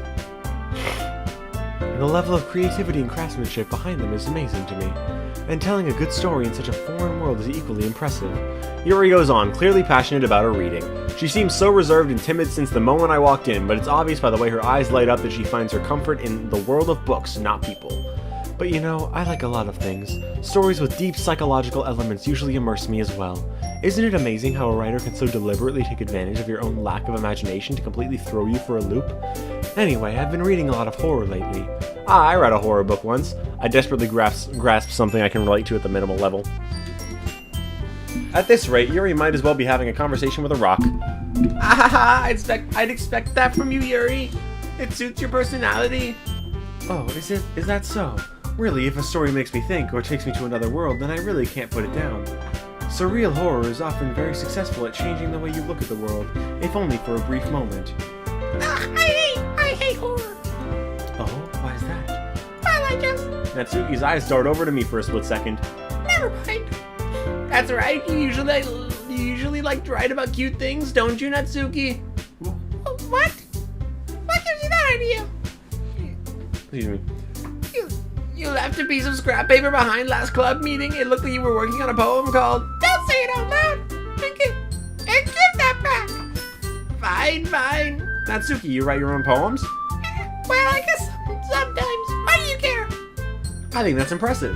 Why don't you share them sometime? No. Natsuki averts her eyes. You wouldn't like them. Ah, not a very confident writer yet? I understand how Natsuki feels. Sharing that level of writing takes more than just confidence. The truest form of writing is writing to oneself. You must be willing to open up to your readers, exposing your vulnerabilities and showing even the deepest reaches of your heart. So, I'm guessing that throughout, like, each girl gets written out of the story, and that's the reason why, like, we were just beat before the halfway point. Basically because there's less characters each time, each day is going to take less time. That's what I'm guessing. So that's why, like, it'll be shorter and shorter each time. Do you have writing experience too, Yuri? Maybe if you share some of your work, you can set an example and help Natsuki feel comfortable enough to share hers? I guess it's the same for Yuri. We all sit in silence for a moment. Hey, I just got an idea. How about this? Natsuki and Yuri look quizzically at Monica. Let's all go home and write a poem of our own, and then next time we meet, we'll all share them with each other. That way everyone is even. I thought it was a good idea. Well, I think you're right, Monica. We should probably start finding activities for all of us to participate in together. I did decide to take on the responsibility of vice president after all. I need to do my best to nurture the club as well as its members. Besides, now that we have a new member, it seems like a good step for us to take. Do you agree as well, Evan? Hold on, there's still one problem. And what's that? Now that we've reached the most important topic, I bluntly come forth with what's been on my mind the entire time. I never said I would join this club. Monica may have convinced me to stop by, but I never made any decision. I still have other clubs to look at, and I lose my train of thought. All three girls stare back at me with dejected eyes. But I'm sorry, I thought... Yeah? The girls exchange glances before Monica turns back to me. I guess I need to tell you the truth, Evan. The thing is, we don't have enough members yet to form an official club. We need 4. I've been trying really, really hard to find new members, and if we don't find one more before the festival... I'm defenseless against these girls. How am I supposed to make a clear-headed decision when it's like this? Was it the same as that last time? I don't remember. Can't tell if it's different or not. It's been like 3 hours, so I don't really remember. I would feel terrible for letting everyone down in this situation, and besides, the club itself seems pretty relaxed. So if writing poems is the price I need to pay in order to spend every day with these beautiful girls... Right. Okay, I've decided then. I'll join the literature club. One by one, the girls' eyes light up. Oh my goodness, really? Do you really mean that, Evan? Yeah, it could be fun, right? You really did scare me for a moment. I mean, if you really just left after all this, I'd be super pissed. Evan, I'm so happy. We can become an official club now. Thank you so much for this. You're really amazing. I'll do everything I can to give you a great time, okay? Thanks, I guess. Okay, everyone, I think with that we can officially end today's meeting on a good note. Everyone remember tonight's assignment, write a poem to bring to the next meeting so we can all share. Monica looks over at me once more. Evan, I look forward to seeing how you express yourself. Yeah, can I really impress the class star Monica with my mediocre writing skills? I already feel the anxiety welling up inside me. Meanwhile, the girls continue to chit-chat as Yuri cleans up the tea set. I guess I'll be on my way then. Okay, I'll see you tomorrow then. I can't wait. With that, I depart the club room and make my way home. The whole way, my mind wanders back and forth between the three girls. Natsuki, Yuri, and of course Monica. Will I really be happy spending every day after school in a literature club? Perhaps I'll have the chance to grow closer to one of these girls. Alright, I'll just need to make the most of my circumstances, and I'm sure good fortune will find me. And I guess that starts with writing a poem tonight. So... You've unlocked a special poem. Would you like to read it? Yes, I would. Things I like about Papa. I like when Papa comes home early. I like when Papa cooks me dinner. I like when Papa gives me allowance. I like when Papa spends time with me. I like when Papa asks me about my friends. I like when Papa asks me about anything. I like when Papa gives me lunch money. I like when Papa comes home before sundown. I like when Papa cooks. I like when Papa gives me privacy. I like when Papa doesn't tell me how to dress. I like when Papa doesn't comment on my friends. I like when Papa doesn't comment on my hobbies. I like when Papa comes home without waking me up. I like when Papa keeps food in the house. I like when Papa uses his inside voice. I like when Papa leaves my stuff alone. I like when Papa accidentally drops coins in the couch. I like when Papa is too tired to notice me. I like when Papa is too tired for anything. I like when Papa is too tired for anything. What the fuck?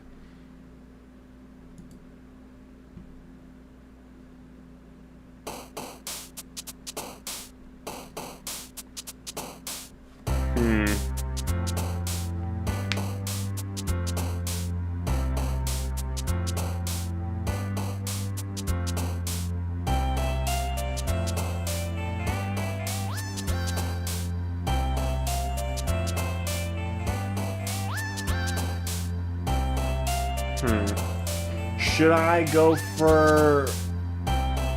Part of me wants to go for, Part of me wants to go for Natsuki... Ow, I bit my tongue. Part of me wants to go for Natsuki just because I went for Yuri last time, but also part of me wants to go for Yuri because I went for Yuri last time.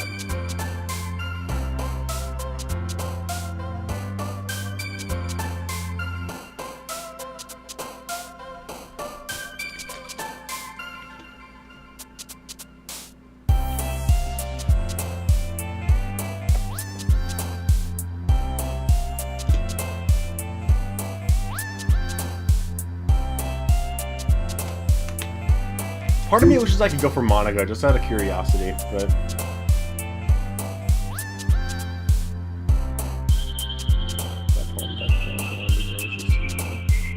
Okay.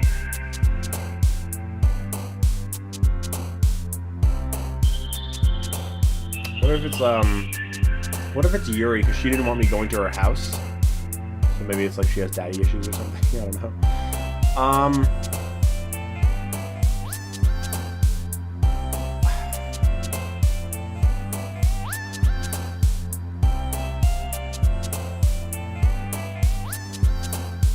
I'm just worried that whoever I do pick will survive, and whoever I don't pick will be dead next time. That's the only thing I'm worried about.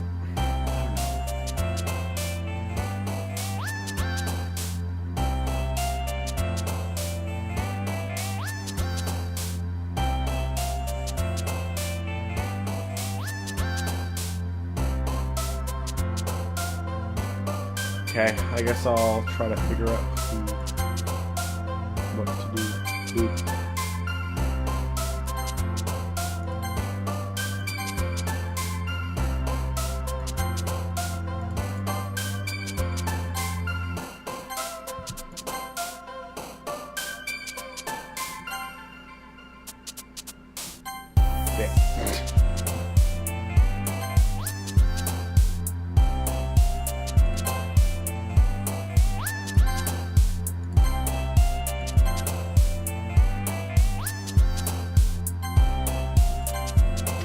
Okay. Oh, one more. Vanilla.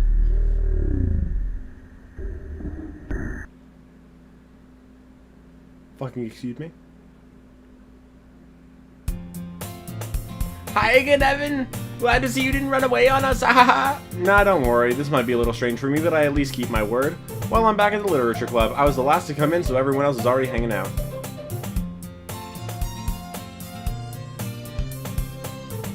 Thanks for keeping your promise, Evan. I hope this isn't too overwhelming of a commitment for you, making you dive headfirst into literature when you're not accustomed to it. What the fuck? Oh, come on, Lucky deserves any slack. You already had to be dragged here by Monica. I don't know if you plan to just come here and hang out or what, but if you don't take it seriously, then you won't see the end of it. Why the fuck are you in front of them?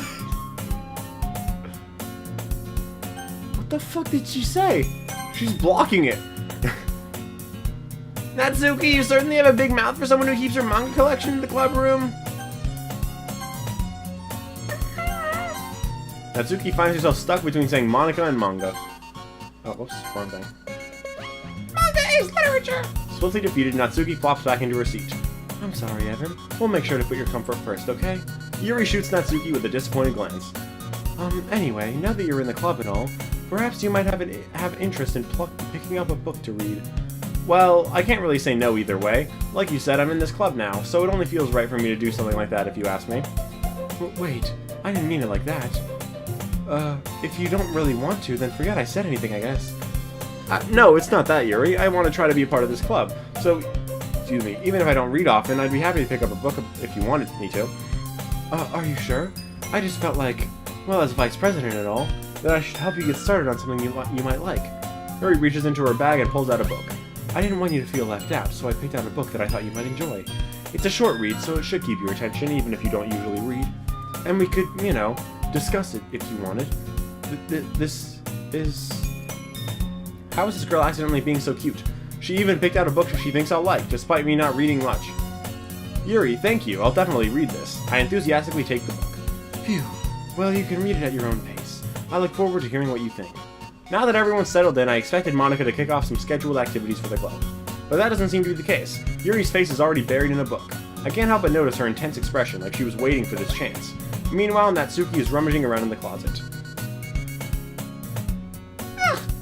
I hear Natsuki utter an exasperated sigh from within the closet. She seems to be annoyed by something. I approach her in case she needs a hand. You looking for something in there? Fucking Monica!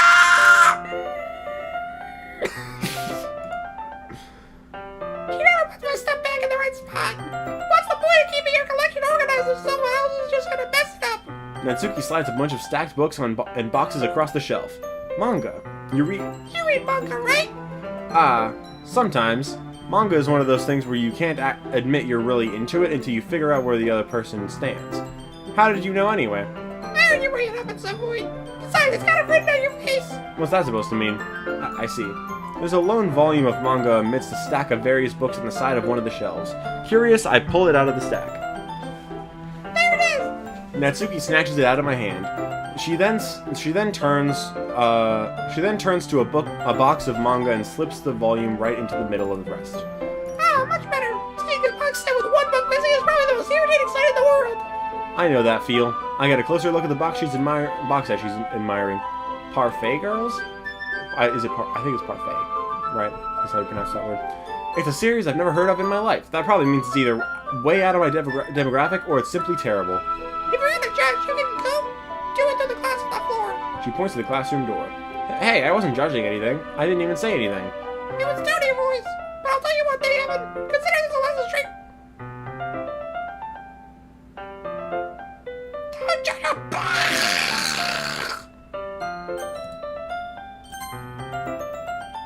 Consider this a lesson straight from the literature club. Don't judge a book by its cover. In fact, Natsuki pulls out the... Natsuki pulls out the first volume of Parfait Girls from the box. I'm gonna show you exactly why. She shoves the book right into my hands. I stare at the cover. It features 4 girls in colorful attire striking animated feminine poses. It's exceedingly What? Don't just stand there. Oh, what? Natsuki grabs my arm and pulls me out of the closet. But I don't think I was ever in the closet. I swear. She then takes a seat against the wall beneath the windowsills. She pats on the ground next to her, signaling me to sit there. Wouldn't chairs be more comfortable? I take my seat. Chairs wouldn't work. We can't read at the same time like that. Yeah, why? What? And why is that? Yeah, I guess it's easier to be close together like this. Don't just say that. I'll make me feel weird about it. Natsuki crosses her arms and scooches an inch away from me. Sorry. I didn't exactly expect to be sitting this close to her either. Not that I can say it's a particularly bad thing. I open the book. It's only a few seconds before Natsuki once again inches closer, reclaiming the additional space while she hopes I won't notice. I can feel her peering over my shoulder, much more eager to begin reading than I am. Wow, how long has it been since I read the beginning? You don't go back and flip through the older volumes every now and then? Not really. May- Maybe sometimes after I finish this here, after I've already finished the series. Hey, are you paying attention? I am, but nothing's really happened yet, so I can talk at the same time. It looks like it's a bunch of friends in high school. Typical slice of life affair. I kind of grew out of these since it's rare for the writing to be entertaining enough to make up for the lack of plot. Are you sure this isn't boring for you? It's not. Even though you're just watching me read? Oh, I'm fine with that. If you say so. I guess it's fun sharing something you like with someone else. I always get excited when I convince any of my friends to pick up a series I enjoy. You know what I mean? You don't? That's not... Well, I wouldn't really know. What do you mean? Oh, you share your manga. Whoops, don't you share your manga with your friends? Can you not rub it in? Jeez. Ah, sorry. Why I could never get my friends to read this? They just think manga's for kids. I can't even bring it up without them being all like, hey, you still haven't grown out of that yet? Makes me want to push them in the face. Ugh, I know those kinds of people. Honestly, it takes a lot of effort to find friends who don't judge, much less friends who are also into it. I'm already kind of a loser, so I guess I gravitated towards the other losers over time. But it's probably harder for someone like you. Yeah, that's pretty accurate. Wait, which part? I mean, I feel like I can't even keep it in my own room. My dad would beat the shit. What the fuck? My dad would beat the shit out of me if he found this.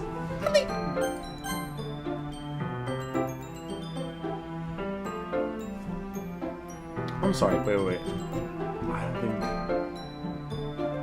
Damn it, I couldn't go back far enough. I didn't realize it changes, like, that overrides what she actually says. So I don't know what she said when she said, fucking Monica! I don't remember what I don't know what she actually said there, because I didn't check the history there. I don't even know my dad would do if he found this. I think it's safe here in the club room. Except Monica's kind of a jerk about it. Oh, I just can't wait, can I? Well, it paid off in the end, didn't it? I mean, here I am reading it. Well, it's not that solves any of my problems. Maybe, but at least you're enjoying yourself, right? So? Ahaha. Jeez, that's enough. Are you gonna keep reading or what? Yeah. I flipped the page.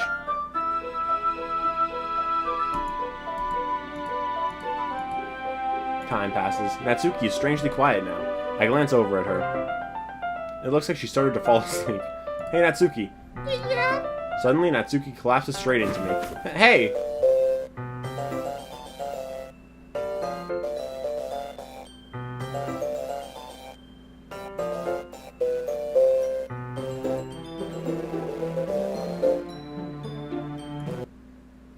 What the fuck?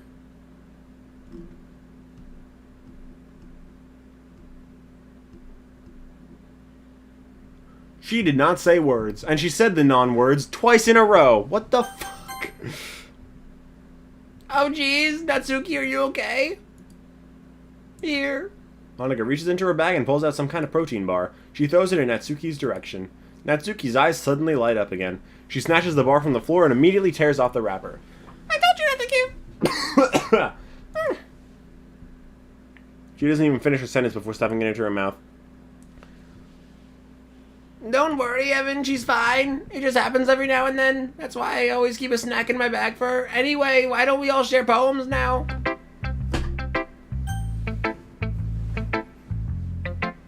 Let's share with... Yeah, let's go in this order, because then I have the fucked up voice, the calm voice, and then the fucked up voice again. So I can go back and forth. I have a break in between them. I told Natsuki I was interested in her poems yesterday. It's probably only fair if I shared mine with her first. Okay, well, let's start with the things I don't like. First of all, Natsuki rereads my poem. never mind, I don't feel like giving you my opinion. Then what's the point of sharing it in the first place? I wrote this when I could have been doing other things. In fact, remember how I said I wanted to read your poems? That's what I had in mind when reading this. when writing this. I want to help you feel comfortable enough to share yours, like Monica said. Well, I'd be more comfortable sharing my poems if yours was really bad. You're supposed to show me some dumb poem and then you go, well, it's not that great, but let me show you what real literature looks like. And you want to ruin it. I hope you're happy. Oh. So in other words, you're saying you liked it? Natsuki's retort gets caught in her throat. You're so... You don't understand anything, do you? I already told you that. You don't have to go announcing it to the world like you're all self-important. Pretty sure you never actually said that. I say that mostly to myself. Natsuki must really hate me or something. I can't figure out if it's a win or loss that she liked my poem. In any case, you still need to show me yours, right? Fine, I guess. Well, there goes Monica. Maybe if I don't. Eagles can fly, monkeys can climb, dragons can leap, horses can race, owls can see, cheetahs can run, eagles can fly, people can try, but that's about it.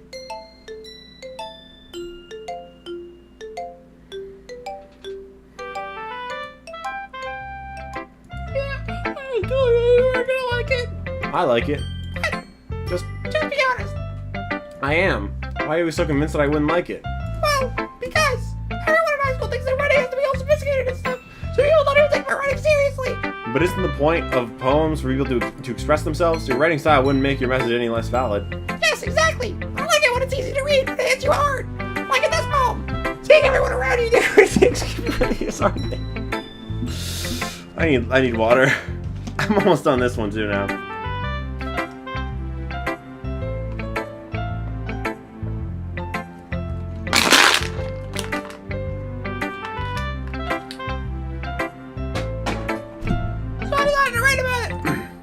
Okay. I'm gonna pause again for a couple minutes just so I can go to the bathroom and get another water bottle because I'm not gonna survive the rest of the stream without another water bottle. I'll be back in a little bit.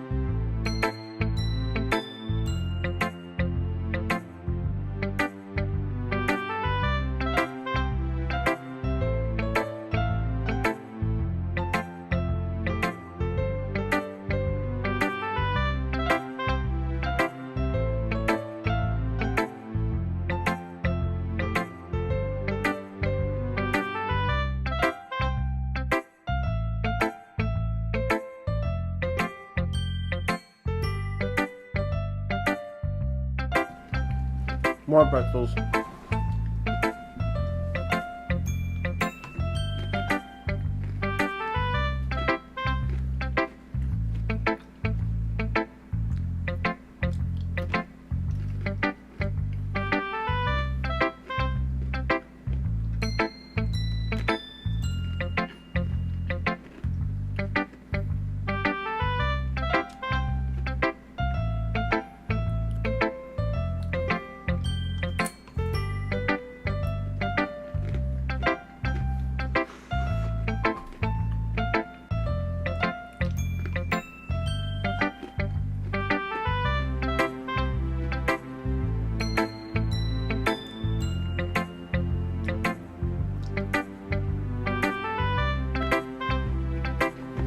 Alright.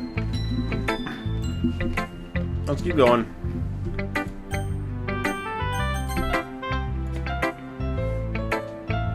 You decide to write about things, about blunt stuff or whatever. Everyone around you do great stuff. It's disheartening. Okay. Yeah, I understand. But the other nice thing about civil writing is that it puts more weight on the wordplay. Like I set it up for a rhyme at the end, but then it made it fall flat on purpose. It helps break up the feeling in the last line. So you did. I guess more went into it than I realized. That's what it means to be a pro. I'm glad you learned something. Didn't expect that from the youngest one here, did you? Yeah, I guess not. I decided to humor her with that last comment. I don't really care how old everyone is, but if Natsuki's feeling proud, then I won't take that away from her. Who should I show my poem to next? Yuri, because I need to stop with the voice right now.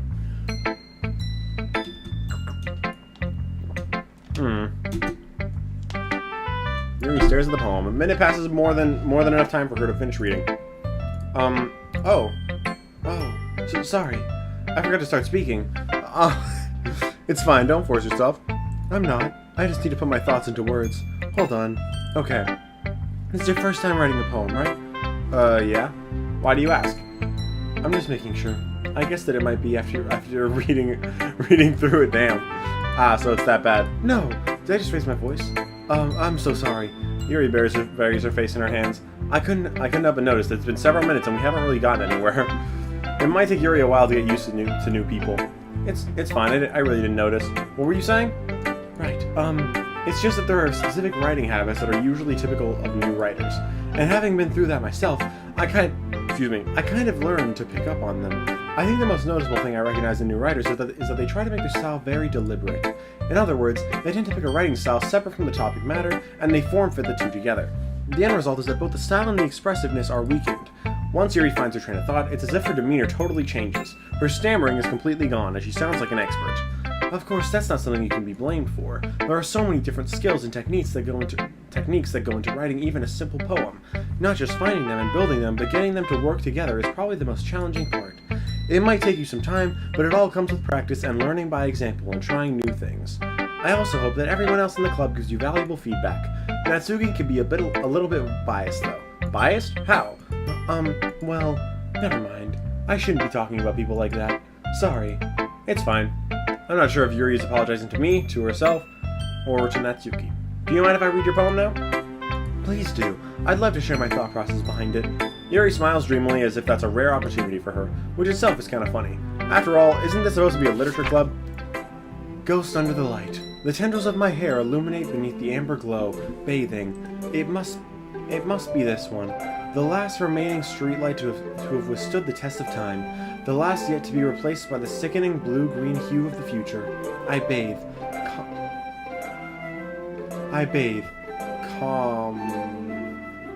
What? I bathe. Calm something, breathing air of the present, but living in the past. The light flickers. I flicker back. I'm sorry, I have such terrible handwriting. What? I wasn't thinking that at all. But it took you a long time to read. Well, I just don't read script very often. I actually think your handwriting is pretty. Eh? That's a relief. Also, I like the poem. Even though it's short, it was really descriptive. It wasn't too short. I usually write longer poems. Not at all. I'm really glad you like it. I'll be honest, since it's our first time sharing, I wanted to write something a little more mild. Something easy to digest, I suppose. Are you into ghosts, Yuri? Actually, the story isn't about a ghost at all, Evan. Really? I must have totally missed the point. Well, I suppose you did only glance over it after all. But remember that poets often express their own thoughts, feelings, and experiences in their work. They usually do more than tell a simple story or paint a picture. In this case, perhaps the subject of a poem is only being symbolically compared to a ghost, lingering in our last remaining place of comfort, unable to let go of the past, and soon to be left with nothing. That's a lot more solemn putting it that way. I hadn't even thought of that.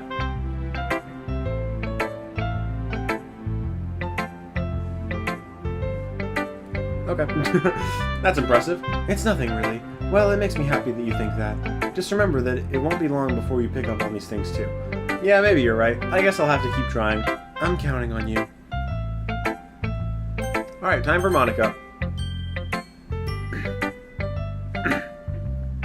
Hi, Evan. Having a good time so far? Yeah. Good, I'm glad to hear it. By the way, since you're new and everything, have you ever had any suggestions for the club, like new activities or things we can do better? If I'm always listening. Don't be afraid to bring things up, okay? Alright, I'll keep that in mind. Of course, I'll be afraid to bring things up. I remember this stuff, so I'm kind of just like skimming through it a little bit. A little bit, not entirely. I'm much better off just going with the flow until I'm more settled in. Anyway, want to share your poem with me? It's kind of embarrassing, but I guess I have to. Don't worry, Evan. We're all a little embarrassed today, you know, but it's that sort of barrier that we all learn to get past soon. Yeah, that's true. I hand Monica my poem. I like it, Evan. Really? Really? It's a lot cuter than I expected. Oh, geez. No, it kind of makes me think of something Natsuki would write, and she's a good writer too. So take that as a compliment. If you say so. Yep. If you're interested in Natsuki, then always keep a stack on you. She'll cling to you like a puppy. Natsuki's dad doesn't give her lunch money or leave her any food in the house, so she's in a fussy mood pretty often. But sometimes she just loses all of her strength and shuts down, like earlier. This is just a guess, but I think she's she's so small because her malnutrition is interfering with her adolescent growth. But hey, some guys are into petite girls too, you know. Sorry, just trying to look at the bright side. Anyway, do you want to read my poem now? Don't worry, I'm not very good. You sound pretty confident for someone who claims to not be very good. Well, that's because I have to sound confident. That doesn't mean I always feel that way, you know. I see. Well, let's read it then. My vocal cords, yeah, they're fucked. I'm screwed. Hole in wall, but he wasn't looking at me. Confused, I frantically glanced at my surroundings, but my burned eyes can no longer see color. Are there others in the room? Are they talking? Or are they simply poems on flat sheets of paper? They sound frantic, scrawling, playing tricks in my ears. The room begins to crinkle, closing in on me. The air I breathe dissipates before it reaches my lungs. I panic. There must be a way out. It's right there. Swallowing my fears. I brandish my pen. Is this the same one as earlier? It seems different. So what do you think? It's very freeform, if that's what you call it. Sorry, I'm not really the right person to ask for feedback. It's okay. Yeah, that kind of style has gotten pretty popular nowadays. That is, a lot of poems have been putting emphasis on the timing between words and lines. When performed out loud, they can be really powerful. What was the inspiration behind this one? Well, I'm not sure if I know how to put it. I guess you could say that I had some kind of epiphany recently. It's been influencing my poems a bit. An epiphany? Yeah, something like that. I'm kind of nervous to talk about deep stuff like that because it's kind of coming on strongly. Maybe after everyone is better friends with each other. Anyway, here's Monica's writing tip of the day. Sometimes when you're writing a poem or a story, your brain gets too fixated on a specific point. If you try too hard to make it perfect, you'll never make any progress. Just force yourself to get something down on the paper and tidy up later. Another way to think about it is this. If you keep your pen in the same spot for too long, you'll just get a big dark puddle of ink. So just move your hand and go with the flow. That's my advice for today. Thanks for listening. Cool. Phew, I guess that's everyone. I glance around the room. That was a little more stressful than I anticipated. It's as if everyone is judging me for my mediocre writing abilities. Even if they're just being nice, there's no way my poems can stand up to theirs. This is a literature club after all. I sigh. I guess that's what I ended up getting myself into. Across the room, Monica is writing something in her notebook. My eyes land on Yuri and Natsuki. They gingerly exchange sheets of paper, sharing their respective poems. As they read in tandem, Fucking hell, man. As they read in tandem, I watch each of their expressions change. Natsuki's eyebrows furrow in frustration. Meanwhile, Yuri smiles sadly. What's with the language? Yeah? Did you say something? Oh, it's nothing. Natsuki dismissively returns the poem to the desk with one hand. I guess you could say it's fancy. Thanks. Yours is cute. Cute? Did you completely miss the symbolizer or something? It's clearly what the feeling of giving up. How could that be cute? I know that. I just meant the language, I guess. I was trying to say something nice. Huh? You mean you have to try that hard to come up with something nice to say? Thanks, but it really didn't come out nice at all. Well, I do have a couple suggestions. If I was looking for suggestions, I would have asked someone who actually liked it. Which people did, by the way. Monica liked it, and Evan did too. So based on that, I'll gladly give you some suggestions of my own. First of all... Excuse me. I appreciate the offer, but I've spent a long time establishing my writing style. I don't expect it to change anytime soon, unless of course I come across something particularly inspiring, which I haven't yet. And Evan liked my poem too, you know. He even told me he was impressed by it. Natsuki suddenly stands up. Oh? I didn't realize you were so invested in trying to impress our new member, Yuri. That's not what I... You're just... Yuri stands up as well. Maybe you're just jealous that Evan appreciates my advice more than he appreciated yours. Huh? How do you know I didn't appreciate my advice more? Are you that full of yourself? No. If I was full of myself, I would deliberately go out of my way to make everything I do overly cutesy.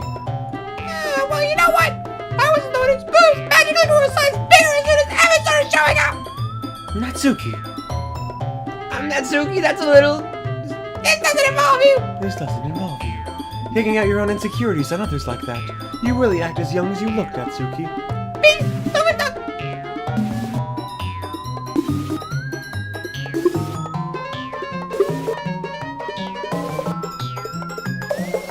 Look who's talking! You want it again, you bitch! Edge? Sorry that my lifestyle is too much for someone of your mental age to comprehend. See? Just saying that proves my point. Most people learn to get over them when they graduate middle school, you know. What the fuck is going on? If you want to prove anything, then stop harassing others with your sickening attitude. You think you can counterbalance your toxic personality just by dressing and acting cute. The only cute thing about you is how hard you try. Whoa! Be careful, you might cut yourself on that edge, Yuri! Oh my god, you already do, don't you? Did you just accuse me of cutting myself? What the fuck is wrong in your head? Yeah, go on! Let everyone hear everything you really think! Everything you really think! I'm sorry. I'm sure it'll be yet over you for you after this! Is it the same? Like, yeah, this is exactly what it's saying. What the fuck is going on?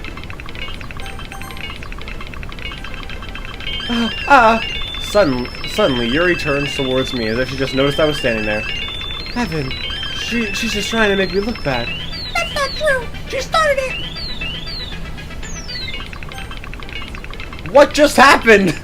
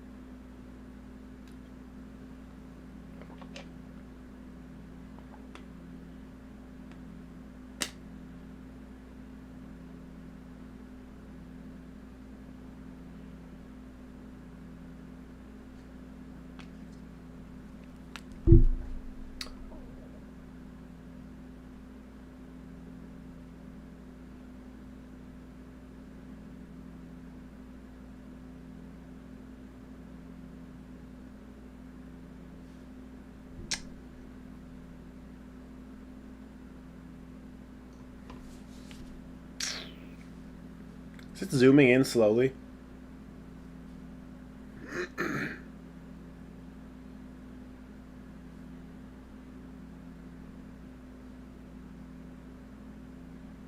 I think it is.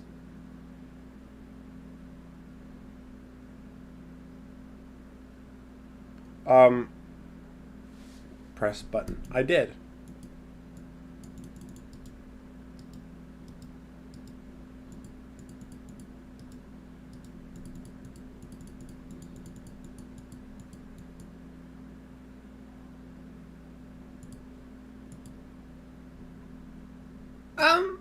Hey, Evan.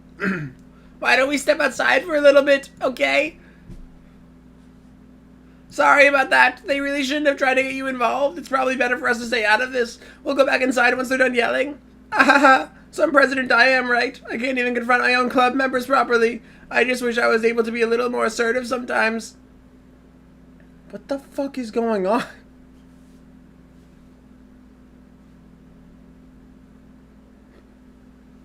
Nothing is zooming in. It looked like it was. I don't know. But I never have it in me to put my foot down against others. You understand, right? Anyway, if this makes you want to spend less time with the others, then that's fine. I'd be happy to spend time with you instead. Suddenly, Natsuki runs out of the classroom. Aw. She quickly runs away. Oh dear. Well, it looks like they're done. I didn't mean it. I didn't mean it. I didn't mean it. Yuri's rocking back and forth at her desk with her palms on her forehead. Yuri? I didn't mean it. I believe you. I have no idea what Yuri might have said to Natsuki, or did.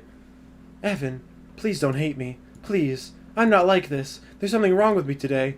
It's fine, Yuri. We know you didn't mean it. Besides, I'm sure Natsuki will forget all about it by tomorrow completely.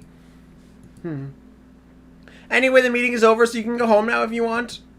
Yuri looks at me like she wants to say something, but she keeps glancing at Monica. You can go first, Monica. I'd like to stay a little bit longer. I'm the president, so I should be the last one out. I'll wait for you to be done. Well, I'm vice president, so please let me take that responsibility today.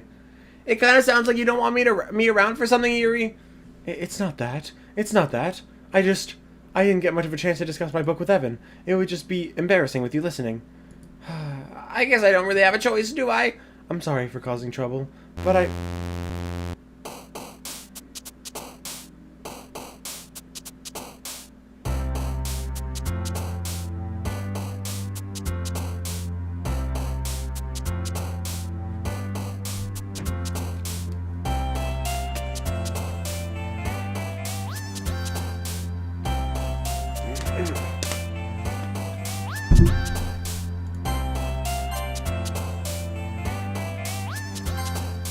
Damn it.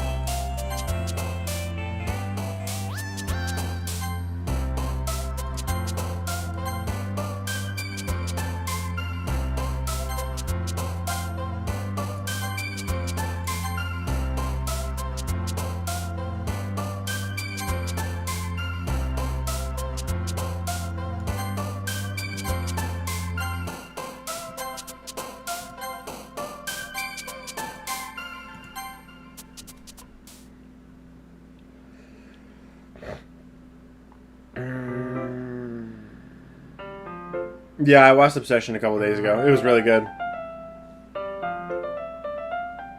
There's an Easter egg if you pick a glitch word. What?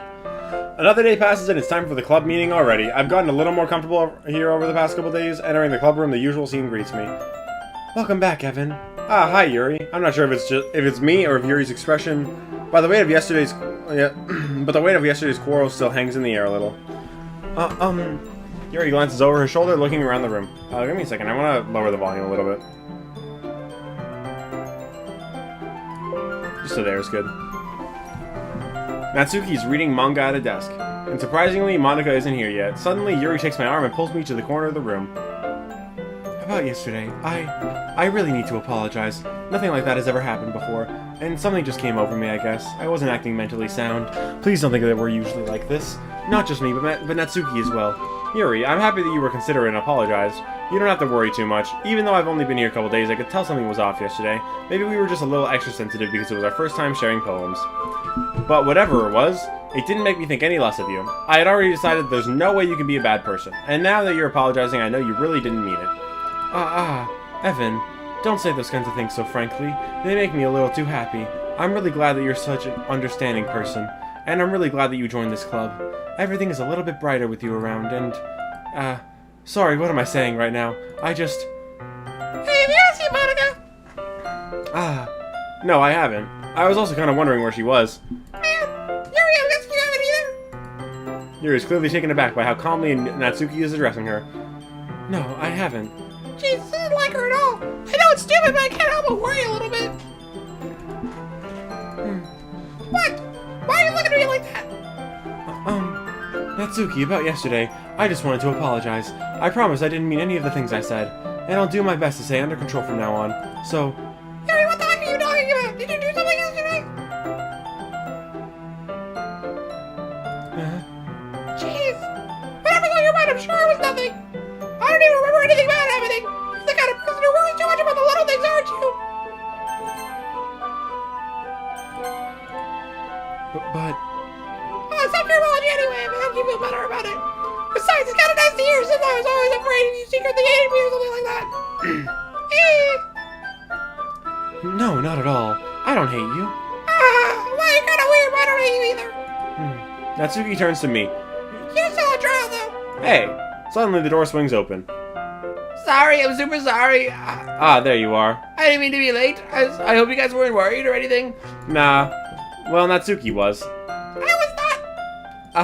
What took you so long anyway? Well, my last period today was study hall. To be honest, I kind of just lost track of time. That makes sense, though. You have heard the bell ring at least. I must not have heard it since I was practicing piano. Jesus. Piano. I wasn't aware you played music as well, Monica. Don't give me more credit than I deserve. I guess I've been practicing for a while, but I'm still not really good at it yet. Still, That must require a lot of dedication, so I'm still impressed. Ah, well, thanks, Yuri. So here's my ass in your face if you would like it. Anyway, bitch, why nothing for us sometime? Aha, that's Monica. Monica looks at me. Well, I am working on writing a song, but it's not quite done yet. Maybe once I get a little better, I will. That sounds cool. I look forward to it. Is that so? In that case, I won't let you down, Evan. Monica smiles sweetly. Ah, I didn't mean any pressure or anything like that. Ah, don't worry. I was hoping that I could share it with you anyway. I guess that's why I've been practicing so much recently. I see. I'm not sure if Monica was referring to the whole club or just me. In that case, best of luck. Thanks. So I didn't miss anything, did I? Not really. I choose not to bring up anything that the three of us talked about. Besides, Natsuki has already run off into the closet. Yuri, or Evan, since your compliments put me in a good mood, I was wondering if you would like to spend some time together today. I mean, in the club. Ah, I suppose so. I don't think I could say no to you after you gave that book to me. Well, I guess I need to make sure that Natsuki isn't waiting for me. After we finished reading yesterday, She's fine. She's reading over there, see? Don't think about her so much. She's used to being ignored. Come on, we're going over there.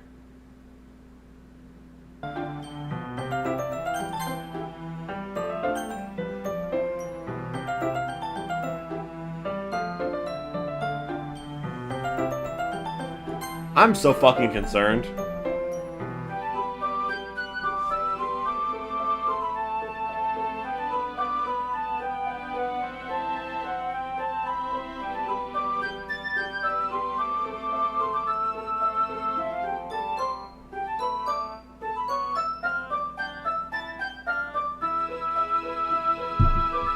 What's the story about anyway? I'm gonna finish this day and then I'm gonna end the stream, by the way.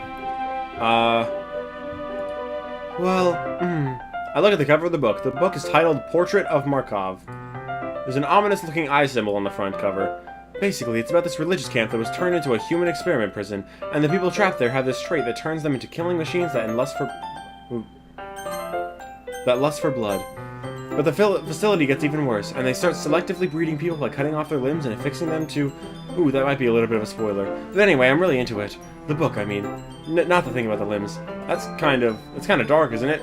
Gary made it sound like it was going to be a nice story, so that dark turn came from nowhere. Ah, are you not a fan of that sort of thing, Evan? No, it's not that. I mean, I can definitely enjoy those kinds of stories, so don't worry. I hope so. Yeah, I totally forgot that Yuri is into those things. She's so shy and reclusive on the outside, but her mind seems to be completely different. It's just this kind of story, it's the kind that challenges you to look at life from a strange new perspective. When horrible things happen, not just because someone wants to be evil, but because the world is full of horrible people and we're all worthless anyway. Oh, then suddenly... I'm rambling, aren't I? Not again. I'm sorry. Hey, don't apologize. I haven't lost interest or anything. What? Well, I guess it's alright then.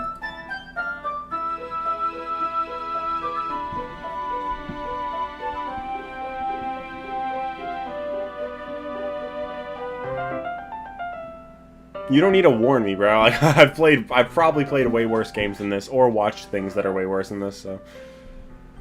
But I feel like I should let you know that I have this problem. When I let things like books and writing fill my thoughts, my whole body gets whatever that said, I kind of forget to pay attention to other people. So I'm sorry if I end up saying something strange, and please stop me if I start talking too much. I really don't think you need to worry. That just means you're passionate about reading. The least I can do is listen. It's a literature club after all. Ah, well, that's true. In fact, I might as well get started reading it, right? Yes. I mean, you don't have to, but... what are you saying? Let me just get the book. I quickly retrieve the book that I had to put into my bag. Alright, it's fine if I sit here, right? I slip into the seat next to Yuri's. Ah, yeah. Are you sure? You seem a little apprehensive. I'm sorry. It's not that I don't want you to. It's just something I'm not very used to. That is, reading in company with someone else. I see. Well, just tell me if I end up distracting you or anything. Alright. I open the book and start the prologue. I soon understand what Yuri means about reading in company. It's as if I can feel her presence over my shoulder as I read. It's not a particularly bad thing, maybe a little distracting, but the feeling is somewhat comforting. Yuri's in the corner of my eye. I realize that she's not actually looking at her own book. I glance over. It looks like she's reading from my book instead. Sorry, I was just bathing in the feeling of your what? Yuri, you really apologize a lot, don't you? I do? I don't really mean to. Sorry. I mean... here, this should work, right? I slide my desk until it's up against Yuri's and hold my book more between the two of them. I suppose so. Yuri timidly closes her own copy. Once we each lean in a little bit, our shoulders are almost touching. It feels like my left arm is in the way, so instead I use my right hand to hold the book open. I guess that makes it kind of difficult to turn the page. Here. Yuri takes her left arm and holds the left side of the book between her thumb and her forefinger. I do the same with my right arm on the right side of the book. That way I turn a page and Yuri slides it under her thumb after it flips to her side. But in holding it like this, we're huddled even closer than before. It's actually kind of distracting me. It's as if I can feel the warmth of Yuri's face and she's in the corner of my vision. Are you ready? Huh? To turn the page? Sorry. I think I got a bit distracted for a second. I glance over at Yuri's face again and our eyes meet. I don't know how I'll be able to keep up with her. That's okay. You're not as used to reading, right? I don't mind being patient if it takes you a bit longer. It's probably the least I can do, since you've been so patient with me. Yeah, thanks. We continue reading. Yuri no longer asks me if I'm ready to turn the page. Instead, I just assume that she finishes the page before me, so I turn it by my own volition. We continue the first chapter in silence. Even so, turning each page almost feels like an intimate exchange. My thumb gently letting go of the page, letting it flutter over to her side as she catches it under her own thumb. Hey Yuri, this might be a silly thought, but the main character kind of reminds me of you a little bit. No, I don't relate to this character at all. Definitely not. Really? I was thinking the way she second guesses things she says and all that. That's what you were talking about. Sorry, I thought you meant something else about her. Something else? Never mind. We didn't even get that far yet, so I don't know why they came into my head. Yuri, are you feeling alright? Yuri's been a little fidgety ever since we started reading. You can rest if you're feeling sick or something. Your breathing is a little...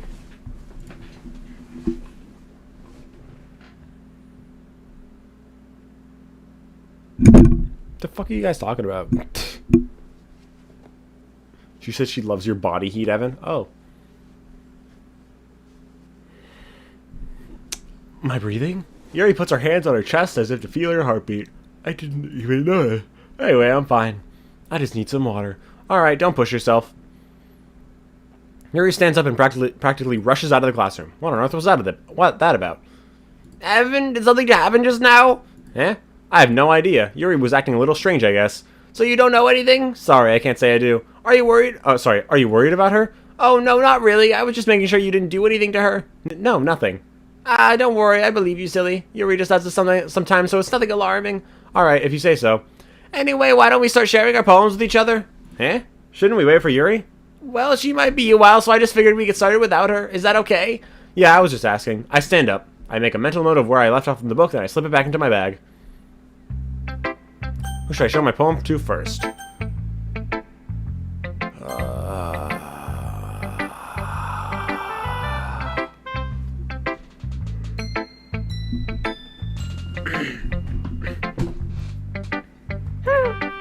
not terrible, but it's pretty disappointing after the last one. I think if this one was as good as the last one, I would be completely pissed. Well, I guess I wanted to try something a little different this time. Fair enough, you got there to this, so I wouldn't expect you to find your style right away. I mean, everyone in the club writes really differently from each other. Maybe you find a little less influence from all of us. For instance, I noticed that you were spending some time with Yuri today. Not that I care who you spend your time with. After all, I was taught never to expect anything from anybody, so it's not like I was waiting for you or anything. Still, you should at least look over my poem. You'll probably be able to learn something from it. Oh, fucking K. What is wrong with Natsuki today? Evan, why didn't you come read with me today? I was waiting for you. I was waiting for a long time. It was the only thing I had to look forward to today. Why did you ruin it? Do you like Yuri more? Oops. I think you're better off not associating with her. Are you listening to me? Yuri is a sick freak. What the fuck? That should be obvious by now, so just play with me instead, okay? You don't hate me, Evan, do you? Do you hate me? Do you want to make me go all crying? The club is the only place I feel safe. Don't ruin that for me. Don't ruin it, please. Just stop talking to Yuri. Play with me instead. It's all I have. Play with me. Play with me! What the fuck?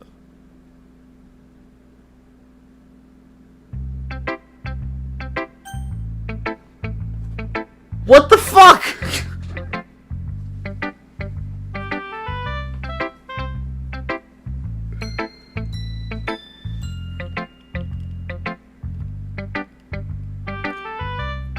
Why did she just break her neck and it said end backwards? What the fuck?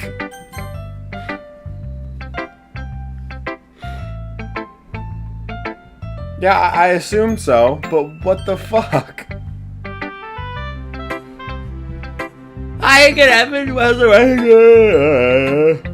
I'll take that as long as it's not going bad. I'm happy that you're applying yourself. Maybe soon you'll come up with a masterpiece.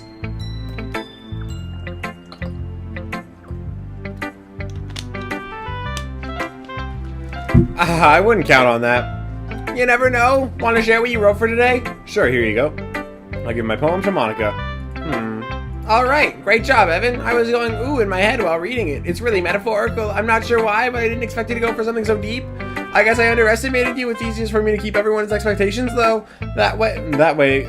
Oh, whoops, wrong way. Wrong voice. It's easiest for me to keep everyone's expectations low. That way it always counts when I put in some effort. Ahaha, that's not very fair. Well, I guess it worked anyway. You know that Yuri likes this kind of writing, right? Writing that's full of imagery and symbolism. Sometimes I feel like Yuri's mind is totally detached from reality. I don't mean that like it's a bad thing though, but sometimes I get the impression that she's just totally given up on people. She spends so much time in her own head that it's probably a much more interesting place for her, but that's why she gets so happy when you treat her with a lot of kindness. I don't think she's used to being indulged like this, like that. She must be really starved for social interaction, so don't blame her for coming on a little strongly. Like earlier, I think she gets too stimulated, she ends up withdrawing and looking for alone time. Suddenly the door opens. Yuri? I'm back. Did I miss anything? Not really. Well, we all started sharing our poems with each other. Huh? Already? I'm sorry for being late. No need to apologize, we still have plenty of time, so I'm more glad that you took all the time you needed. Alright, thanks Monica. I suppose I should go get my poem now. But anyway, you want to read my poem now? I like the way this one turned out, so I hope you do too. Huh. Save me the colors they won't, bright, beautiful colors, flashing, expanding, piercing, red, green, blue, an endless window, or an endless cacophony of meaningless noise, the noise that won't stop, violent, grating, waveforms, I think, squeaking, screeching, piercing, sine, cosine, tangent, like playing a chalkboard on a turntable, like playing a knife on a breathing ribcage. What the fuck? Something. Endless poem of meaningless. Delete her. What?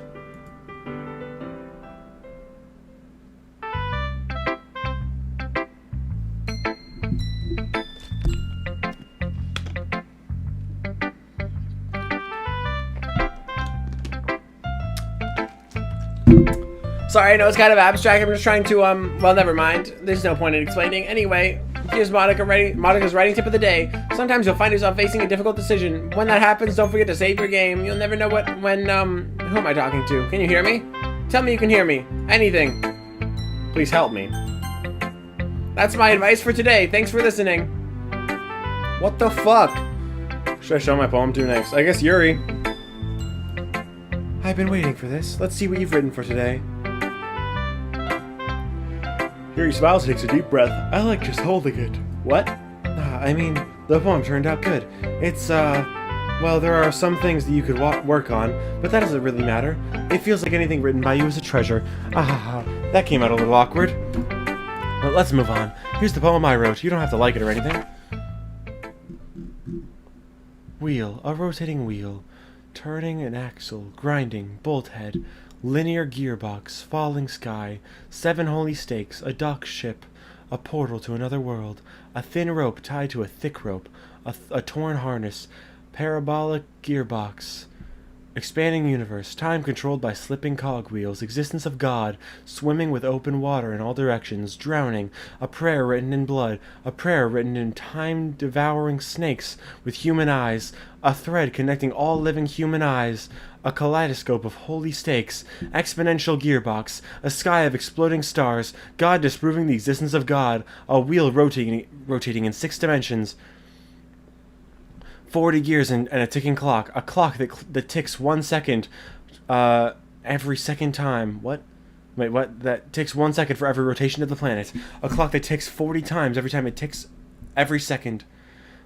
A bolthead of holy stakes tied to the existence of a docked ship to another world. A kaleidoscope of blood written in clocks. A time devouring prayer connecting to a sky connecting a sky of 40 gears and open human eyes in all directions. Breathing gearbox, breathing bolthead, breathing ship, breathing portal, breathing snakes, breathing god, breathing blood, breathing holy stakes, breathing human eyes, breathing time, breathing prayer, breathing sky, breathing wheel. What the fuck? It doesn't really matter what it's about. My mind has been a little hyperactive lately, so I had to take it out on your pen. That is a pen that fell out of your backpack yesterday, so I took it home for safekeeping, and I just really like the way that it writes, so I wrote this poem with it, and now you're touching it. I'm okay. What did I just... Can we pretend this conversation never happened? You can keep the poem, though. Unlocked a special poem. Can you hear me? What the fuck? What the fuck? Okay, everyone, we're all done reading each other's poems, right? We have something we need to go over today, so if everyone can come sit at the front of the room. Give me 1 second before, because I know this section's kind of long, so I'm just gonna...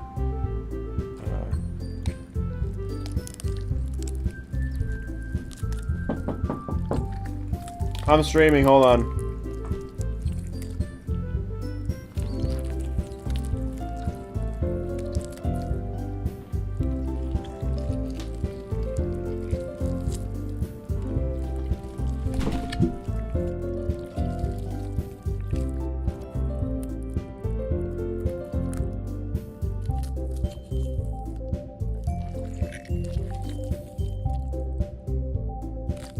Sorry about that. I'm back.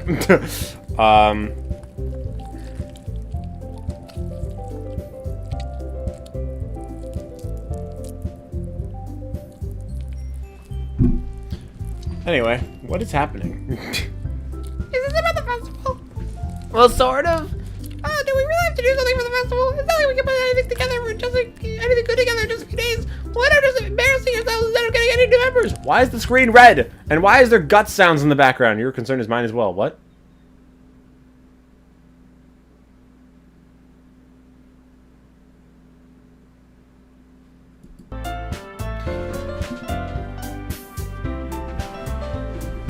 I don't really do well with last minute preparations. What the fuck was that?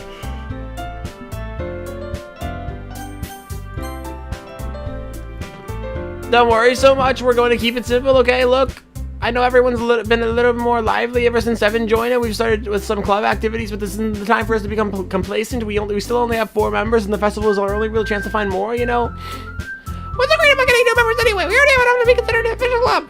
Says the dead one. More members will just mean everything is noisier and more difficult to manage. Natsuki, I don't think you're looking at it the right way at all. Don't you want to share your passion with as many people as you can to inspire them to find the same feelings that you brought you here in the first place? The literature club should be a place where people can express themselves like they can't do anywhere else. It should be a place so intimate that you never want to leave. I know you feel that way too. I know we all do. So that's why we should work hard and put something together for the festival, even if it's something small. Look at the background. The poster behind Monica's hair. What, this one? Right, Evan? Oh shit!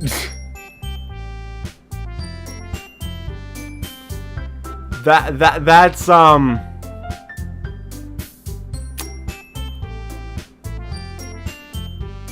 that is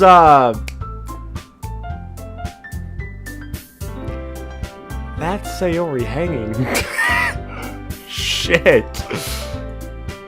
Oh, come on. You can't take advantage of having to agree with you just because he doesn't know how to say no to anything. Look, Monica, do you really think any of us here join the club with other people in mind?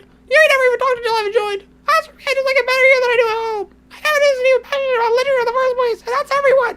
Sorry, but you're really the only one who's so interested in finding new members. The rest of us are fine like this.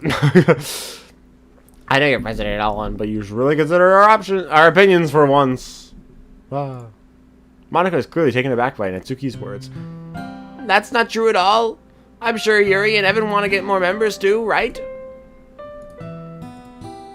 I don't know about Yuri, but I'm kind of indifferent. If I showed as much enthusiasm as Monica wanted, then I would probably be lying. Still, if it's up to me to rescue the situation, No. Natsuki's right, isn't she? This club, It's nothing more than a place for a few people to hang out. Why did I think that everyone here saw it the same way I did? But that doesn't mean that we're against getting new members or anything. Evan, why did you even join this club? What were you hoping to get out of it? Well, that's not really something I can be honest about, is it?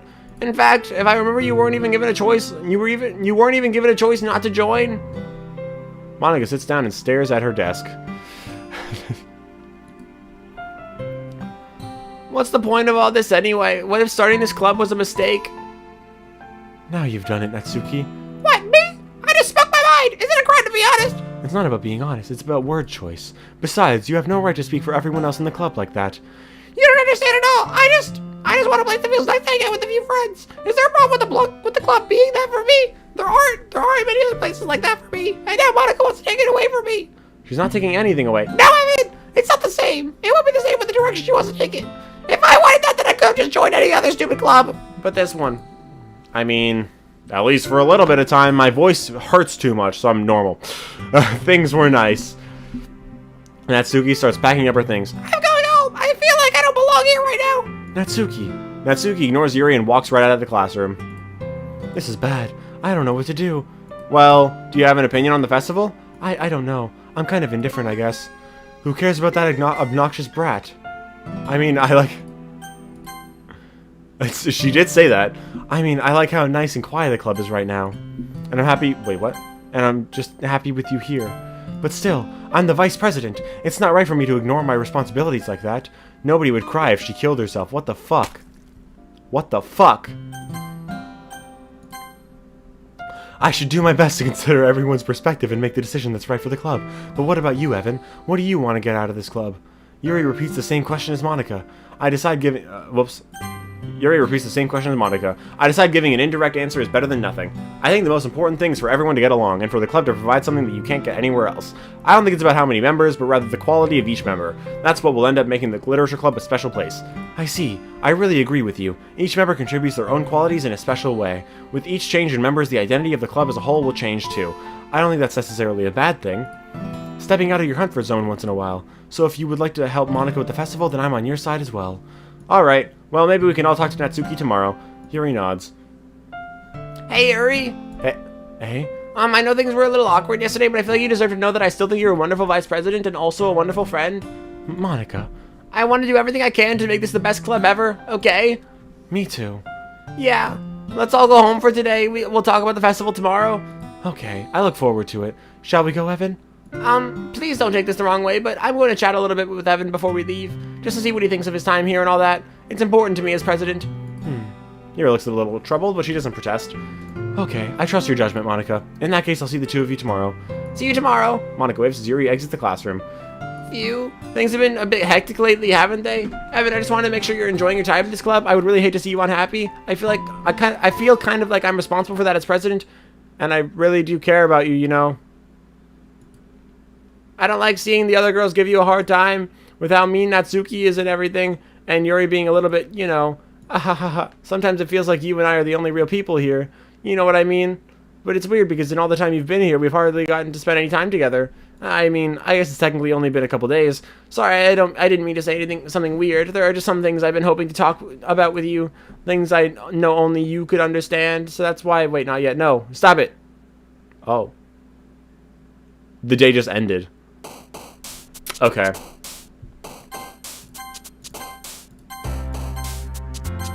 No.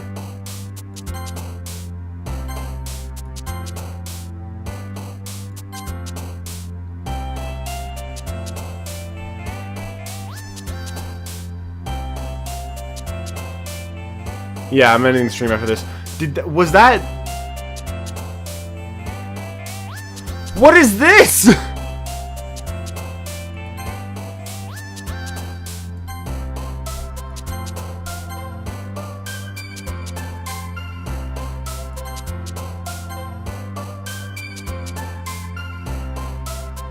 That's a Monica bounce?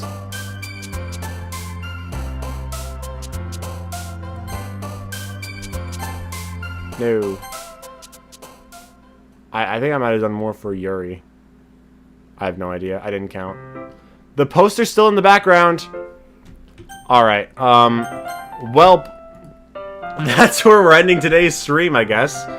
I hope you guys have enjoyed the stream. If you did, leave a like and subscribe if you want to. I think the next stream on this game will either be tomorrow morning or probably Friday. Most likely Friday. But yeah, hope you guys have enjoyed, and I'll see you all in the next video or stream or whatever the next thing you see by me is. Why is this happening?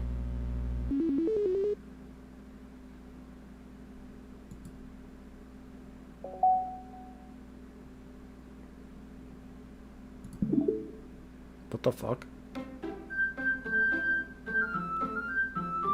I clicked exit the game.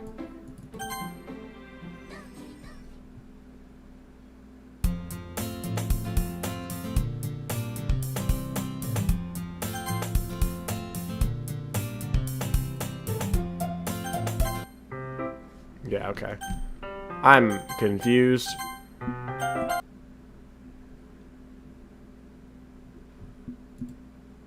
Okay, well that's weird. Anyway, I'll see you guys later. Bye!